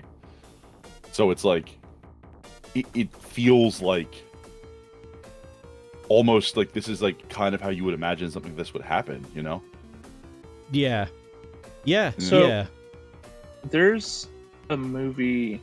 You asked about other zombie movies. It's not a zombie movie, and this is going to sound odd. Alfred Hitchcock's The Birds is formulaically exactly a zombie movie. I mean, every step of it, except it's birds instead of zombies. I mean, if you haven't seen it, highly suggest it. Funnily enough, I literally just read that. Somebody made that connection. Oh, no kidding. Yeah, I was kind of going over some comments on it, and somebody literally just said that the Birds was a zombie movie. It kind of is, yeah. It's about like quantity of things trying to kill you. Like the sheer quantity is the dangerous part about it. Well, yeah, and something being off in society causing it to happen, and then everybody holing up in a house, and then eventually having to escape. Yeah, sure. What is like formulaically like if I'm asked, what is formulaically like a zombie movie to us then? Like, is it just that sort of like survival aspect, like an entity that is relentlessly pursuing you kind of thing, and you're stuck in a location, so on and so forth? Or well, I think an interesting right, and I think your numbers ramp up too. Like it just gets worse. What if you have a movie? It's a few survivors against overwhelming odds that are there to consume you either literally or they will infect you and make you one of them. Yeah. Because I was gonna say, what if you had a zombie movie that just has one zombie? I don't know Dracula. What you do with that, but is it still a zombie movie? I don't know. But I do think that is like such a like core feature of zombie movies is just like being overwhelmed by numbers. Yeah, I mean, like, it's a lot of people debate about like fast versus slow zombies and stuff like that, and I'm like, it doesn't. I don't know. Whatever works for the movie, whatever works. Like, they don't have to be one way or the other. I think the scariest part about zombie movies is it's really reoccurring in all of them. Like seeing your loved ones get like taken over before you are. Yeah, is definitely extremely frightening. Because yeah, and I think this is where a lot of try to people fight bring in the political angle as well, because you're in the, with this film you're in the 60s and you've got civil rights movement, you've got the Cold War, this idea that people that you think may be Yep. on the other side. Yeah. Can you trust the people you're with? Yeah. And who's in charge? Mm-hmm. Well, oh god. No, say also very. If we're going to bring into the more serious real world talk, it's like also very forward, like thinking of them to have one of the characters just be like a black man and like literally like a trope defying black man too. I guess they didn't exist back then. Mm-hmm. Although it is criticized, that was criticized at the time, not just on the grounds of having a lead character that was black, but also the fact that he gets shot, and it was seen as being maybe ridiculing the death of Martin Luther King. I would say that was like very I was about to exactly say that. Is like it's controversial that he's killed in that way, but like that More has effective. Like look at time and look at oh man, I'm sorry, I don't want to start this on your stream, but like I would definitely I guess the easiest way to say it is look at like the way that a public's opinion has changed about that, and like it feels very like he was thinking ahead of like how people would react to this sort of thing. You know what I mean? It's fascinating. Like it wasn't perfect, but it was like, he kind of like he kind of reached through and got like something out of like our cultural zeitgeist that was kind of like lurking around there. Our feelings on those kind of matters. I think a lot of horror movies of that time period, like you do see a lot that are influenced by current events and things like that. Like the one that comes to my mind always would be Invasion of the Body Snatchers. Which is very blatantly like, it's got certain political relevant themes. Speaking of relevant themes, like balls. Thank you, chat room, for that. Yeah. Welcome on in, Flame. But another thing in terms of current events, of course, you've got newsreel footage and stuff in there that's very reminiscent of Vietnam. Yes. Oh yeah. And like the information disparity that they experienced back in that time. I mean, we do that now, but like that was something they were becoming aware of. Yeah. Mm-hmm. So, George Romero. Mm-hmm. He's done the Living Dead trilogy. What other movies of his do you guys enjoy, if any? I gotta look up what else he's done. I was gonna say I don't know if I've seen another George Romero movie. Did he? Am I crazy, or did he make The Crazies? Is that a zombie movie? Yeah. I guess so. He made that. Creep Show. Of course. He did a part of that. Oh yeah. What segment did he do? Let's see. I think the first one he did all of them. I thought Creepshow had multiple directors. Yeah, Stephen King and George Romero. Yeah. Okay. He made Season of the Witch? Are you? Wow. Okay. He what? He made Season of the Witch. Oh. Yeah. Interesting. Yeah. But I mean, I think like after Day of the Dead, he kind of like he doesn't really have anything to do with Dark Side. Tales from the Dark Side. I haven't heard of that. It's a comedy horror anthology. He did a couple. Yeah. But I don't think he didn't really do anything else with the Living Dead series, right? Or was he involved in that one, like Land of the Dead or whatever it was called? Yeah. He was. I don't remember that being particularly good. No. Lost his touch. I don't know if he was the director or not, actually. I know he was involved. Could just be the producer. I thought he was, and that was like the whole thing about it. They're like, we got George Romero back. Yeah, he Ridley Scotted it, or he forgot how to make movies. Sorry, Ridley Scott. He's not killing me. It happened to Coppola. Yeah. I heard a story about when they were making Shaun of the Dead that they thought about approaching Romero to see if he'd maybe make a cameo in it, but they thought no, he'll be pissed off about it because we're taking, this is a comedy parodying his stuff. After the movie came out, Simon Pegg did bump into George Romero, and he said, and Romero says, "Oh, you're the Shaun of the Dead guy," and he said, "Yeah, actually, yeah. What did you think of the movie?" And Romero said, "I loved it." He said, "The only thing that I would say is, I wish you'd let me be in it." Aww. And they're thinking, why didn't we ask him? he made comedy horror like after his original like horror movies. Yeah. Like he wasn't like a stuffy jerk. Like he seems like he seems like he was just kind of a cool guy. You know what I mean? I think there's kind of like there's kind of like a stereotype of like these old horror directors all being like, crotchety and stuff. Yeah. That's and what like we even talked about how in his movie he put themes that were kind of like ribbing at like serious real world issues. Like you would imagine if somebody's willing to be like, yeah, you see what I did there? You see what I did there? Like he would not be against kind of being like poked fun at, you know? Maybe like, they were scared. Maybe they were starstruck. They're like, He- oh, I it's don't kind know. of I'm too nervous. intimidating. Yeah. He should have been a zombie in Shaun of the Dead. In like heavy makeup or something. Yeah. So you don't really know it's him unless you really look. That would have been great. Well, of course, they did get a lot of their friends in. I think it was just one of those. Yeah, as you say, they weren't that known as filmmakers at that point. They were better known as they were known in Britain for TV comedies, but I think they were concerned that the question would be, who the hell are these limeys? No one's going to take them seriously. Yeah. Fear of rejection. All right, guys. We've got Evil Dead 2.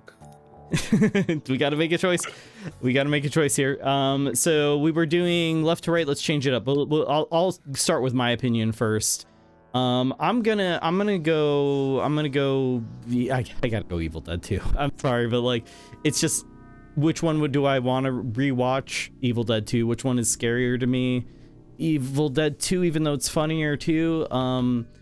Night of the Living Dead is great and everything. It's a like landmark film, and and it does definitely like stand out as its own like thing. And started so many like would even Evil Dead 2 exist if it weren't for Night of the Living Dead? I don't know. It maybe not. Like things would be vastly different without this movie.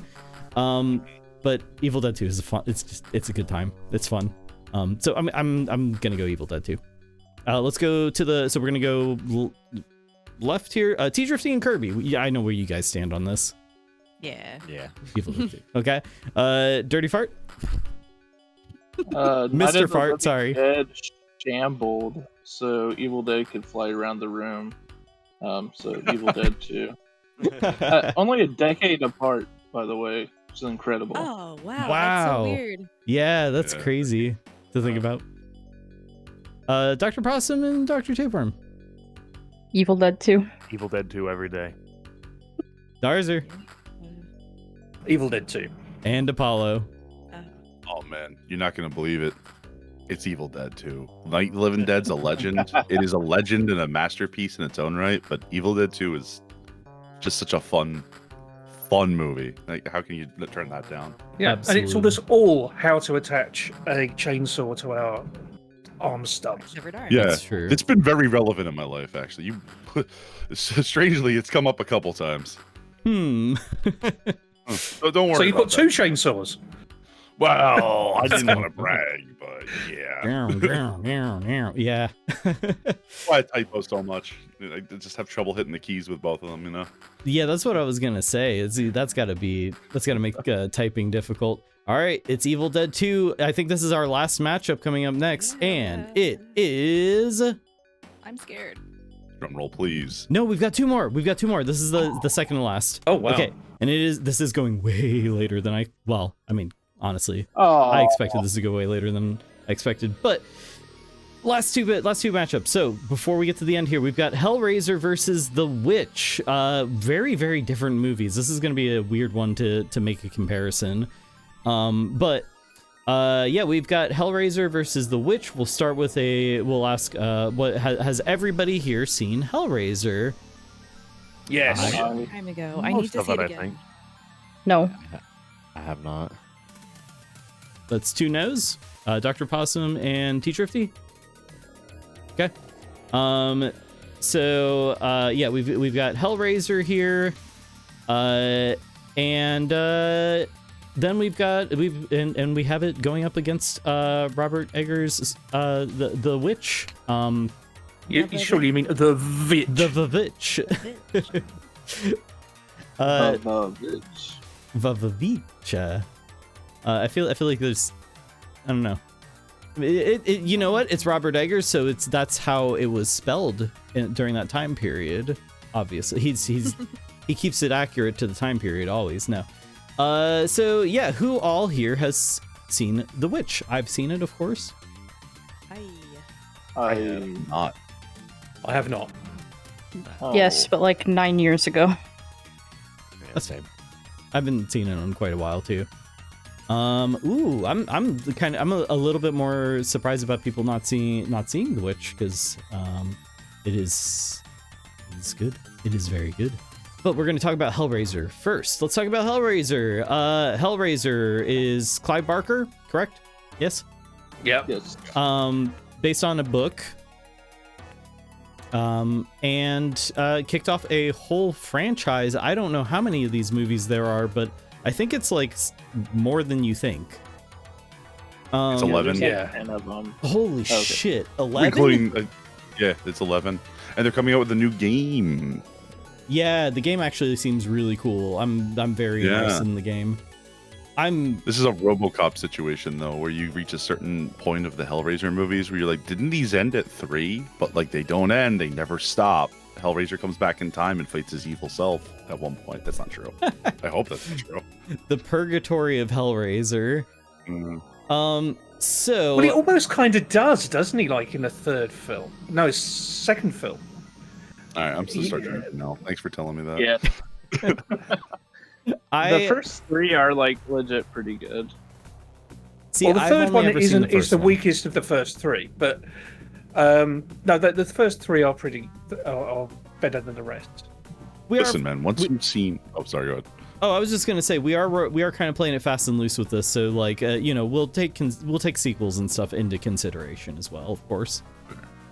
Go ahead, Apollo. I say once you've seen Raker Revelation, Hellraker, what? Hellraiser Revelation. That's about a demonic gardener. So which James Bond turns up in it. Yeah, I'd watch that movie. But once you watch Hellraiser Revelations, the third movie is amazing. I trust me when I say that. Like, you'll be, man, I wish the third movie was here. Real quick, sorry, Yeah. we're gonna have to hop off of voice for now. We'll still be in chat, but that's gonna be it for us on the call. Hey, no worries. Thanks Bye, for doctors. joining us, and yeah, have a good rest of your night. Thanks for having us. This was fun. Also, Vivitch is the best. Goodbye. Okay, their vote goes to the Vivitch. Bye. Bye. Bye. I tell you what, with Hellraiser 3, you've got that amazing moment with the where Pinhead comes into the church, which is really dramatic. Yeah. Blows out all the windows and puts himself on the crucifix. It's incredible. Yeah. I'm back, He's and the I just fun gotta guy. say, I can't think of two more polar opposite sexual movies. One is incredibly Yeah. sexual, and one is not at all. One Yeah. is so far repressed it becomes sexy again. Wait, what'd you say? We'll move back around. Would you like to live deliciously? Oh, but it's coming from a goat. Black Phillip is like, we have such sights to show you. Meh. I thought you were going to say we have such goats to show you and the cut to a farm. What? This We is have my such family. goats to show you. Black Phillip Rizinger up. Oh god. It brings in a whole family of goats. This is Black Phillip Jr. This is my wife, Black Felipe. Or I don't know. I got nothing. Phyllis. There we go. Okay. So Hellraiser. Real quick synopsis. Who wants to go for it? Who wants to tackle it? I did the last one. You take it. I can Kinda try. convoluted. Oh, go ahead. I can have it. Oh, well, go on.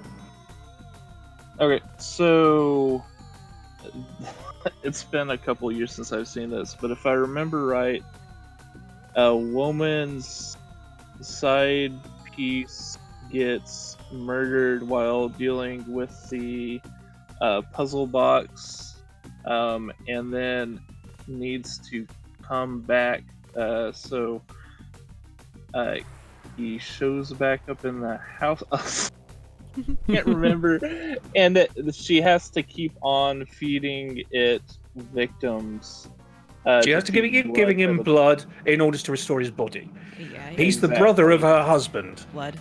That's right. And then the daughter gets caught up in the ensuing cover-up and murders and must overcome that.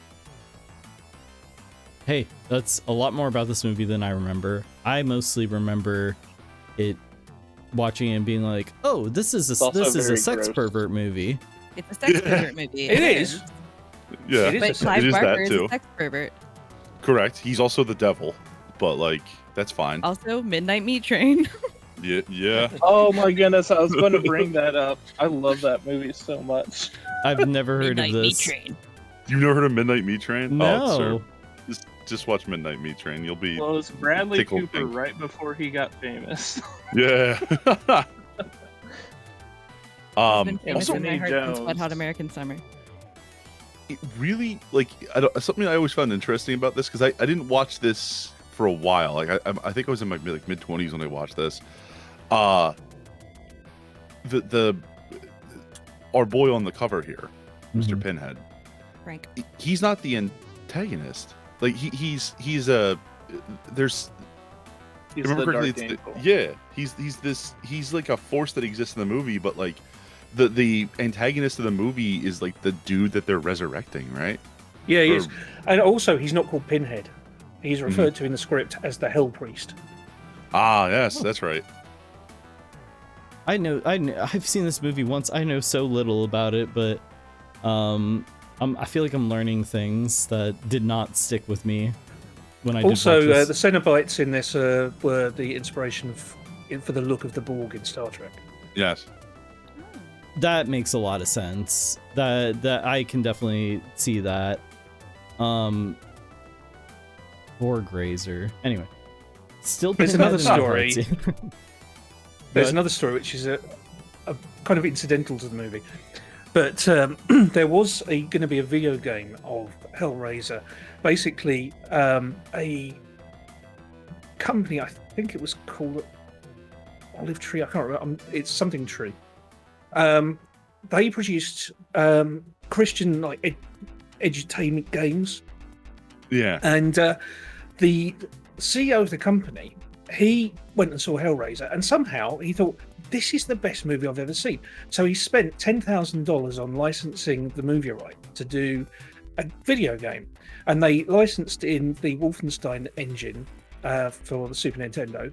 And the game got to quite an advanced level of development before the investors in the company saw a copy of this and said, hang on, we're a Christian publishing house and you're doing this thing that's full of demons and hell. We're not allowing this. And so at the last minute, they reskinned it to be Noah's Ark. And instead, you're actually playing Noah, and all the enemies are the animals on the Ark, and you are having to put them to sleep by firing food into their heads using a catapult. And the bigger the animal, the bigger the food. So an elephant is put to sleep using a melon. And this game is called Super Noah's Ark 3D. It's one that I actually ingested onto our system for work, because I work for a streaming company, a game streaming company. And this is how I know all of this.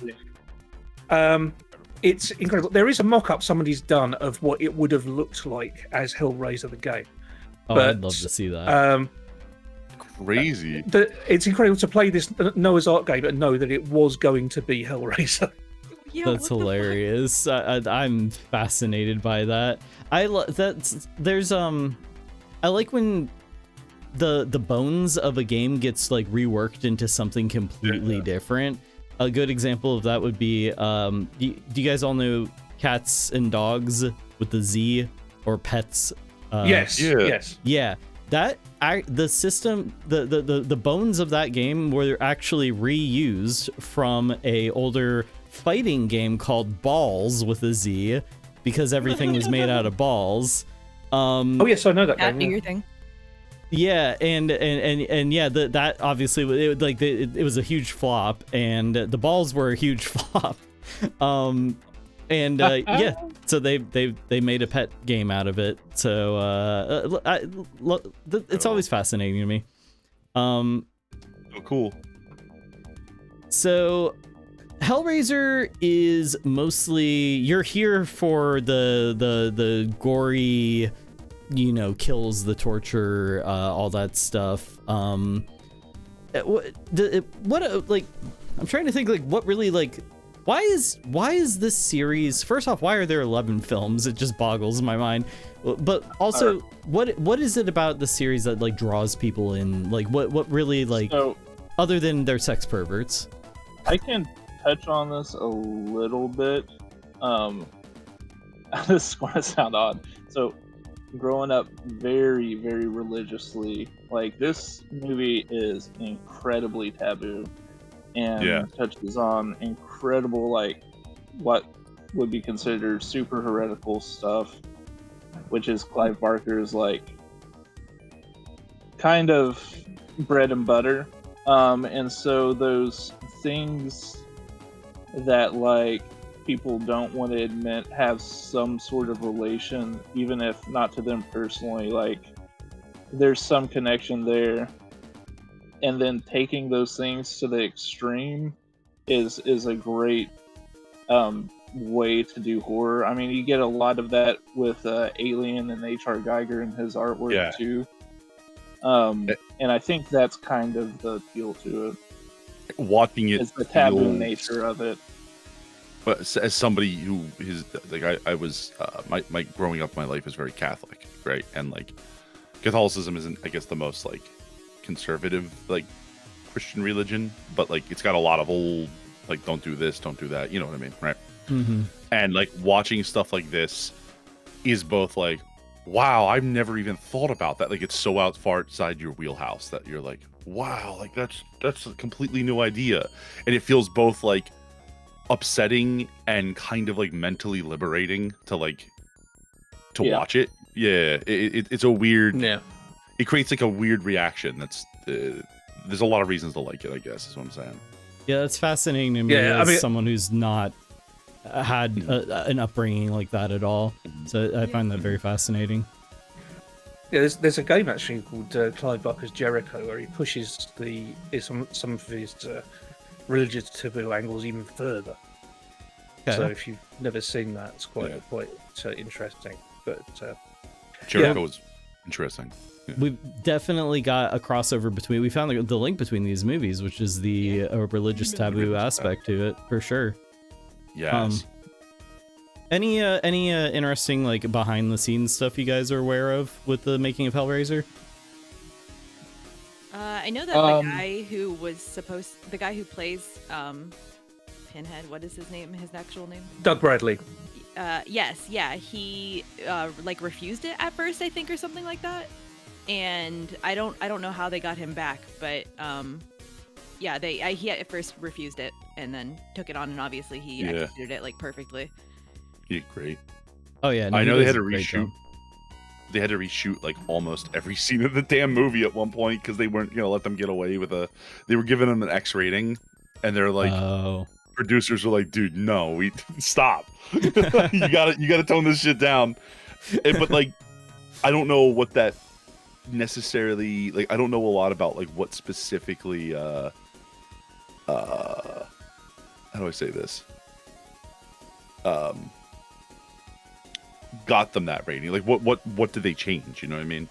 Yeah, you got to wonder what was the original version, the original vision of the. I guess since it is based off a book, as far as I know, I guess the original vision would probably be closer to whatever is in the book. Maybe I'm wrong about the book thing. So I will say that the woman's husband, Larry Cotton, is played by Andrew Robinson, who also played Garak in Deep Space Nine.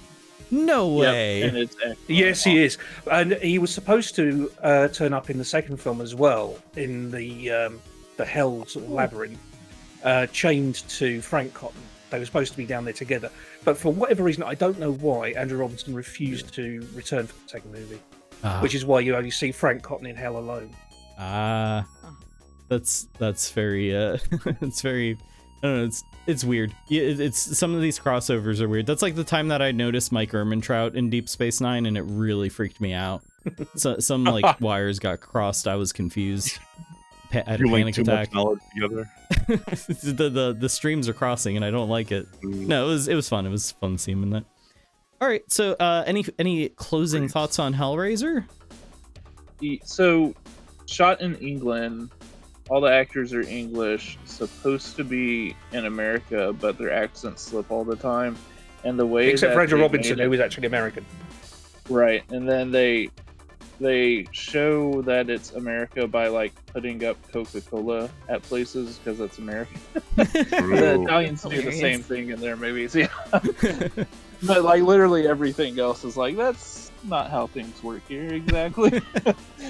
Let's not lie. Coca-Cola is everywhere here. Come on, any foreigner that doesn't know, we have Coca-Cola literally up and down the aisles of I keep it in my pockets. So do we. That's the thing. Coca-Cola is everywhere in the world. It's like McDonald's and Starbucks. You know. Yeah, you guys. I mean, as far as I know, that's like all of Earth is just one. It's just like Coca-Cola. We love Coca-Cola, McDonald's, soccer, football, and sushi, and the oceans are Pizza. like a thing. I don't know. Having an atmosphere. They're mostly Coke Fucking and weird. plastic nowadays, dude. They really fucked it up around here. Don't ever come home. Don't ever come home. And yeah, you know what? I can't. So. It's for the best. All right, now let's talk about the Witch. Let's talk about the Witch. Robert Eggers. This is the movie that put him on the map. Yeah. It's got all of his staples as far as like the way that it looks, the big thing, like the period accurate, as close as he could possibly get away with, like dialogue and setting and everything. It's atmospheric, moody. It's and it feels evil. It feels like an evil, like Hellraiser feels like evil in one way, and The Witch feels evil. These are two evil movies. These are evil, nasty, naughty movies. But yeah, they do feel naughty. Well, certainly Hellraiser feels naughty. I haven't seen Hellraiser, yeah.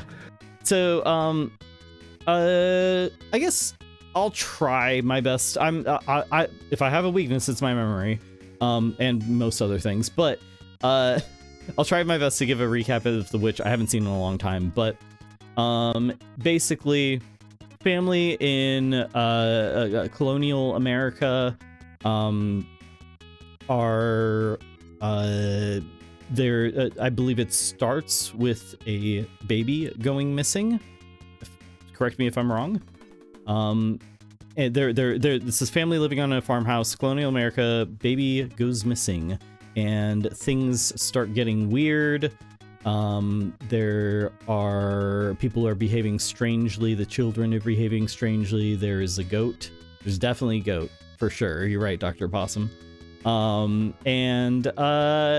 Without spoiling too much about it, there are accusations of witchcraft being thrown around. There's accusations of a whiff. Someone's made a smell. Yeah, there's a whiff of a witch in the air. Sorry. Dirty fart. Oh. The usual suspect. So yeah, I mean it's very period accurate. If you've seen any of Robert Eggers' other movies, like the Nosferatu remake or The Lighthouse, or what else did he do? Oh, the Northman, which I watched half of and wasn't super into, but it's good. It's super good. It's really good. I give it my highest recommendations. Yeah, I mean, do we have? Okay, so I know Apollo and Darza, you two said you have not seen this. But for the rest of us, what do we think about The Witch?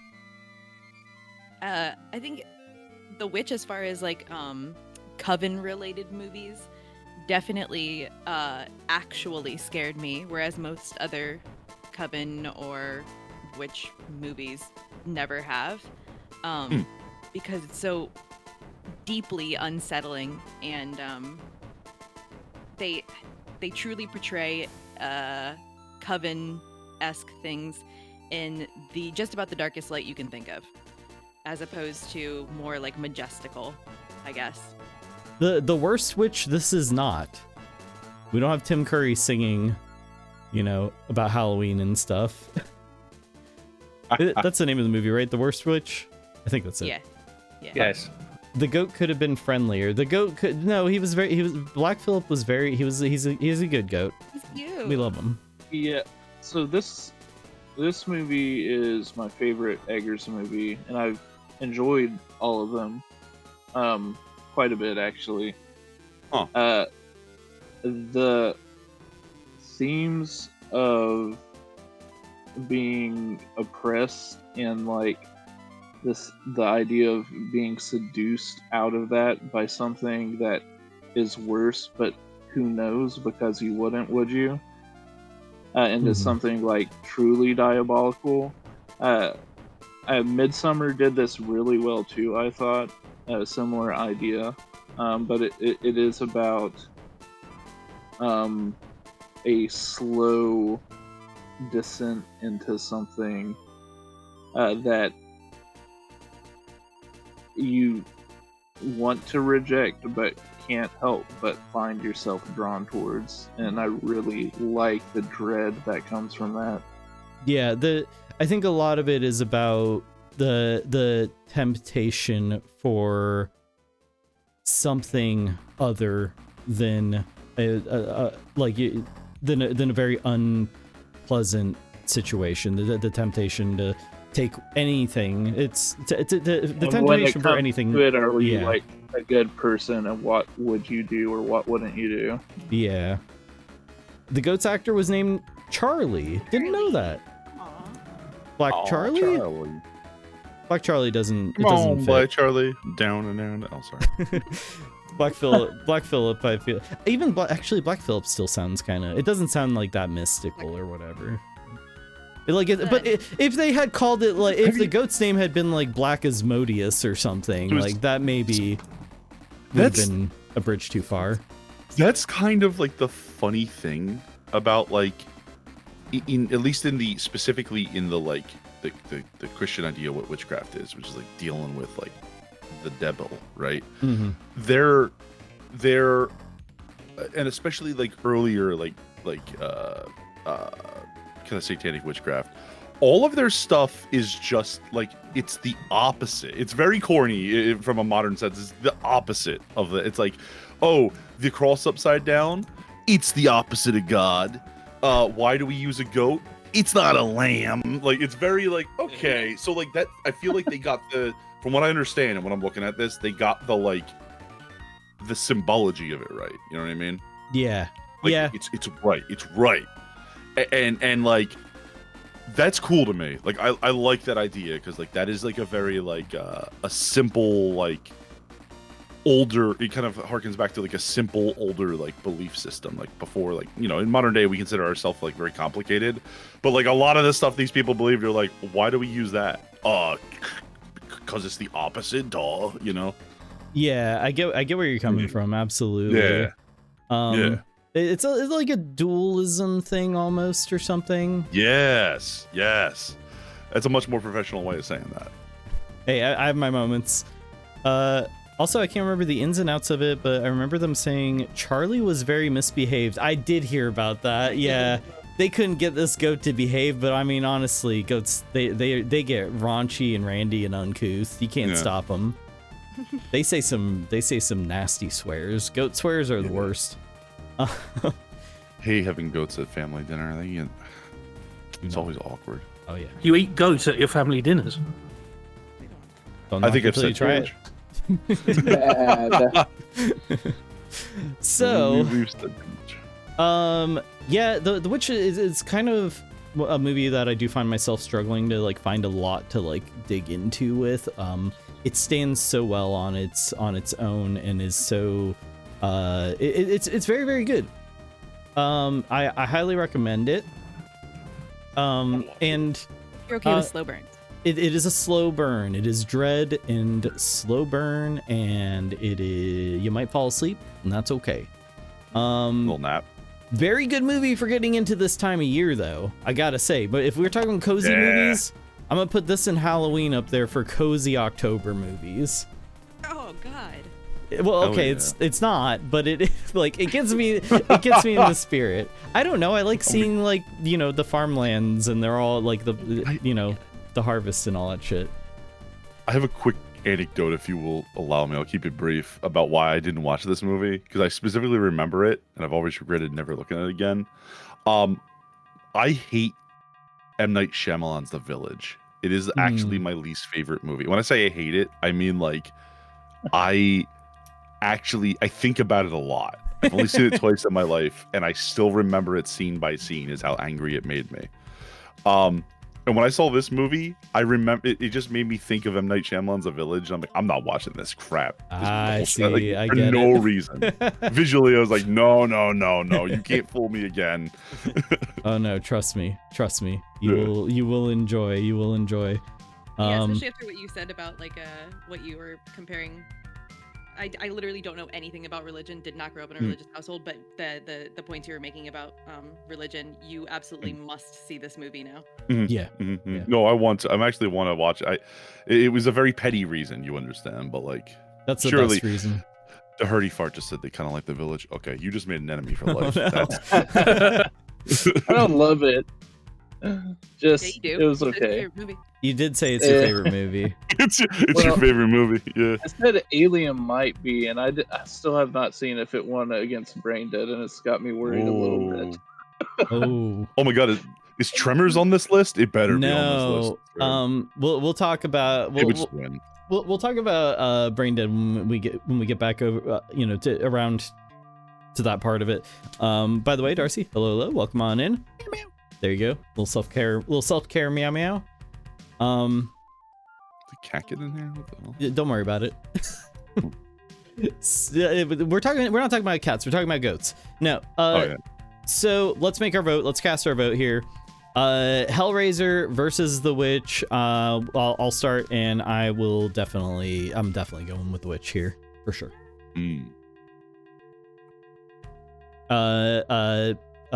Kirby, T Drifty, if he's still there. Shit, I accidentally popped out my headphone and I missed. Oh, I was asking. We're casting votes. Yeah, it's gonna be Witch for me. Okay. I'm choosing Hellraiser. Okay. We are a body horror household, and That's Hellraiser true. will win. It is body. Yeah. It's definitely a body horror movie for sure. Quintessential body horror. I like Hellraiser a lot, but The Witch has got it for me.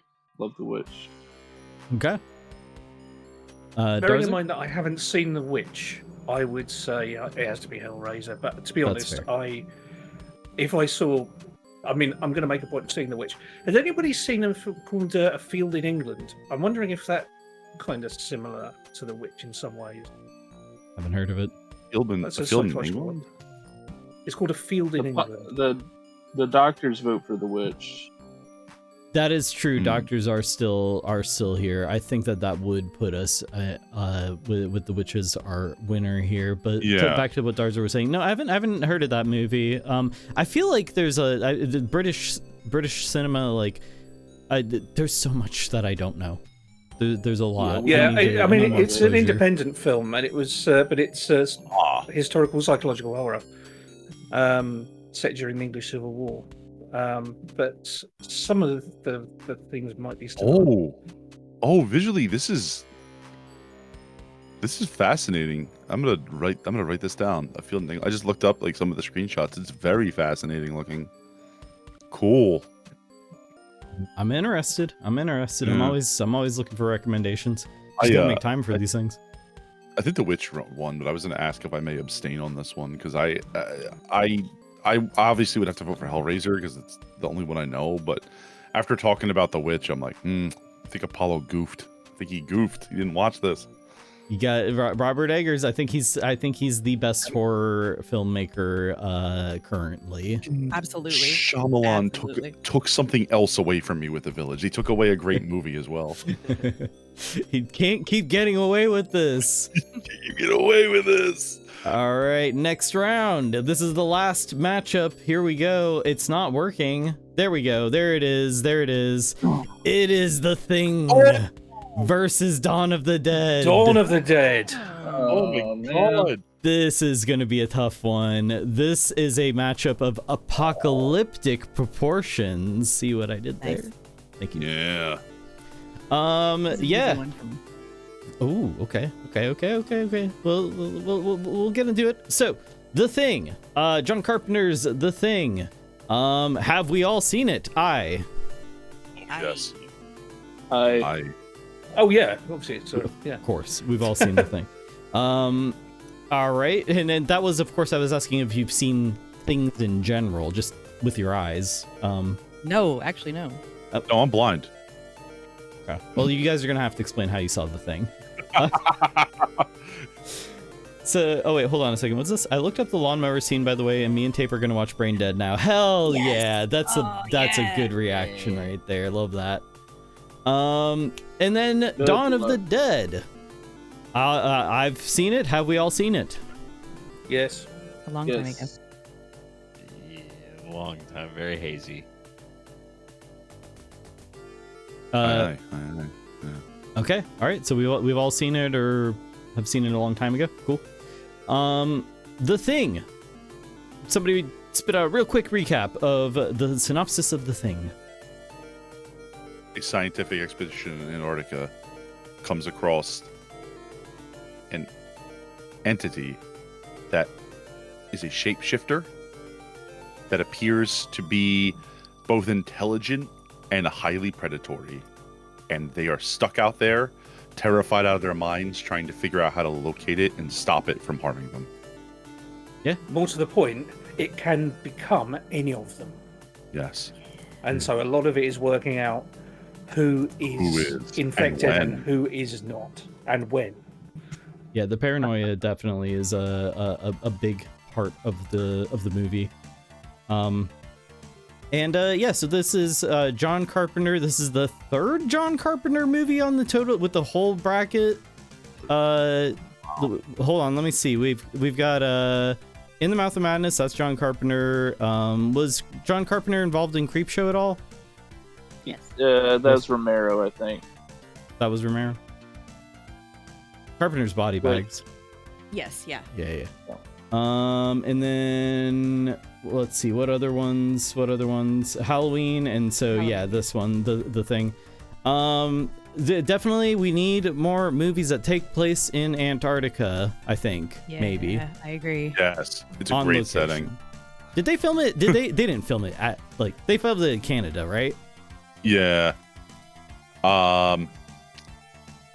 They filmed it in I think like 2 or 3 locations, but it was up in what's it called? British Columbia, and I believe it was British Columbia. Is that the far reaches of Canada and Alaska? Alaska, okay. Yeah. That could be Northwest Territories, maybe. I don't know. I'm not sure. Well, it was they had 2 sites. Like they had 2 okay. sites. They had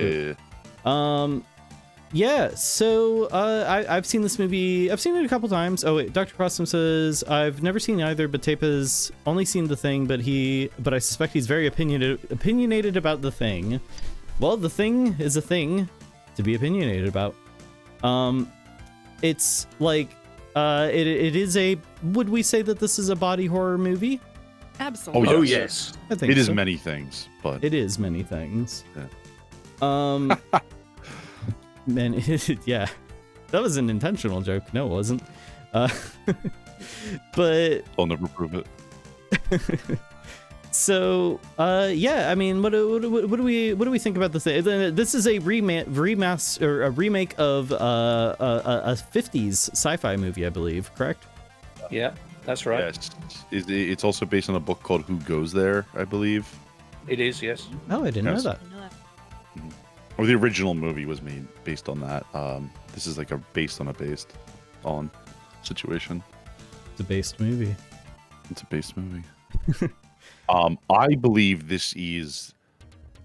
If it was up to Apollo, this would win all of this. This is, to me, the quintessential horror movie. It is just top scores in everything. This does not let down. If you guys haven't seen The Thing, you got to watch it. You just got to watch it. It is Yeah. excellently made. I mean, you've got just everything is brilliant. The acting is superb. The cinematography is great. All the attention to detail. You've got those amazing practical effects by Rob Bottin. It's just superb And throughout. The director was very tight on information control. He Oh. only let the actors see their roles in the script. He did not let them cross-pollinate like their ideas. There's a famous scene, the blood test scene, where the actor who was going to be the Thing was walking on set, and I don't know if it was the director himself or if someone stopped him and was told them right then as he was walking on, like, hey, by the way, it's you. You're the Oh, monster. shit. Yeah. That's very interesting. Yep. And if you watch that scene on a second watch, they're asking Kurt Russell like all these questions, like what is this supposed to accomplish and like stuff like that. And that actor asked Kurt Russell, like, what do you think this is gonna do? And Kurt's like, okay, so like every part of this monster is part of it. So if we like burn like some blood of it, it should react. And when he says that, you can see that, like, just watch that scene again. You can see that the Thing gives it up. It stops. It immediately, you can see the look on his face go from like looking scared to being like totally neutral. Like, oh, you got me. You figured it out. Yeah. Interesting. Yeah, I need to, man. So good. I wanna do a deep dive into the making of this movie. But I imagine making this movie was a nightmare. I imagine. Oh yeah. With all the snow and everything and the practical effects, like really pushing it to the limit. I mean, it's And every legends of Oh, practical effects in this. I mentioned Rob Bottin, but he actually made a new model for pretty much every single shot. So when you have that autopsy scene, every time, and there's a lot of shots in that, it's cutting very fast. Pretty much every one of those shots is a new practical model. Wow. Yeah. Wow. Yep. And also, you've got the things like the spider head, obviously. That was a remote control device. So and it's so easy to look at it now, and your brain goes sort of like, oh, it's probably CGI. But when you actually think, no, those actors were there, and they turn around and see the Thing walking away, it really was doing that on the set. Yep. It's I didn't absolutely know that. And they're walking into these sets, and they're seeing these models for the first time. You know what I mean? You're getting like some of the and they're like, it's like squirting them with stuff, and like it's very like visceral, like they're the acting methodology. Like I assume they were warned, like, hey, by the way, this is gonna spray like some benign liquids at you, but like probably a little gross to be like, all right, I'm gonna go on this acting thing. It's like, oh, now I got like bullshit all over my like all over my shirt. You know what I mean? Like, great.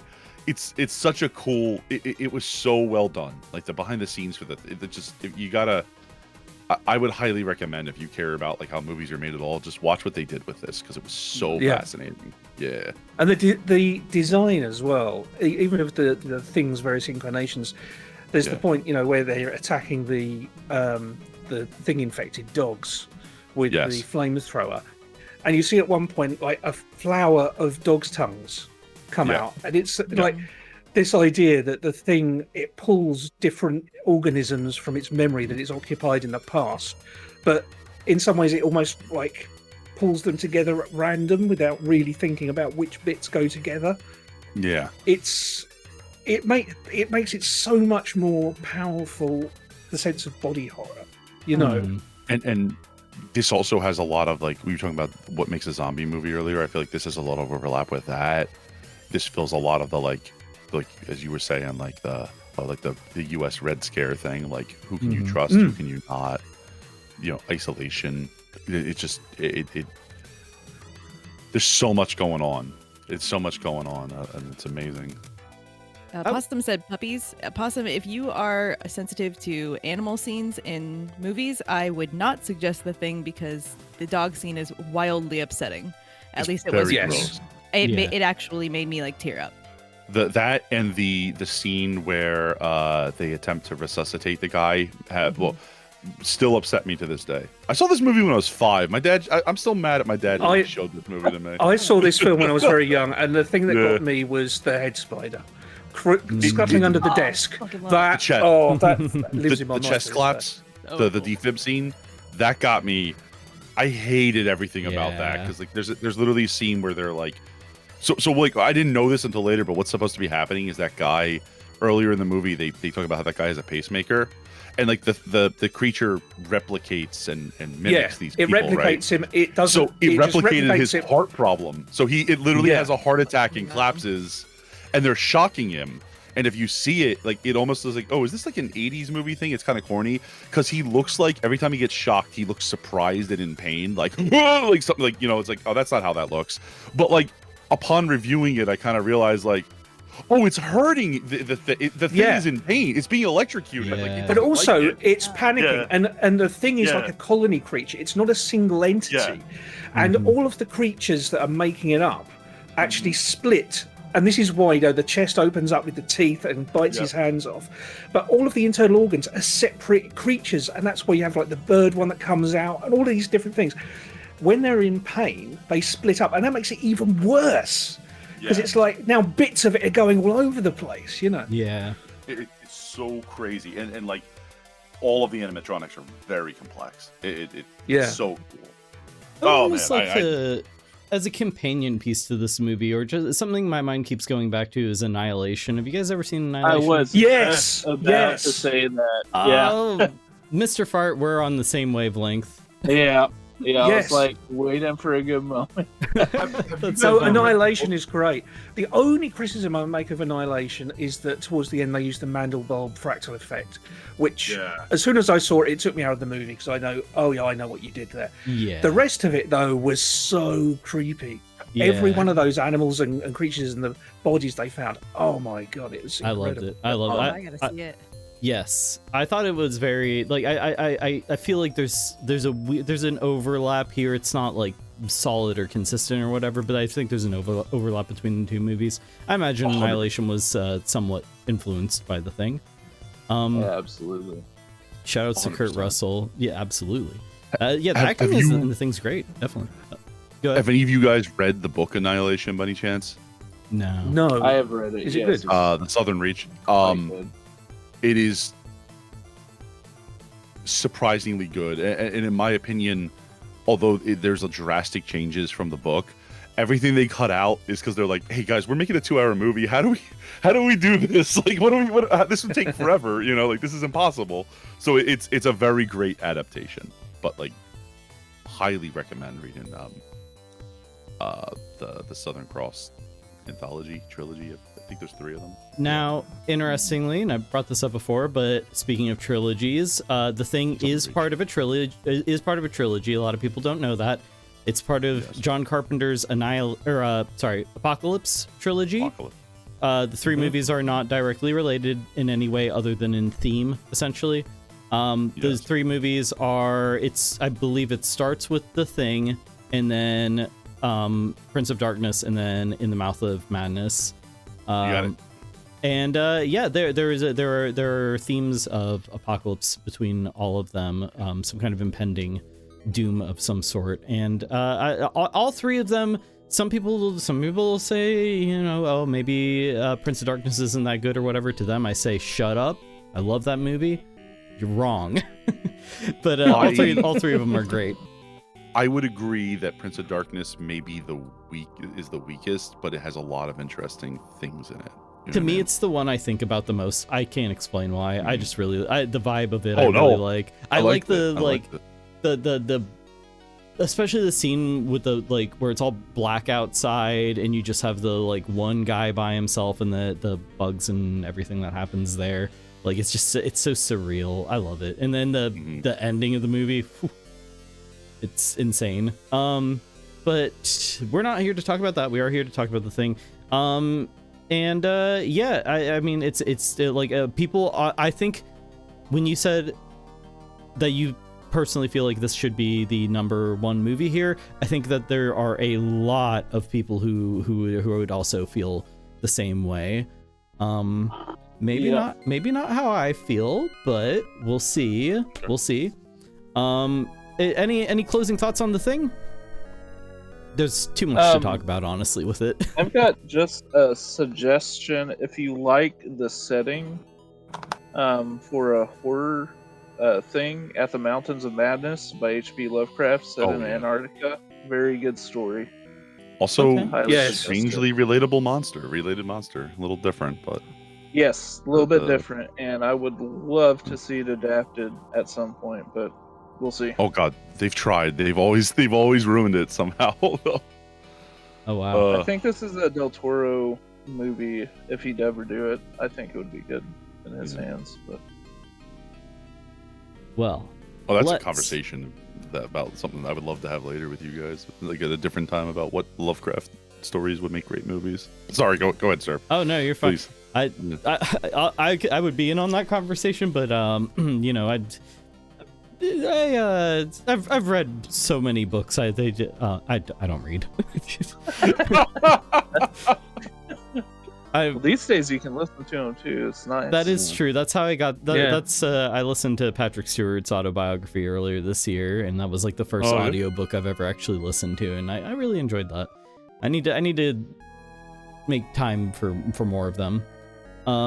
There's a couple of good podcasts that do classic horror short stories and novels, which are well worth. But I mean, again, getting off the topic, but they I could make a couple of recommendations another time. Yeah, absolutely. Always, you know, I thought about a something I want to add to the Discord that's kind of related to that. So, yeah, that's something we could talk about. Two for The Thing. So, from that channel. Huh? So Cerberus will block me from that channel when I put all the Warhammer 40,000 books in there. He's like, all right, Apollo, you're not allowed to be here anymore. Then I'll just make another channel called the Warhammer Containment Zone. That's amazing. You know, I always thought Warhammer looked really cool looking in from the outside. Don't know anything about it. But, it's sci-fi schlop. That's it. Yeah. So I know we've already got 2 votes here from the doctors for The Thing, but let's talk about Dawn of the Dead. So we talked about Night of the Living Dead. We're not going to talk about Day of the Dead because I think that's the weakest of the 3 personally. If anybody disagrees, feel free to say so. But is it where they're in the bunker? Yeah. Day of the Dead? Yeah. Yes, it is. I mean, you got Bubs. The one with the zombie that can shoot a gun. Yeah. There's redeeming qualities to it for sure. It's worth watching, but like I think it's the weakest of the 3. Well, let's do a quick introduction to Dawn of the Dead. Anybody want to give it a shot? I can tackle it. I have not seen it in a long time, so this is going to be real rough for a recap. But basically, the events of Night of the Living Dead have not been contained, and the dead are spreading like wildfire. I think it starts with an apartment building, I believe, where yes, are some of our main characters, a couple of our main characters, I believe, they escape from it, or do our main characters start in the apartment, or do they start in the mall? I think they start in the apartment. No, right? they don't start in the mall. No, they get there later. That's where they end up. Yeah. Okay, so apartment building overrun by zombies. Flash forward. Our main characters have taken up shelter in a mall that is slowly but surely being overrun by zombies, and they have to escape. And if you like the game Dead Rising, you should watch Dawn of the Dead, because that's what it is. More or less, right? Right? Am I completely misremembering this movie? No. This is Dead Rising? Oh, you don't know Dead Rising? Oh. No, I do. Oh. Okay. I was like, well, Dead Rising is very fun. Really good. I need to replay it. What's a movie? We just don't know. Science is still out on that one. Mm. So yeah, Dawn of the Dead. It's Night of the Living Dead, but amped up even more so. It's got color this time. It's got a vibe that is very of its time period. I think this is a late 70s movie, if I'm correct. Mid 70s, late 70s. I think it's 78. Yeah. 78. Yeah, it's like 10 years after the original, right? Yeah. Yes. And yeah, I mean, let's dig into it. So compared to Night of the Living Dead, what are the biggest differences here other than the very obvious, like this one's in color?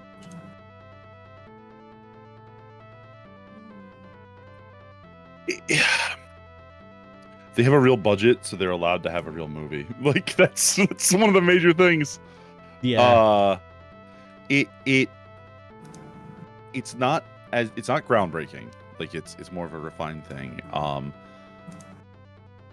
I feel like they kind of maintain very similar themes, but it was almost like, in my opinion, this was like Romero going back and being like revising like what he was like trying to do, ideas that he was trying to do from the original. Mm-hmm. I know that it has forever, like, I've been to Monroeville Mall. It's really cool Nice. to see it. Like, yeah. But, like, I don't know. I really like this movie. I like this more than Night of the Living Dead, but I don't feel like it's as historically important as the original. You know what I mean? That's kind of my take on it. Maybe someone has a better read on it. I think I'm going horror that is placed in a mall. I'm going chopping mall, so my opinion doesn't matter. Amazing. At least you'll be styling when the mob of Zambos tears you apart, right? Yes. Yeah.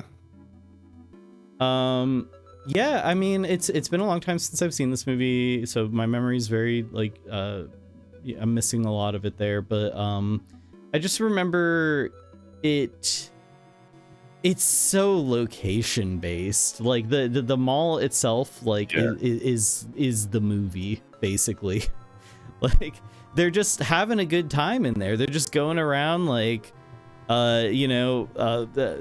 gathering supplies from the different stores and stuff. I think that there's some like fun scenes in there actually where they're like looking at clothes and stuff. The mall music's playing and it's very like Muzak and everything. But I mean, like slowly the good times are kind of over. Well, they're like, oh, we're safe here for now, blah blah blah, and slowly that starts getting taken away from them as the inevitable like closes in all around them. And again, it's kind of just Night of the Living Dead, but it's big. It's on steroids. It's bigger. It's got color. It's a bigger location, more zombies. I don't feel like I feel like a lot of people think this movie is like super gory, but I don't think it really is it? I think when I think of the gore, I think of the remake, which I also liked, by the way. I'm one of the people that did like the remake, but only because of like it sold me on a couple scenes. But I always think of that one as being more gory. This one was kind of tame by our modern standards, my IMO. Yeah, for its time period, probably pretty gory, pretty gruesome. I think it's a little more actiony maybe than the first movie. Yes. And also less scary. Yes. Definitely a lot less claustrophobia. Like, I feel like you've got a little bit more chase and options in this, whereas that one is very, very tense for the camera. The majority of the movie. In the original one, by necessity, like they couldn't really like film a lot of outdoor stuff. It was like tight up, you know what I mean? Like felt like you were standing in there like, oh, there's like 20 people in this house and it's making me anxious. This is like, I'm in the mall and Mariah Carey will not stop singing, so I'm going crazy. It's way scarier. Yeah, I would definitely heavily agree with the assessment of Night of the Living Dead is scarier. Dawn of the Dead, just visually more interesting, maybe. I don't know, like the black and white of Night of the Living Dead does have definitely has charm. I don't know. I really like the guess the location. The location does a lot of the heavy lifting. Yeah.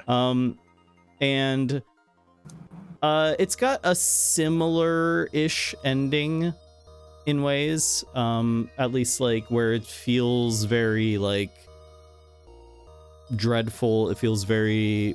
It's not not necessarily a happy ending. It's like kind of a bittersweet ending, I guess. Yeah. Yes. And yeah, I mean, I haven't seen the remake or anything like that. Trying to think of any. The remake has some amazing scenes in it, like the opening. I think it falls off as it goes on, but like they got some good stuff in it. The opening, just if you ever get a chance, go on YouTube, just watch the opening. That's the movie where I took one look at those zombies where they're just like, oh, I can run almost as fast as a car. It's like, I think I'll just die. Sorry guys, I think I'm out. I don't want to do this. This is horrible. Yeah. Dawn of the Dead gave us Dead Rising, so it's cool in my book. Yeah, we talked about that. Dead Rising, absolutely. To me, this is such an unfortunate like matchup. Honestly. Yeah, it's just it's a solid all around film, but I kind of find a little bit of a struggle to find anything to talk about because it's just a solid movie. It's just a solid zombie movie. All the tropes are there, because it invented a lot of them, honestly, and it's like. It's iconic as far as zombies go. It's a real hydrogen bomb versus a coughing baby situation. Tape, you sicko. What do you mean? Yeah, Dawn of the Dead doesn't really. I honestly, if we're gonna go on to voting here, I think the thing is taking this thing away easily. It is, yeah. Yeah, we're all going with the thing. So Dawn of the Dead, rest in peace. The night has fallen. On Dawn of the Dead is no longer Dawn. It's nice. Good night, Dawn of the Dead. Great movie. None of these movies on this list are bad. So yeah, I highly recommend all of them. Halloween and Jaws. What was that? Said except maybe Halloween and Jaws. Oh, yeah. Are the only people who those are the only two movies that anybody had issues with, and I'm completely boggled by it. Movies ever. Yeah. of the Deads are officially gone. Yeah, that's right. None of the of the Deads moved on. So we have already talked about all of these movies in detail. Obviously, not everybody was here for the beginning of this, but we do need to kind of rush things along here. So, if there are things that really are that need to be said here, don't just shout out, or don't say them. Just shut up. I get no. Obviously, there's some weird matchups here. I've only seen Alien, so that gets my vote. Okay, we've got Alien versus Eraserhead. Very different movies. They're Alien is really like this kind of. It is a horror movie. Eraserhead is it's a horror movie for sure, but it's also like it's in its own space, kind of. David Lynch made it, so it's out there. Huh? David Lynch made it, so it's like. It's out there. You know what I mean? But it's one of my. I mean, I love all things David Lynch, and I love this movie. Alien is so fucking good though, and this is tough. This is tough. Yeah. I mean, any thoughts on the matchup here? It's very, very hard to pick for two different I think I reasons. know what I would go, but yeah, come on. Yeah, I know which way I'm leaning. It's like one I think is technically like a perfect movie, and I think the other is like groundbreaking and important and incredibly rewatchable and interesting. But like, I gotta be honest, one's like maybe my favorite movies. I can't go that way. I'm curious actually, because I feel like this. I don't know. I genuinely don't know which one you're talking about here. Yeah, same. Alien is like, I think, a perfect movie. There's literally nothing wrong with Alien. In fact, it goes above just being perfect. Like, it's extra good. I mean, it's also groundbreaking if you think about it. I mean, there's nothing like that before it. That's true. It's incredibly good. It's Hated this terrifying. movie. Who did? Like, critics hated this movie because they're like, "That's so pessimistic." What the, it was such a counter run to like, what was going on at the time. So is Eraserhead. Yeah, That's true. Actually, no, you're right. Yeah. But yeah, they wanted space to look mundane and dirty, like they're space truckers. They're not. It's not like the gleaming, beautiful future of so many space. We films, talked a lot about It's like going to the a truck stop versus a Buc-ee's. well, we talked a lot about the horror aspect of it and all of that with Alien. We didn't really talk about like the vibe of the crew and everything, them hanging out, the dirtiness of it, but the kind of it's not, we go where no man has gone before into space. Like, it's not like this like old-fashioned vision of space travel. It's just so like they're dude, I want to go home for the weekend, please. Yeah, like I need off for a month. This is ridiculous. But the best part about that is that everybody is like that except for Ripley. Yeah. Yep. Yeah. Because she's the shit. And the whole movie really has like a super strong feminist undertone, and I know that nobody wants to talk about that, but it really does, and that's why. No. That's a big deal. You know what? It's funny because I would say like, and you don't really get to see it. But like her and the captain are the like most competent people on that crew. And like it is very believable because Ripley makes the right decision. Nobody in this movie makes a decision that I think was wrong or bad. Like the only thing I could say is the captain being like, "Let us back on the ship, ignore the protocols." Like there's something like novel happening out here. Like if I could almost 100% see if those two were reversed and Ripley was the one outside, I don't feel like it would be wrong for me to say that she would have that same reaction. Like this is beyond our understanding. You got to let us back on board. This is crazy, Yeah. And like, and because of that, because there is that like where they're like above and beyond, but like you can also see like the humanity in them. I feel like she is such a well-written, well-developed character that she just possibly the best protagonist of a movie. You know what I'm saying? Absolutely. Of a horror movie. Rounded person. Yeah. Who it like shows fear throughout the movie. Yeah. And reacts accordingly, but also like doesn't give up because there's that instinct to survive, which is so good. And as far as like sorry, I didn't interrupt you. No, you're fine. I was gonna say, in the fact that she just keeps going regardless of everybody around her telling her that she is doing the wrong thing through the entire movie, and especially through the second one. That's why the second one is almost unwatchable for me, because it infuriates the fuck out of me. Yeah, I think it's a much like it's a pretty good action movie, but as far as movies go, and especially horror, not even close to as good. The only thing I like in that is that in Alien, and it is kind of a dumbing down of this, but I appreciate it for what it is that in Aliens, Ripley is the like 80s like macho man like action hero, the kind of, you know what I mean, like that's what she is in that. And the fact that it's like they're just kind of like, yeah, we don't really that's what it carries over from the first one, where when I was a kid, I was a kid in the 90s, and like I'm like this young like preteen boy, I'm watching Alien, and I'm like, the character I relate to the most in this is Ripley. And like in my mind, it never even like made me question like, but that's like a lady or anything like that. I was just like, no, that's just the most relatable character here. Like I like her the most.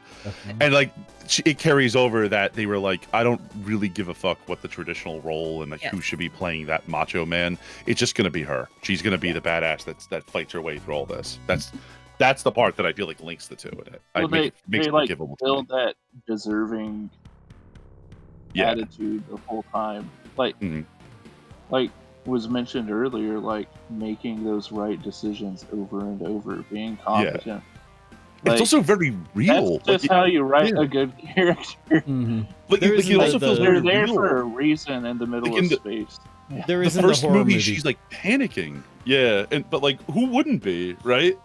Yeah, there isn't like the horror movie trope of like, oh, like, why are you going in there? You're so stupid. Yeah. Like, the people are making like decisions that make logical sense and everything, and that's I think that's like really I think that's such a strong point for the movie. Now I did have a thought here, because we were talking about the feminist aspect of the movie and everything.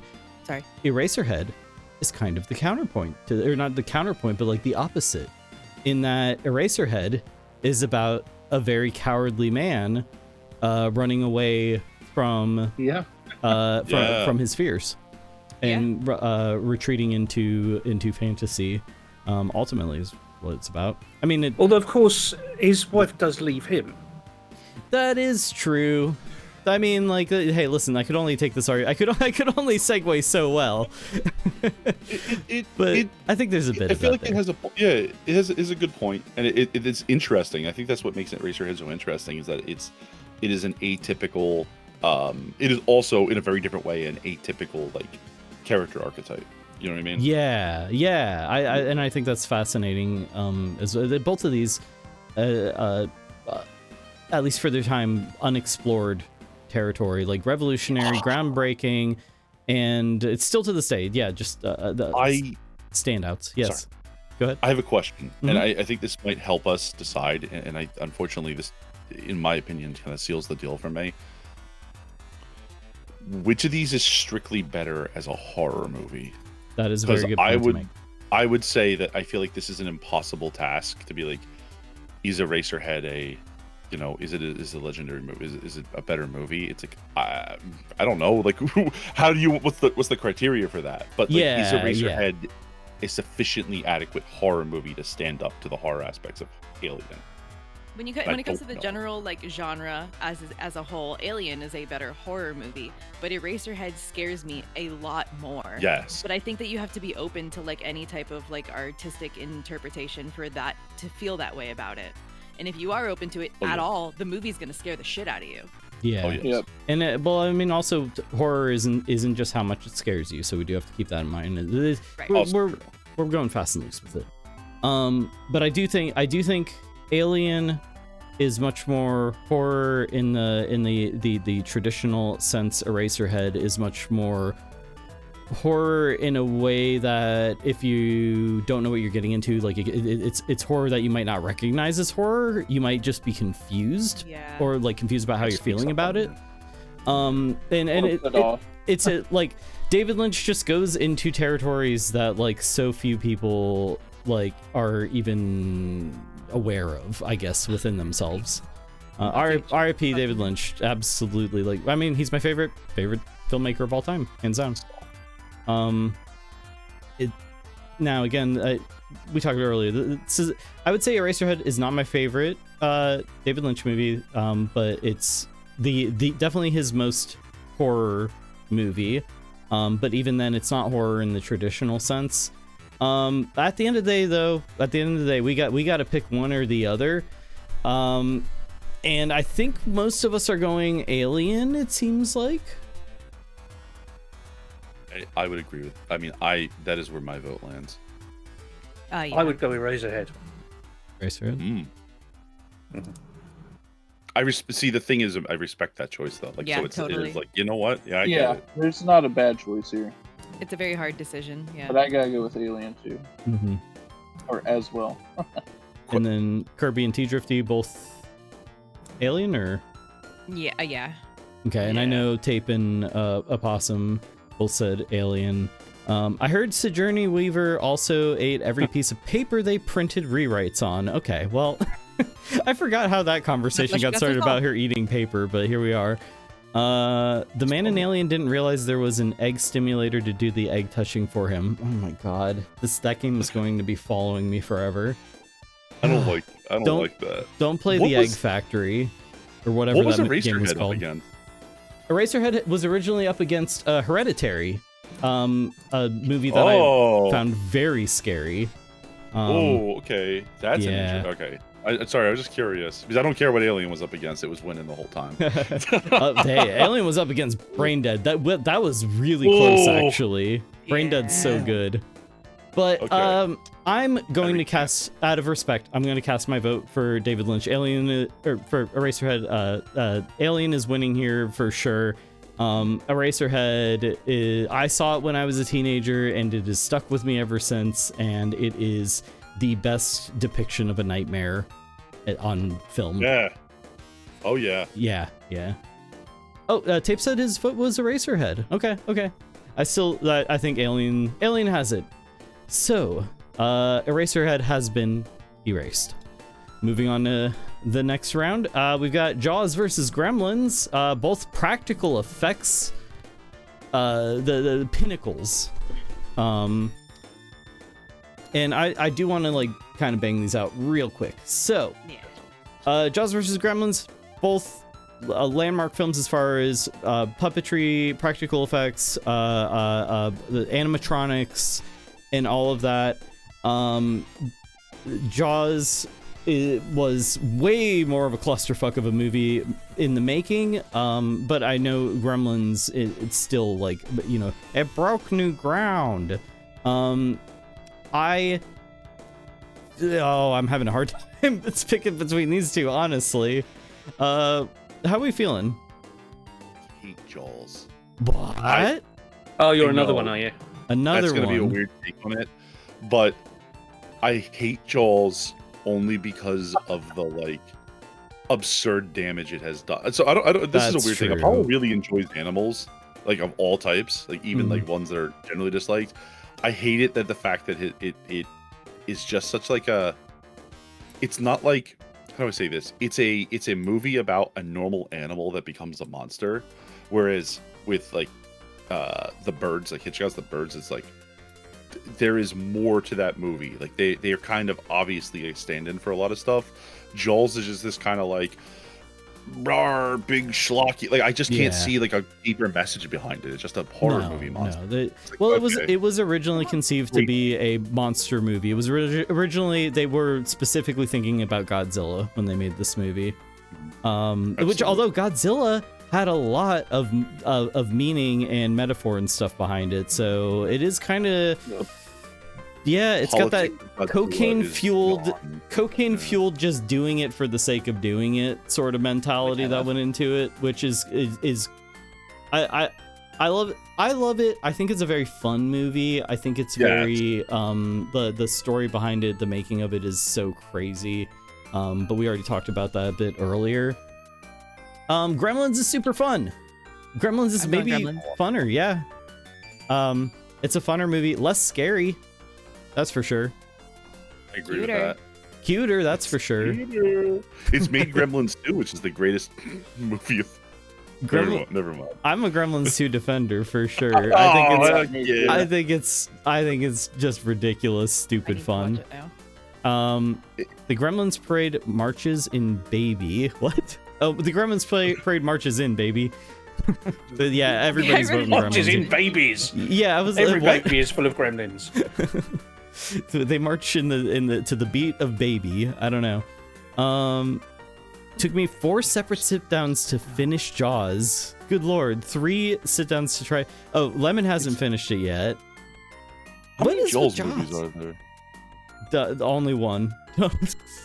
No, there's 3.5 because the third one got reworked. The third one was in 3D. Yeah. Oh no. It's bad. Oh no. What am it's I looking real at? bad. I gotta vote for Gremlins. I gotta get away from this franchise. Yeah, I think. Well, as I pointed out, if you go with the Back to the Future Part 2 ethos, then it's there are 19 of them at least. That's funny. I guess. Let's go Grammys. Yeah, I mean, if everybody wants to cast their votes, what are we doing? Gremlins. Gremlins. Oh, go on, Gremlins. Yeah. Gremlins in space. I'm gonna be the Jaws defender here, just to be just to have one person on Jaws' side. I at least the making of Jaws I find fascinating enough that it's provided me plenty of things to think about. We've got I'm gonna guys. I'm someone gonna punch who him. hates Jaws. Oh, God, no. We've got someone who hates Halloween, and we've got someone who hates, what was the other? Well, several of us agreed that Halloween was boring. That's true. And I don't hate it. I just don't like it really. Oh yeah, Kirby hates Hereditary. Right. Yeah. Yeah, you guys are insane. Really? Okay, Yes. I missed. I'm so sad. I wanted to hear that reason. Yeah, we had some hot takes toward the beginning. Now we're all wore out from talking about horror movies this long. Yeah. I don't even mean that in any way. I just want to hear it because I find Hereditary, like discourse on Hereditary, is very fascinating to me. I just want to know why someone has a strong feeling against it, pro or con. Because I thought it was a pretty decent movie. I loved it. I agree, decent. Decent. I don't think that it deserved the hype that it got. But I also think that the people who, well, I don't know, really couldn't tell you. abort the trench run. Pull out, Kirby, pull out. Yes. What was that? I start to get real hated when I talk about this, so we'll just turned off your targeting computer. What happened? keep trucking. Lemon says, I also kind of thought Alien was boring, honestly. Good lord. We've got opinions, no, and I don't. Take. Yeah. All right. So I think everybody went Gremlins. I'm gonna be the lone Jaws defender. Jaws is swimming with the fishes. Gremlins moves on to the next round. We've got Nosferatu versus Evil Dead 2. There's a thing here. Nosferatu, Evil Dead 2. Not the first one's not a sequel though, but yeah, I mean we talked at length about Nosferatu and Evil Dead 2 as well. It's a really weird matchup. This one kind of feels bad. Yeah. I don't like this. Yeah. They always feel worse as you go on. Yeah, it does. Especially like you get these movies that were such like landmark films, and then it's like I think I know where we're all going with this one, right? Evil I feel Dead 2. dirty about it though. Yeah, I think you're right. Yeah. It doesn't feel good. No. This is like a Night of the Living Dead situation too, where like Nosferatu has some very important stuff like that they've done with this movie, and it's like it kind of makes me question. It's good. Yeah, well, and it's good. Yeah, and it's like it's clearly like an A-rated movie. You know what I mean? But like, is it because it's important to the genre that it has defined, or is it because it's I don't know. I gotta vote Evil Dead 2 for so many reasons that we talked about before. I think right now this feels like I can either go to my grandpa's birthday party, or I could go to the party that my friends are throwing right now, and like and your friends have chainsaws. Yeah. Grandpa, I love you, but something came up. Like you want to go to your friend's party, but you feel like an ass for like not being there for pop-up. You know what I mean? Like, but he's not going to be around a whole lot longer. But this party's supposed to be off the chain. What? He's been around for over 100 years.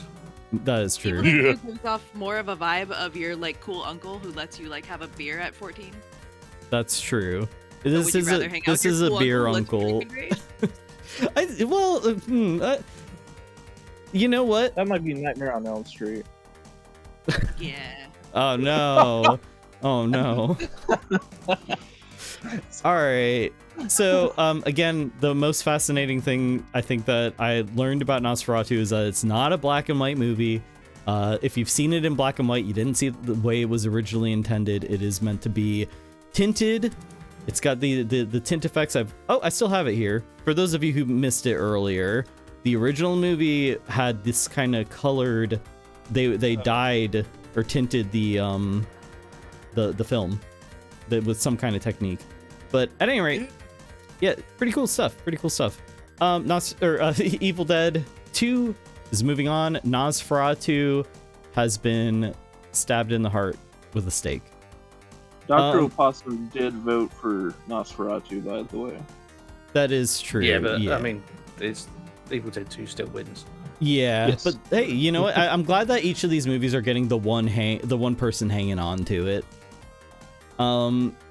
So we've got The Witch versus The Thing. It's a battle of the thes. Fuck. This is actually a legit hard one for me. This is a tough. We might end up with a tie here or something. I don't know. What are we thinking?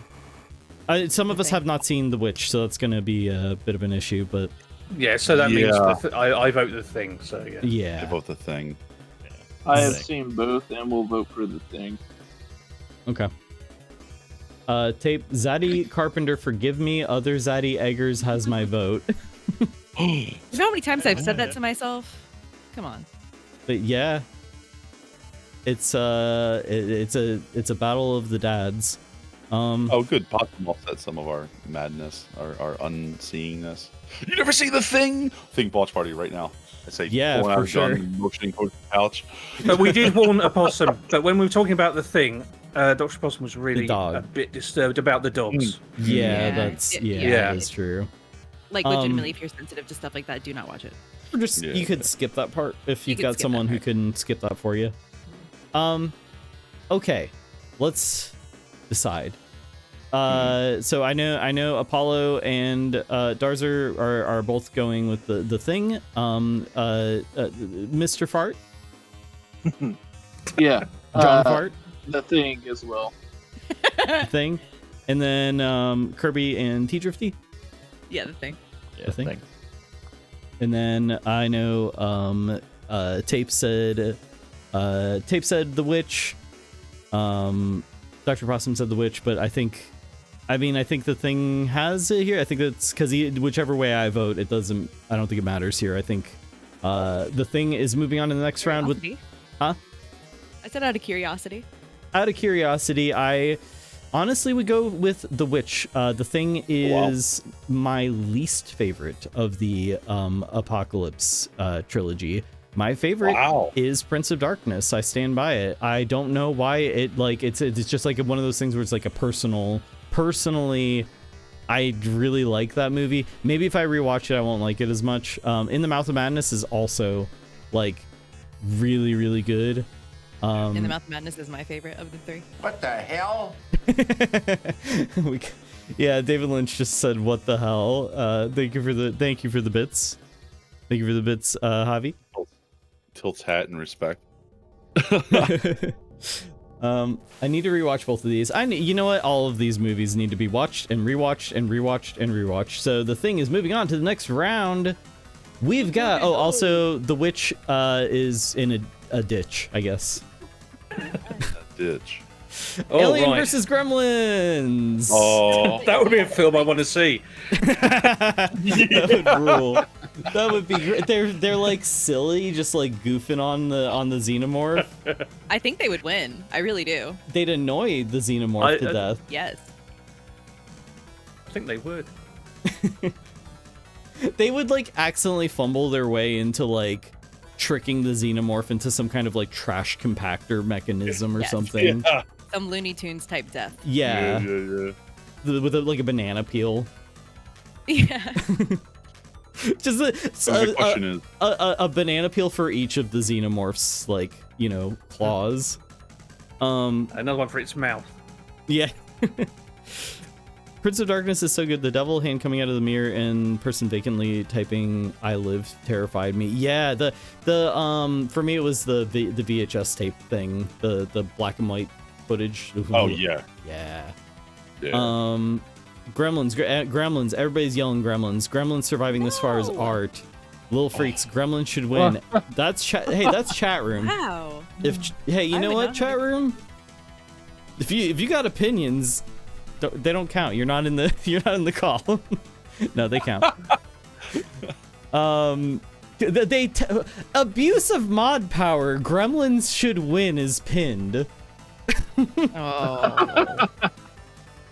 Okay. All right. Yeah, I mean, they're both one of these is the feel good hit of the summer.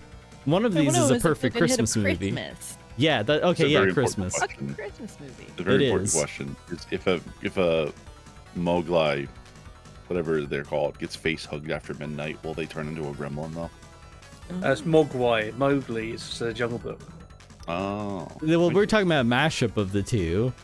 It's Mowgli, but like I He's a don't little know. freak. He's a little freak. Mowgli. Oh. I was in the call for 3.5 I want a hours. freak I like should you. still get the vote. You do, absolutely. So yeah, I mean, Alien is great. Gremlins is great. Gremlins is fun. Alien is scary. Which is a better horror movie? Are we really gonna try to define that? I don't know, but like, Gremlins is right on the. It's like something where it's like I don't even know if I would include it in a horror movie list because it's just the horror element is. I did. It was totally up to you. Listen. I'll argue with myself all day long, and I still won't come up with a good answer for anything. For voting for it earlier. Serb's just throwing hard now that the witch got kicked out. I don't give a fuck anymore. I'm like pouring myself a scotch. I don't know, you guys talk about whatever. I don't give a shit. No, David Lynch made this game better. yeah. David Lynch is gone, so it's like I've got nothing to talk about. No, okay. Alien versus Gremlins, I personally am gonna go Alien, and that is purely to spite chat. No, it's also like my honest opinion. I'm gonna say Alien because I can't let Gremlins get through as the best horror movie. Right. That's the problem. Yeah. That's the cusp And I of the agree, issue. Alien is Semi-finalist. It's a semi-finalist. For Yeah. God's sakes, it made it further than Night of the Living Dead. Like we got its, you know what I mean? It's got its accolades here. Yeah. Although I will say I gotta respect to Joe Dante for not letting them do anything else with Gremlins, except for I think there was an animated series, oddly enough. But like I like that he's like, no, you can make another movie when I'm dead. I gotta respect that. There were Game Boy games, and they were definitely Game Boy games. Let's see. It was scary when a gremlin got blended. That's true.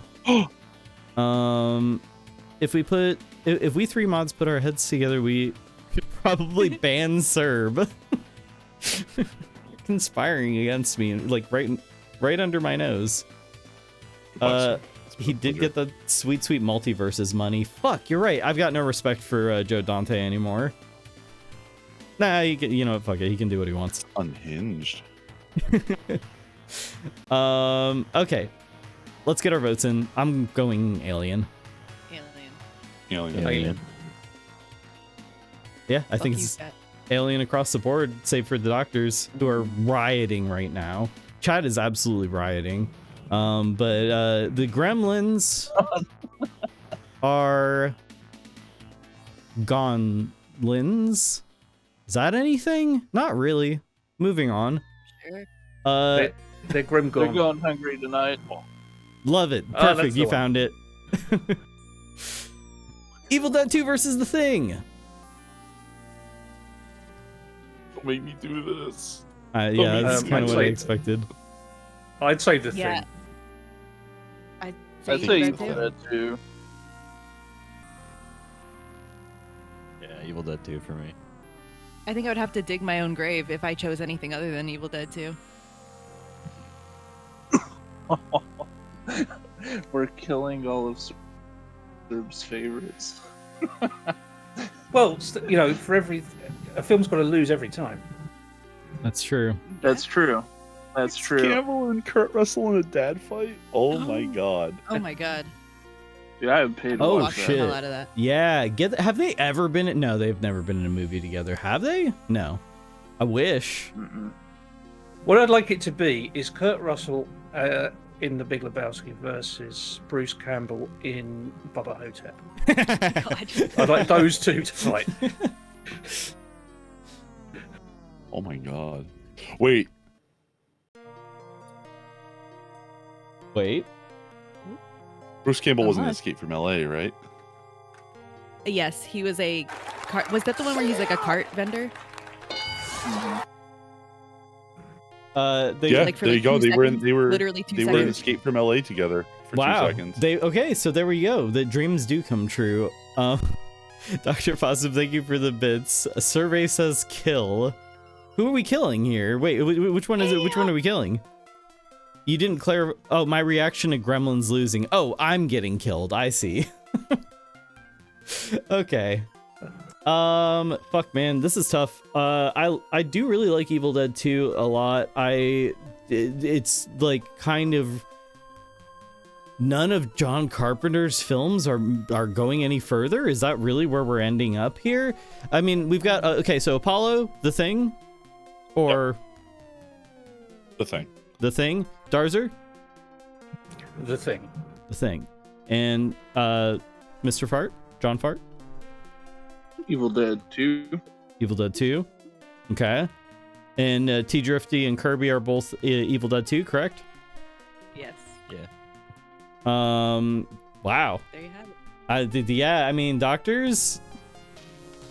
Are doctors weighing in on this? Evil Dead? Yeah. Like, Evil Dead. It's Evil Dead 2, I think so. Holy crap.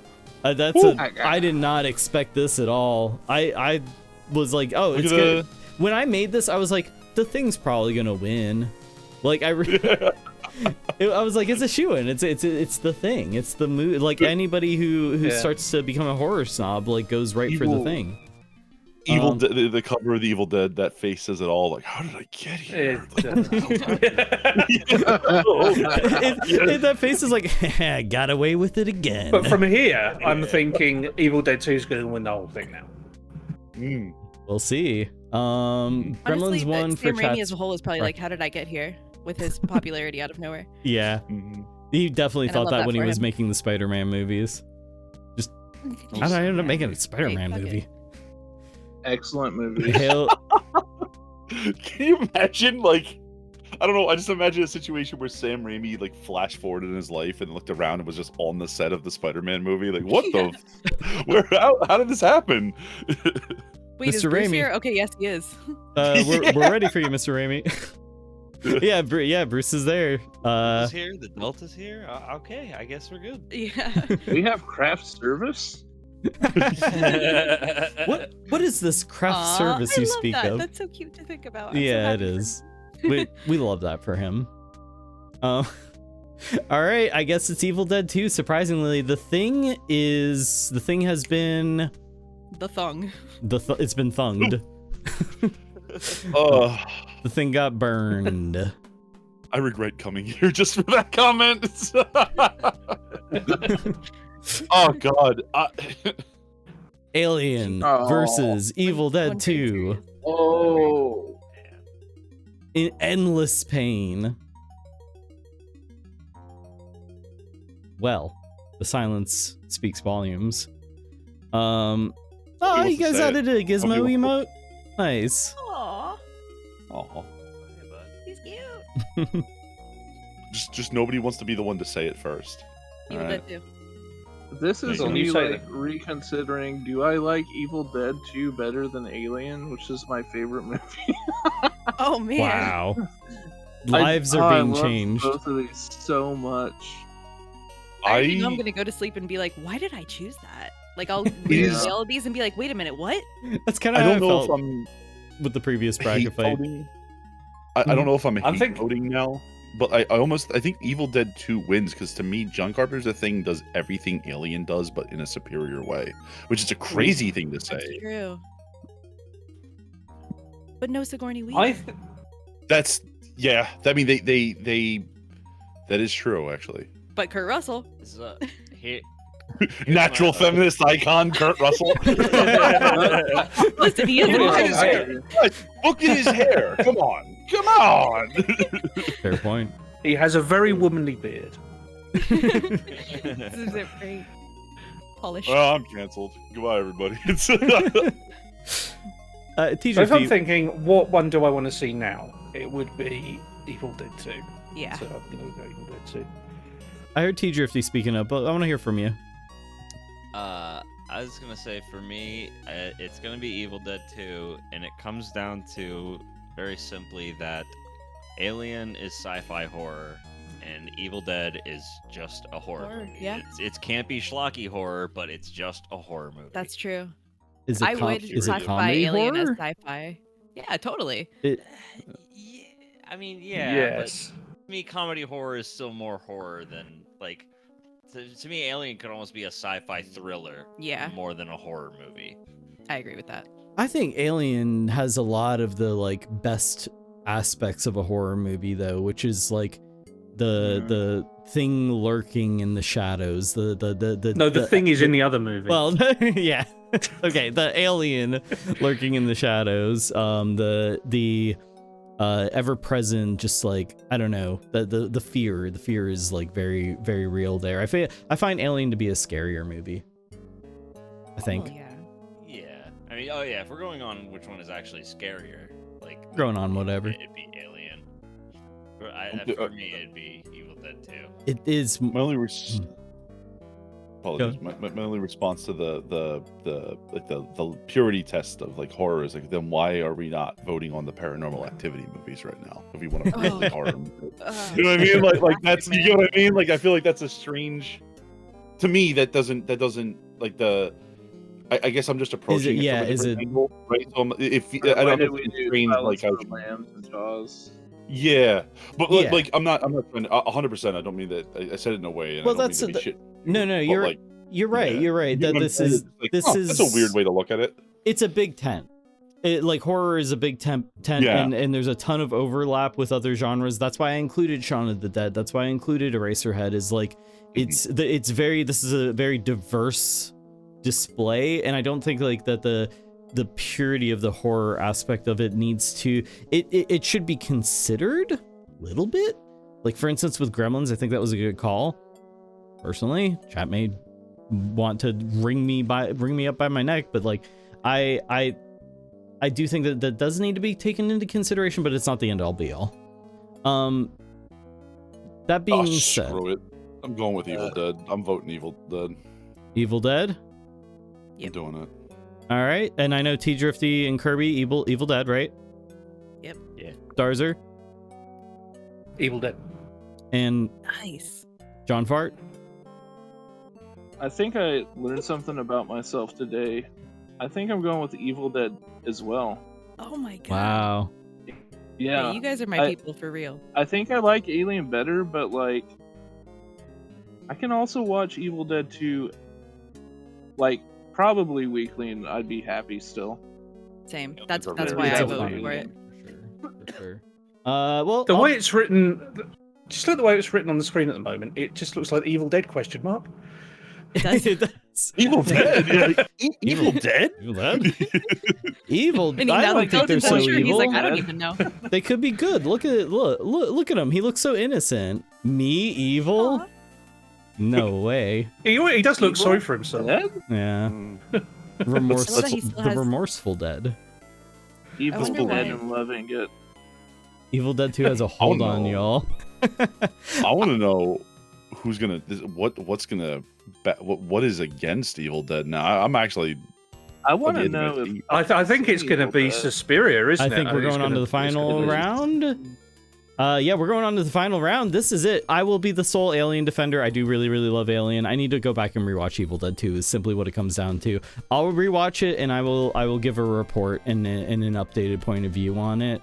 I think I'm not so much for me in a movie like the comedy the comedy like silliness aspect doesn't like hold as much of an appeal for me personally. That's why I end up going for Eraserhead. I end up going for Hereditary, The Wicker Man. Like these are the ones that stand out for me personally, like a lot.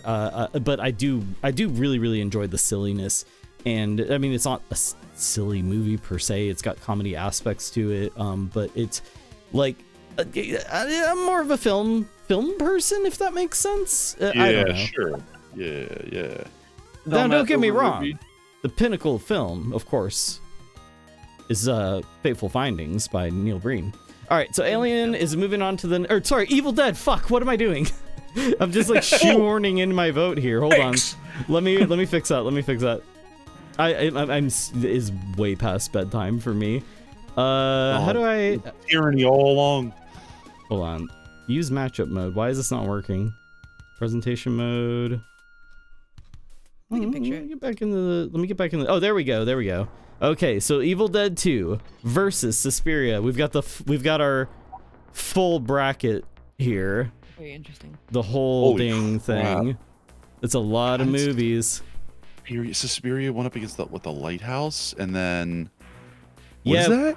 We had, Exorcist and we had Creepshow. and The Shining lost on round 1, which is deranged. One of my favorite Against movies ever. You That's round two. psychopaths. Yeah. Crap. Oh, wow. There's This is what I'm saying. I'm opinions. gonna go to bed and be like, what did I do? What have I done?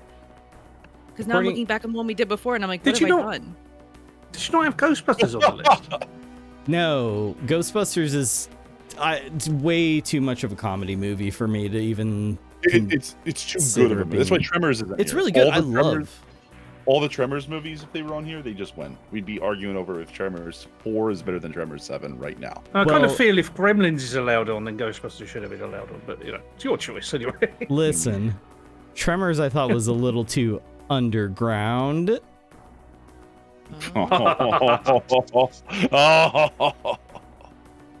And that's the one joke of the night. I'm billing you for an extra hour. Yeah, that sounds about right. All right. No, actually, I just haven't seen Tremors since I was a kid. Is all.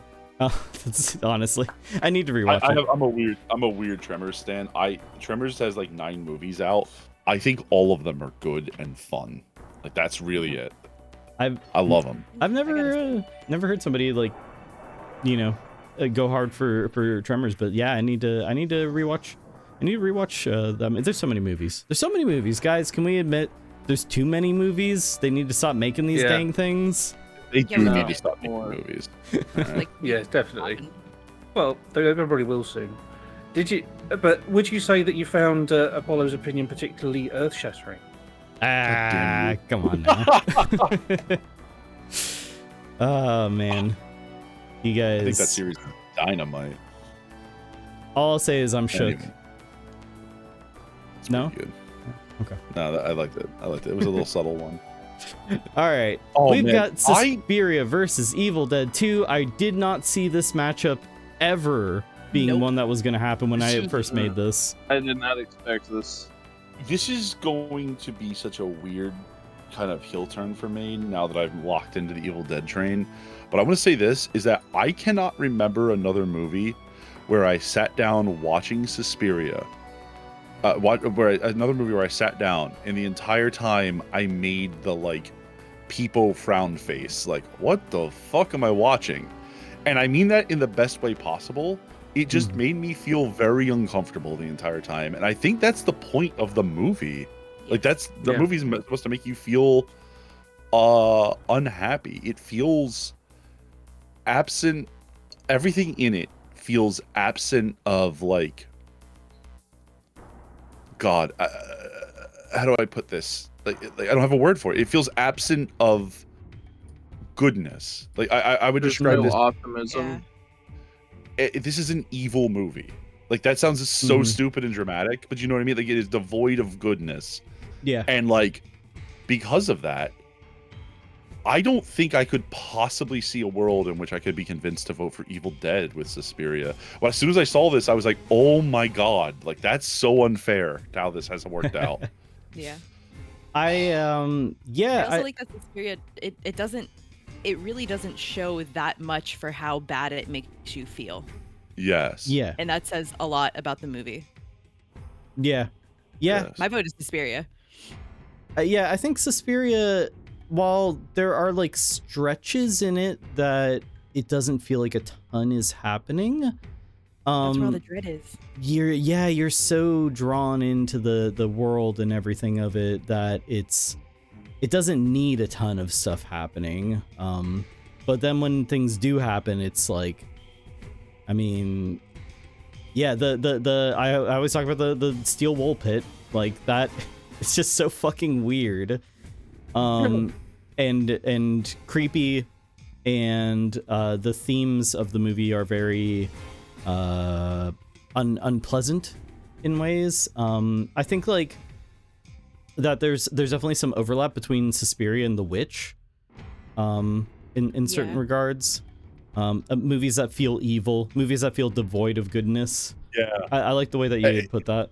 Well, the overtone is despair. Yeah, it is. Yeah, it is. There is some weird. I'm sorry, I'm struggling with it. I'm not a very. I'm from. You know, I learned to speak the English language from Philadelphians, so my vocabulary sounds like I'm some sort of subhuman creature that beats people with their fists. Well, you just keep saying because cheesesteak over and over again. Cheesesteak, John, give me them John skis. You know, them little put them Johns on the thing, and the lady did that John. Them, yeah, you know what I mean. Mm-hmm. But thank you, sir. You can translate for the audience. The boomhauer of Philly. Yeah. Cursed. There's like a weird like thread of like perfection in this movie that is traumatic. I don't know if that's the only way you can say this. Where like the like, fuck. Like, how do I put this into words? I feel like perfection is an interesting word to use here. Not to say that the movie's a perfect movie or anything, but that there is a very tight attention to detail, to a singular vision, and to a care for that.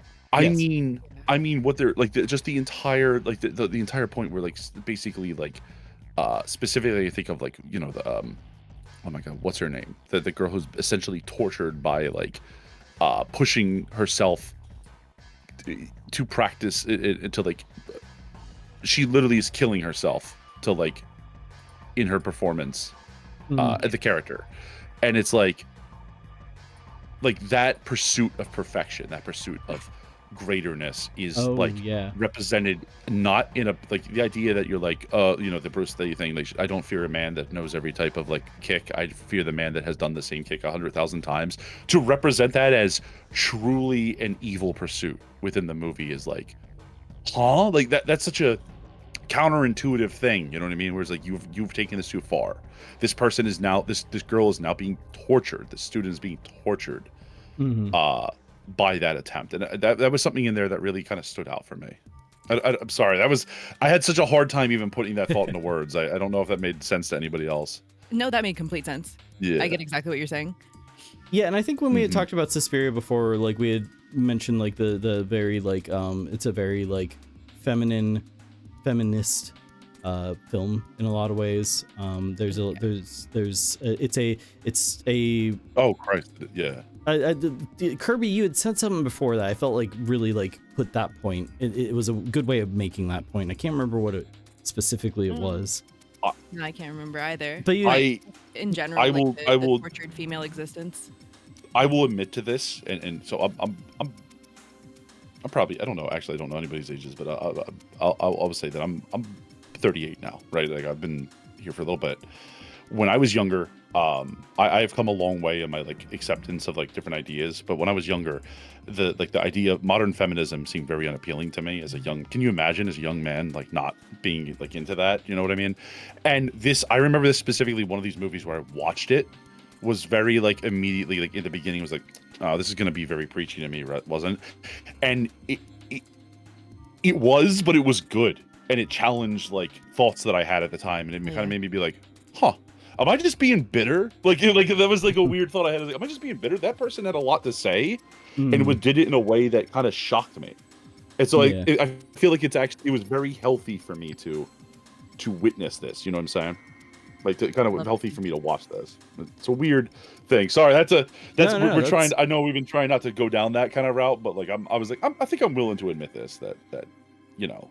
Yeah, no, like it's hard not to feel like some like, you know, level of empathy. There's you know.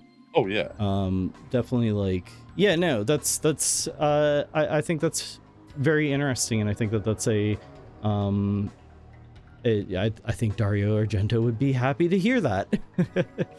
I hope. I mean, this movie just. It's fucked up. It's really messed up. You know what I mean? It's really messed up. It makes you. It's very challenging to get through and kind of take like, because like you could disengage from it at any point, and then like what do you really get out of it? But if you're just sitting there taking it in and like, kind of like, all right, I'm gonna go along with this. Like every thought back I have is colored with very, like, I don't think I have any happy memories of this movie. I'm just like, oh god, I hate this. You know what I mean? Not like I actually dislike it, more like, ooh. everything about that makes me feel uncomfortable. That's it. And It's that's interesting. rare. It's interesting because, like, for me, like when I think about this movie, the first things that are like jumping to my mind is the way that it looks, and the nightmarish, again, getting into nightmare things, the nightmarish dreamlike quality of it, and surreal. Yeah, and I really need to watch more of Argento's movies. I really like. I've heard Blood something is highly worth it. Some people say it's better than Suspiria. I cannot remember the name of this movie. I'll have to look it up. But at any rate, so Suspiria versus Evil Dead 2. Evil Dead 2, obviously a funner movie, for sure. People are celebrating that Gremlins won in my chat. Great. Happy that Godzilla won. Okay. Yeah, I mean, it's so surreal, it's so weird, but it also feels like there's enough of a grounding in reality that like you can have empathy and all these feelings for it, you know, maybe compared to like Eraserhead, which is more like, you know, spacey and stuff. Yeah, I mean, like the tonally very opposite movies here. The Suspiria is, yeah, like it's got feminine energy, and Evil Dead 2's got very masculine energy. Like they're yin and yang in ways.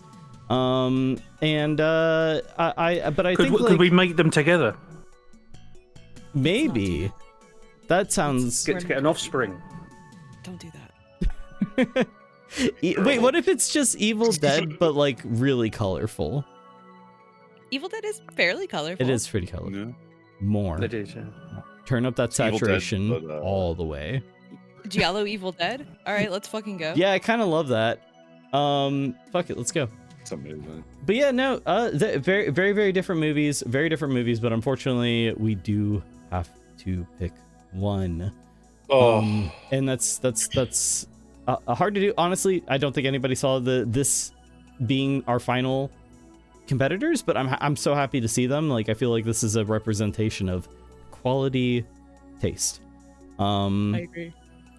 So yeah, I guess if there's no further, you know, if we have no further thoughts, we can get in those votes. I do still have a thing about Jessica Harper anyway. You have a thing about what? Jessica Harper. It was in Suspiria. Well, okay. Okay, well, I mean, Bruce Campbell, though. It's Joel. Yeah. That's impossible to deny. So powerful. Instead of Men and Women, you could have picked Little Creatures. Lemon's bringing up a real good point where I'm like doubling back to Gremlins now. No, I mean, man, we could have picked Gonzo. I don't think Evil Dead is like, when I say there's a masculine energy to it, that's definitely not the first thing that I think of with Evil Dead. No. Whereas Suspiria's definitely got that going on. Like we were that was not the point of trying to make some kind of like comparison point here. Yeah, I don't know how to be compare these films, and I don't know how to pick, but we do got to pick one. I will cast my I will put on my big boy pants and cast my vote first, or I guess big boy leotard, maybe that's like the ballet thing. What the hell? Big boy tutu. Yeah. Thank you, Javi, for the 30 bits. David Lynch is still shouting from the grave, "What the hell?"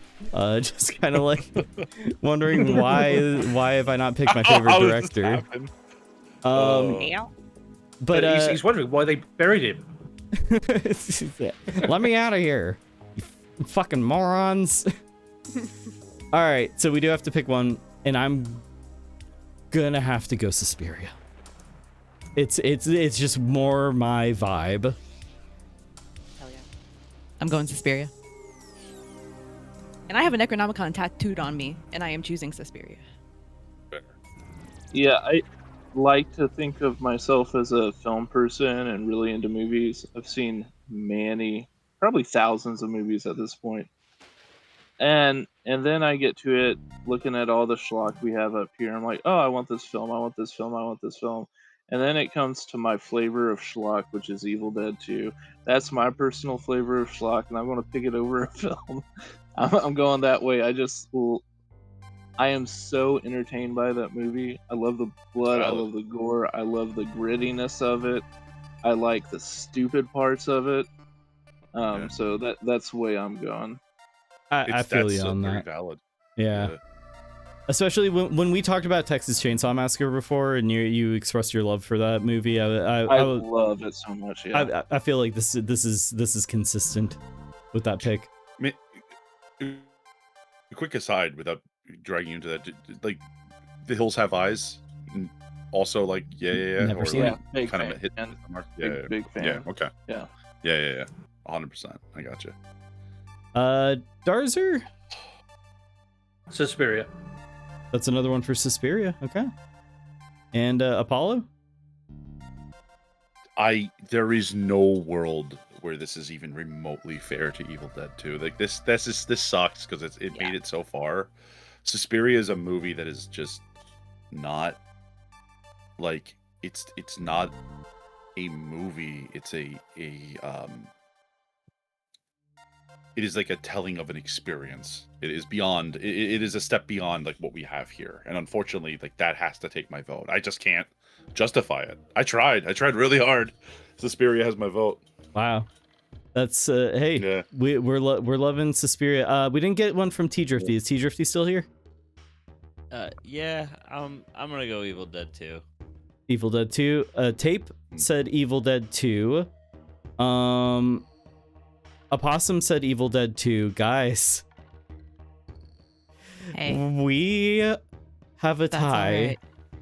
all right. Oh shit. That's 4 versus 4. We have how did we avoid a tie all night? Now we have a tie right here at the end. I mean, that makes Right. sense. You gotta put it to Chat. We got. I think it's gotta be a chat poll. Chat vote. Yeah. Chat. You guys are gonna be the tiebreakers here, and Re-randomize it all. We're starting over. We're running back. I'm still getting Javi. Thank you for the 50 bits. With the survey says kill. What a twist! Gremlins is you cannot pick Gremlins, you sickos. That doesn't help the tiebreaker. That's a throwaway vote. Gremlins. Are we allowed to vote as well? Yeah, I think everybody in here should vote in the poll once that gets put up. So, mods, please, if you would. Please don't include Gremlins as an option. You will kill. I will stronk out. I will absolutely have a conniption, and I will return as the Evil Dead and hunt you down. We're all gonna, like a bunch of dogs, all of us on the panel are gonna have to hide under various things, like to get away from Cerb as he like lashes out. Wow, rare restraint from mods. Proud of you guys. You guys have advanced to a new level of moddom. I cannot believe this. Whoops, I clicked Gremlins. Psychopaths. All right, get those votes in, everybody. Get those votes in. Evil Dead 2, Suspiria. Pick your which one you think should be recognized as the best horror movie of all time, and then in parentheses that I, Cerb, have personally seen. No, there's movies I forgot. So, oops. I forgot. I want to remember a it's horror currently movie tomorrow, and it's you're like, currently oh, tied. that was better. It is currently tied. T Drifty, you were saying something? Yeah, Kirby needs to get on her phone so she can vote on her account. Go. Hold on. Oh, are you shitting Kirby, me? run! Run, Kirby, run! Yeah, but Oh, yeah, I know. Hold on. No. I think Suspiria wins. I mean, okay. How do I do it? You vote. Boy. So at the The how do response, you do it boy. on your phone now? I have no idea. Twitch mobile is a territory I've never ventured into. My vote is for Suspiria, so. Okay, we'll take that into consideration. If you can believe it, Twitch chat loves making polls tied. Yeah, huh? That's a reoccurring thing, isn't it? Oh Oh no! Someone voted for Evil Dead 2, so Oh now my it actually is God. tied Now again. it's tied Oh again. no, it's even. Okay, It's so tied. now it's even. So factoring in Kirby's vote, Suspiria's. Oh yeah, lead. that's right. Yeah. No, I'm so sorry. My vote was in that. Oh, you did. Oh, Okay. you did. Oh, Okay, God. it's Figured out how tied. to do it. You So now it's actually tied again, guys. psychopaths. Why can't we have two? These We are two could. sides of a Duality. coin that is very, very beloved to me. Actually, You compared this to yin and yang, and the very concept itself is rooted that if one cannot exist without the other, Serb. Yes. This is it. Yeah. I think they both. One win. cannot exist without the other Serb. I would not hate these tying. Actually, it'd make me feel a little Yes. better, maybe. They're incomparable at the end Listen. of the day. Oh, Suspiria Listen. is a fantastic movie. Evil Dead is in my heart. Voting between two options is a binary no. choice. There can only be one. Oh no! Evil Dead 2 is a- Don't say it again, you fuckers! For the love of God! Please, someone vote! You're gonna destroy the universe! You're gonna kill us all! That's The hilarious. blood pressure rising. Blood pressure. Somebody save me. Somebody save now. Get in there. Get that vote in. Somebody get a vote in. You can make the difference between whether Serb lives. Nope, Serb's dead. That's it. I'm done. Hey, All right, I'm Gremlins so glad that- wins. You fuck Time it, to put him Gremlins. down. Time to put him down. I actually love this. These are two of the best. Yeah. I'm awake. I'm back up. I'm good.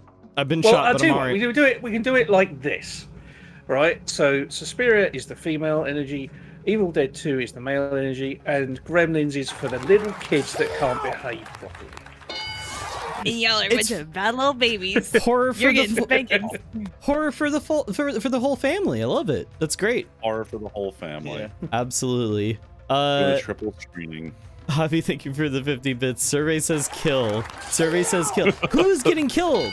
Wait, who All are of we us. killing? All of us? Oh, that's a bullet for Yeah. each of us then. Over. Okay. Oh, no. Steve Harvey is just taking us out one by one. It turns out Steve Harvey was the real horror. All right. Well, I guess that it's just going to be a tie, and we're just going to have to live with that. And I think that's okay. I think that's a good. You know what, It's a good Guy- tie. guys? This is intentionally blank. You can draw or Photoshop in whatever you want. If you wanted A Gremlins, penis. guess what? I think they already got a picture in chat for that. Actually, Oh, really? Hold on a second. Let me see. What? Yeah, things have been popping off. What is this? What is this? I'm so What curious. is what? What am I looking at? What? Oh, I see. Yeah. Hold on a second. What do you mean? I see the resemblance. What do you mean? No, you can't do that. That's illegal. Serve wins! Serve wins! There he is! That's illegal. You actually can't got his do eyes that. in the right place as well. Yeah. You didn't have to move his eyes. Endless pain. Endless pain. What else is there? Oh, there's more of them too. There's one without a background. Very good. New emote just dropped. I tell you what, yeah, you should do that as a It was cosplay. all worth it for that. Yeah. It was a cosplay. All right. Oh. Well, that's gonna do it. That's gonna do it. Hey, you know what? We might do this again next year and come back at it with fresh eyes and you know, maybe we'll do this again next year. Maybe the year after. It might be a every other year thing, or maybe an annual thing. I don't know. We'll see. Maybe we'll talk about best horror game ever next year. I don't know. We should. Ooh. You should consider doing like a like the corniest horror movie of all time, schlockiest horror movie of all We time. Absolutely. could do all B I- movie, like all B horror Oh my god, movies. please. Yeah, B movies would be fun. Yeah. I think that'd be Every really fun. Tremors baby. Oh, The best Hotel. franchise that went on for that survived somehow for too long. Yeah, What definitely. could that be? I don't know. Tremors all the way, baby. This would take some commitment from everyone, but it would be really interesting to go through and over the next year rewatch all of these movies, especially if you haven't seen some of them before, and Some then of we the list. redo this. Well, exact that's it. You list. can't do that if you and can't compare rewatch them if you results. haven't seen them before. That's true. Oh, I want to God. watch Witch. I gotta watch Witch. Yeah, I've got to watch The Witch. Yeah. Yeah. So, T-Drift, you were saying to watch all the ones that we didn't watch and rewatch the ones that it's been a while and come at it with some fresh eyes. Yeah, rewatch everything on this list. Redo the exact same list. I also, yeah, I think that could be something. Do it for your consideration, yes. But what was that, Apollo? I feel like I need to apologize to everyone that was involved in Nosferatu for just falling down like before it even over to Evil Dead. Like, I'm so sorry. That shouldn't have happened. This is not a fair world. No. We know which one was the fun one. I don't know if you realise this, but everybody involved in Nosferatu passed away some time ago. That is true. Yeah, well, that's why I don't want them to haunt me. That's what I'm trying to tell you. Oh, he's trying to avoid. Yeah, I get it. The evil spirits. So yeah, I mean that's the whole list. That's everything. Now I will say this. First off, this was a lot of fun. I really enjoyed talking about horror movies. One of my all-time favorite things with you guys, and I definitely think we might be cooking up something like this for next year for sure. Now, I enjoyed it a lot. What we will be cooking up in the near future, and by that I mean next Saturday, I'm gonna make the official announcement right here, right now. Next Saturday is the return of the Scrandalous / Home of Praise Hell, the game show format. We're bringing it back. We're bringing back the game show. Lemon's been hard at work putting together one for us, and what's it gonna be? It's going to be haunted house attractions. Which one has the higher Google review or whatever? Something along those lines. Lemon sent me some of the Google reviews for these that she ended up not going with, and they are hilarious. So that's what I've got planned for next Saturday. You guys are all invited to come back for that. And bring a friend if you want or whatever, like the more the merrier. And yeah, that is what we are doing next Saturday. I think it's gonna be a lot of fun. So Thanks, I hope you'll join thanks for that. hosting all this. Yeah. Thank this you. is so cool. Thanks for staying up 6.5 hours to do this. This was supposed to take God. 2 hours. What was the big holdup? What was the argument that created We this? got really hung up at the beginning here, where we were talking about we were full of pep and energy. We had down 10 Red Bulls and started talking about. We were in this zone for a long time. We were Brain Dead, like all the first ones. And then there was one where we spent a whole period between two BRBs just talking about one match. Yeah. Well, I just have to say real quick that talking about movies like this for 8 hours with other people is fucking amazing. I never get to do this with people because most people don't really care. So thank you guys. Yeah, absolutely. Yes, absolutely. Yeah. It's been a great time for me. And It was good meetings. Yeah, it's very fun. Yeah, absolutely. I think I think this was an overall success. I'm going to go ahead and switch us over to this. Again, thanks guys for hanging out. Thank you to Dr. Opossum, Dr. Tapeworm, Apollo, Darzer, Mr. Fart, Dirty Fart, T-Drifty, and Kirby. Thanks guys for hanging out, and you are free to go. Go to bed if you need to, and see you later. See you guys next time. See ya. Ooh, see you on the other side. All right, I'm gonna get out of that call as well. Wrap things up here. Cool. There we go. We are all wrapped up. All right, that'll do it for tonight. Hydrate. I'm gonna hydrate. I'm gonna eat food, and I'm gonna pass the fuck out. I'm so tired. Yeah, this went on for so much longer than I expected, but it was a lot of fun. I really enjoyed doing this, and I want to do more stuff like this in the future. So thank you guys all so much for hanging out. Thank you for the bits and everything. Thank you for the new follows and all that stuff. Well, sorry I couldn't quite keep up with chat tonight. You guys, as most of my regulars here know, I don't often have a whole lot of people on stream. Usually I'm a solo streamer, so it's a little unfamiliar territory for me. So what is there to talk about while I wrap up things here? Let's see. Thanks for a great stream, chat. Yeah, hell yeah. I'm glad you guys enjoyed.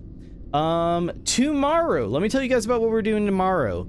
Tomorrow, I am going to be playing, I'm going to be playing the Headliners, with Dr. Opossum, Dr. Tapeworm, maybe other people, I don't know.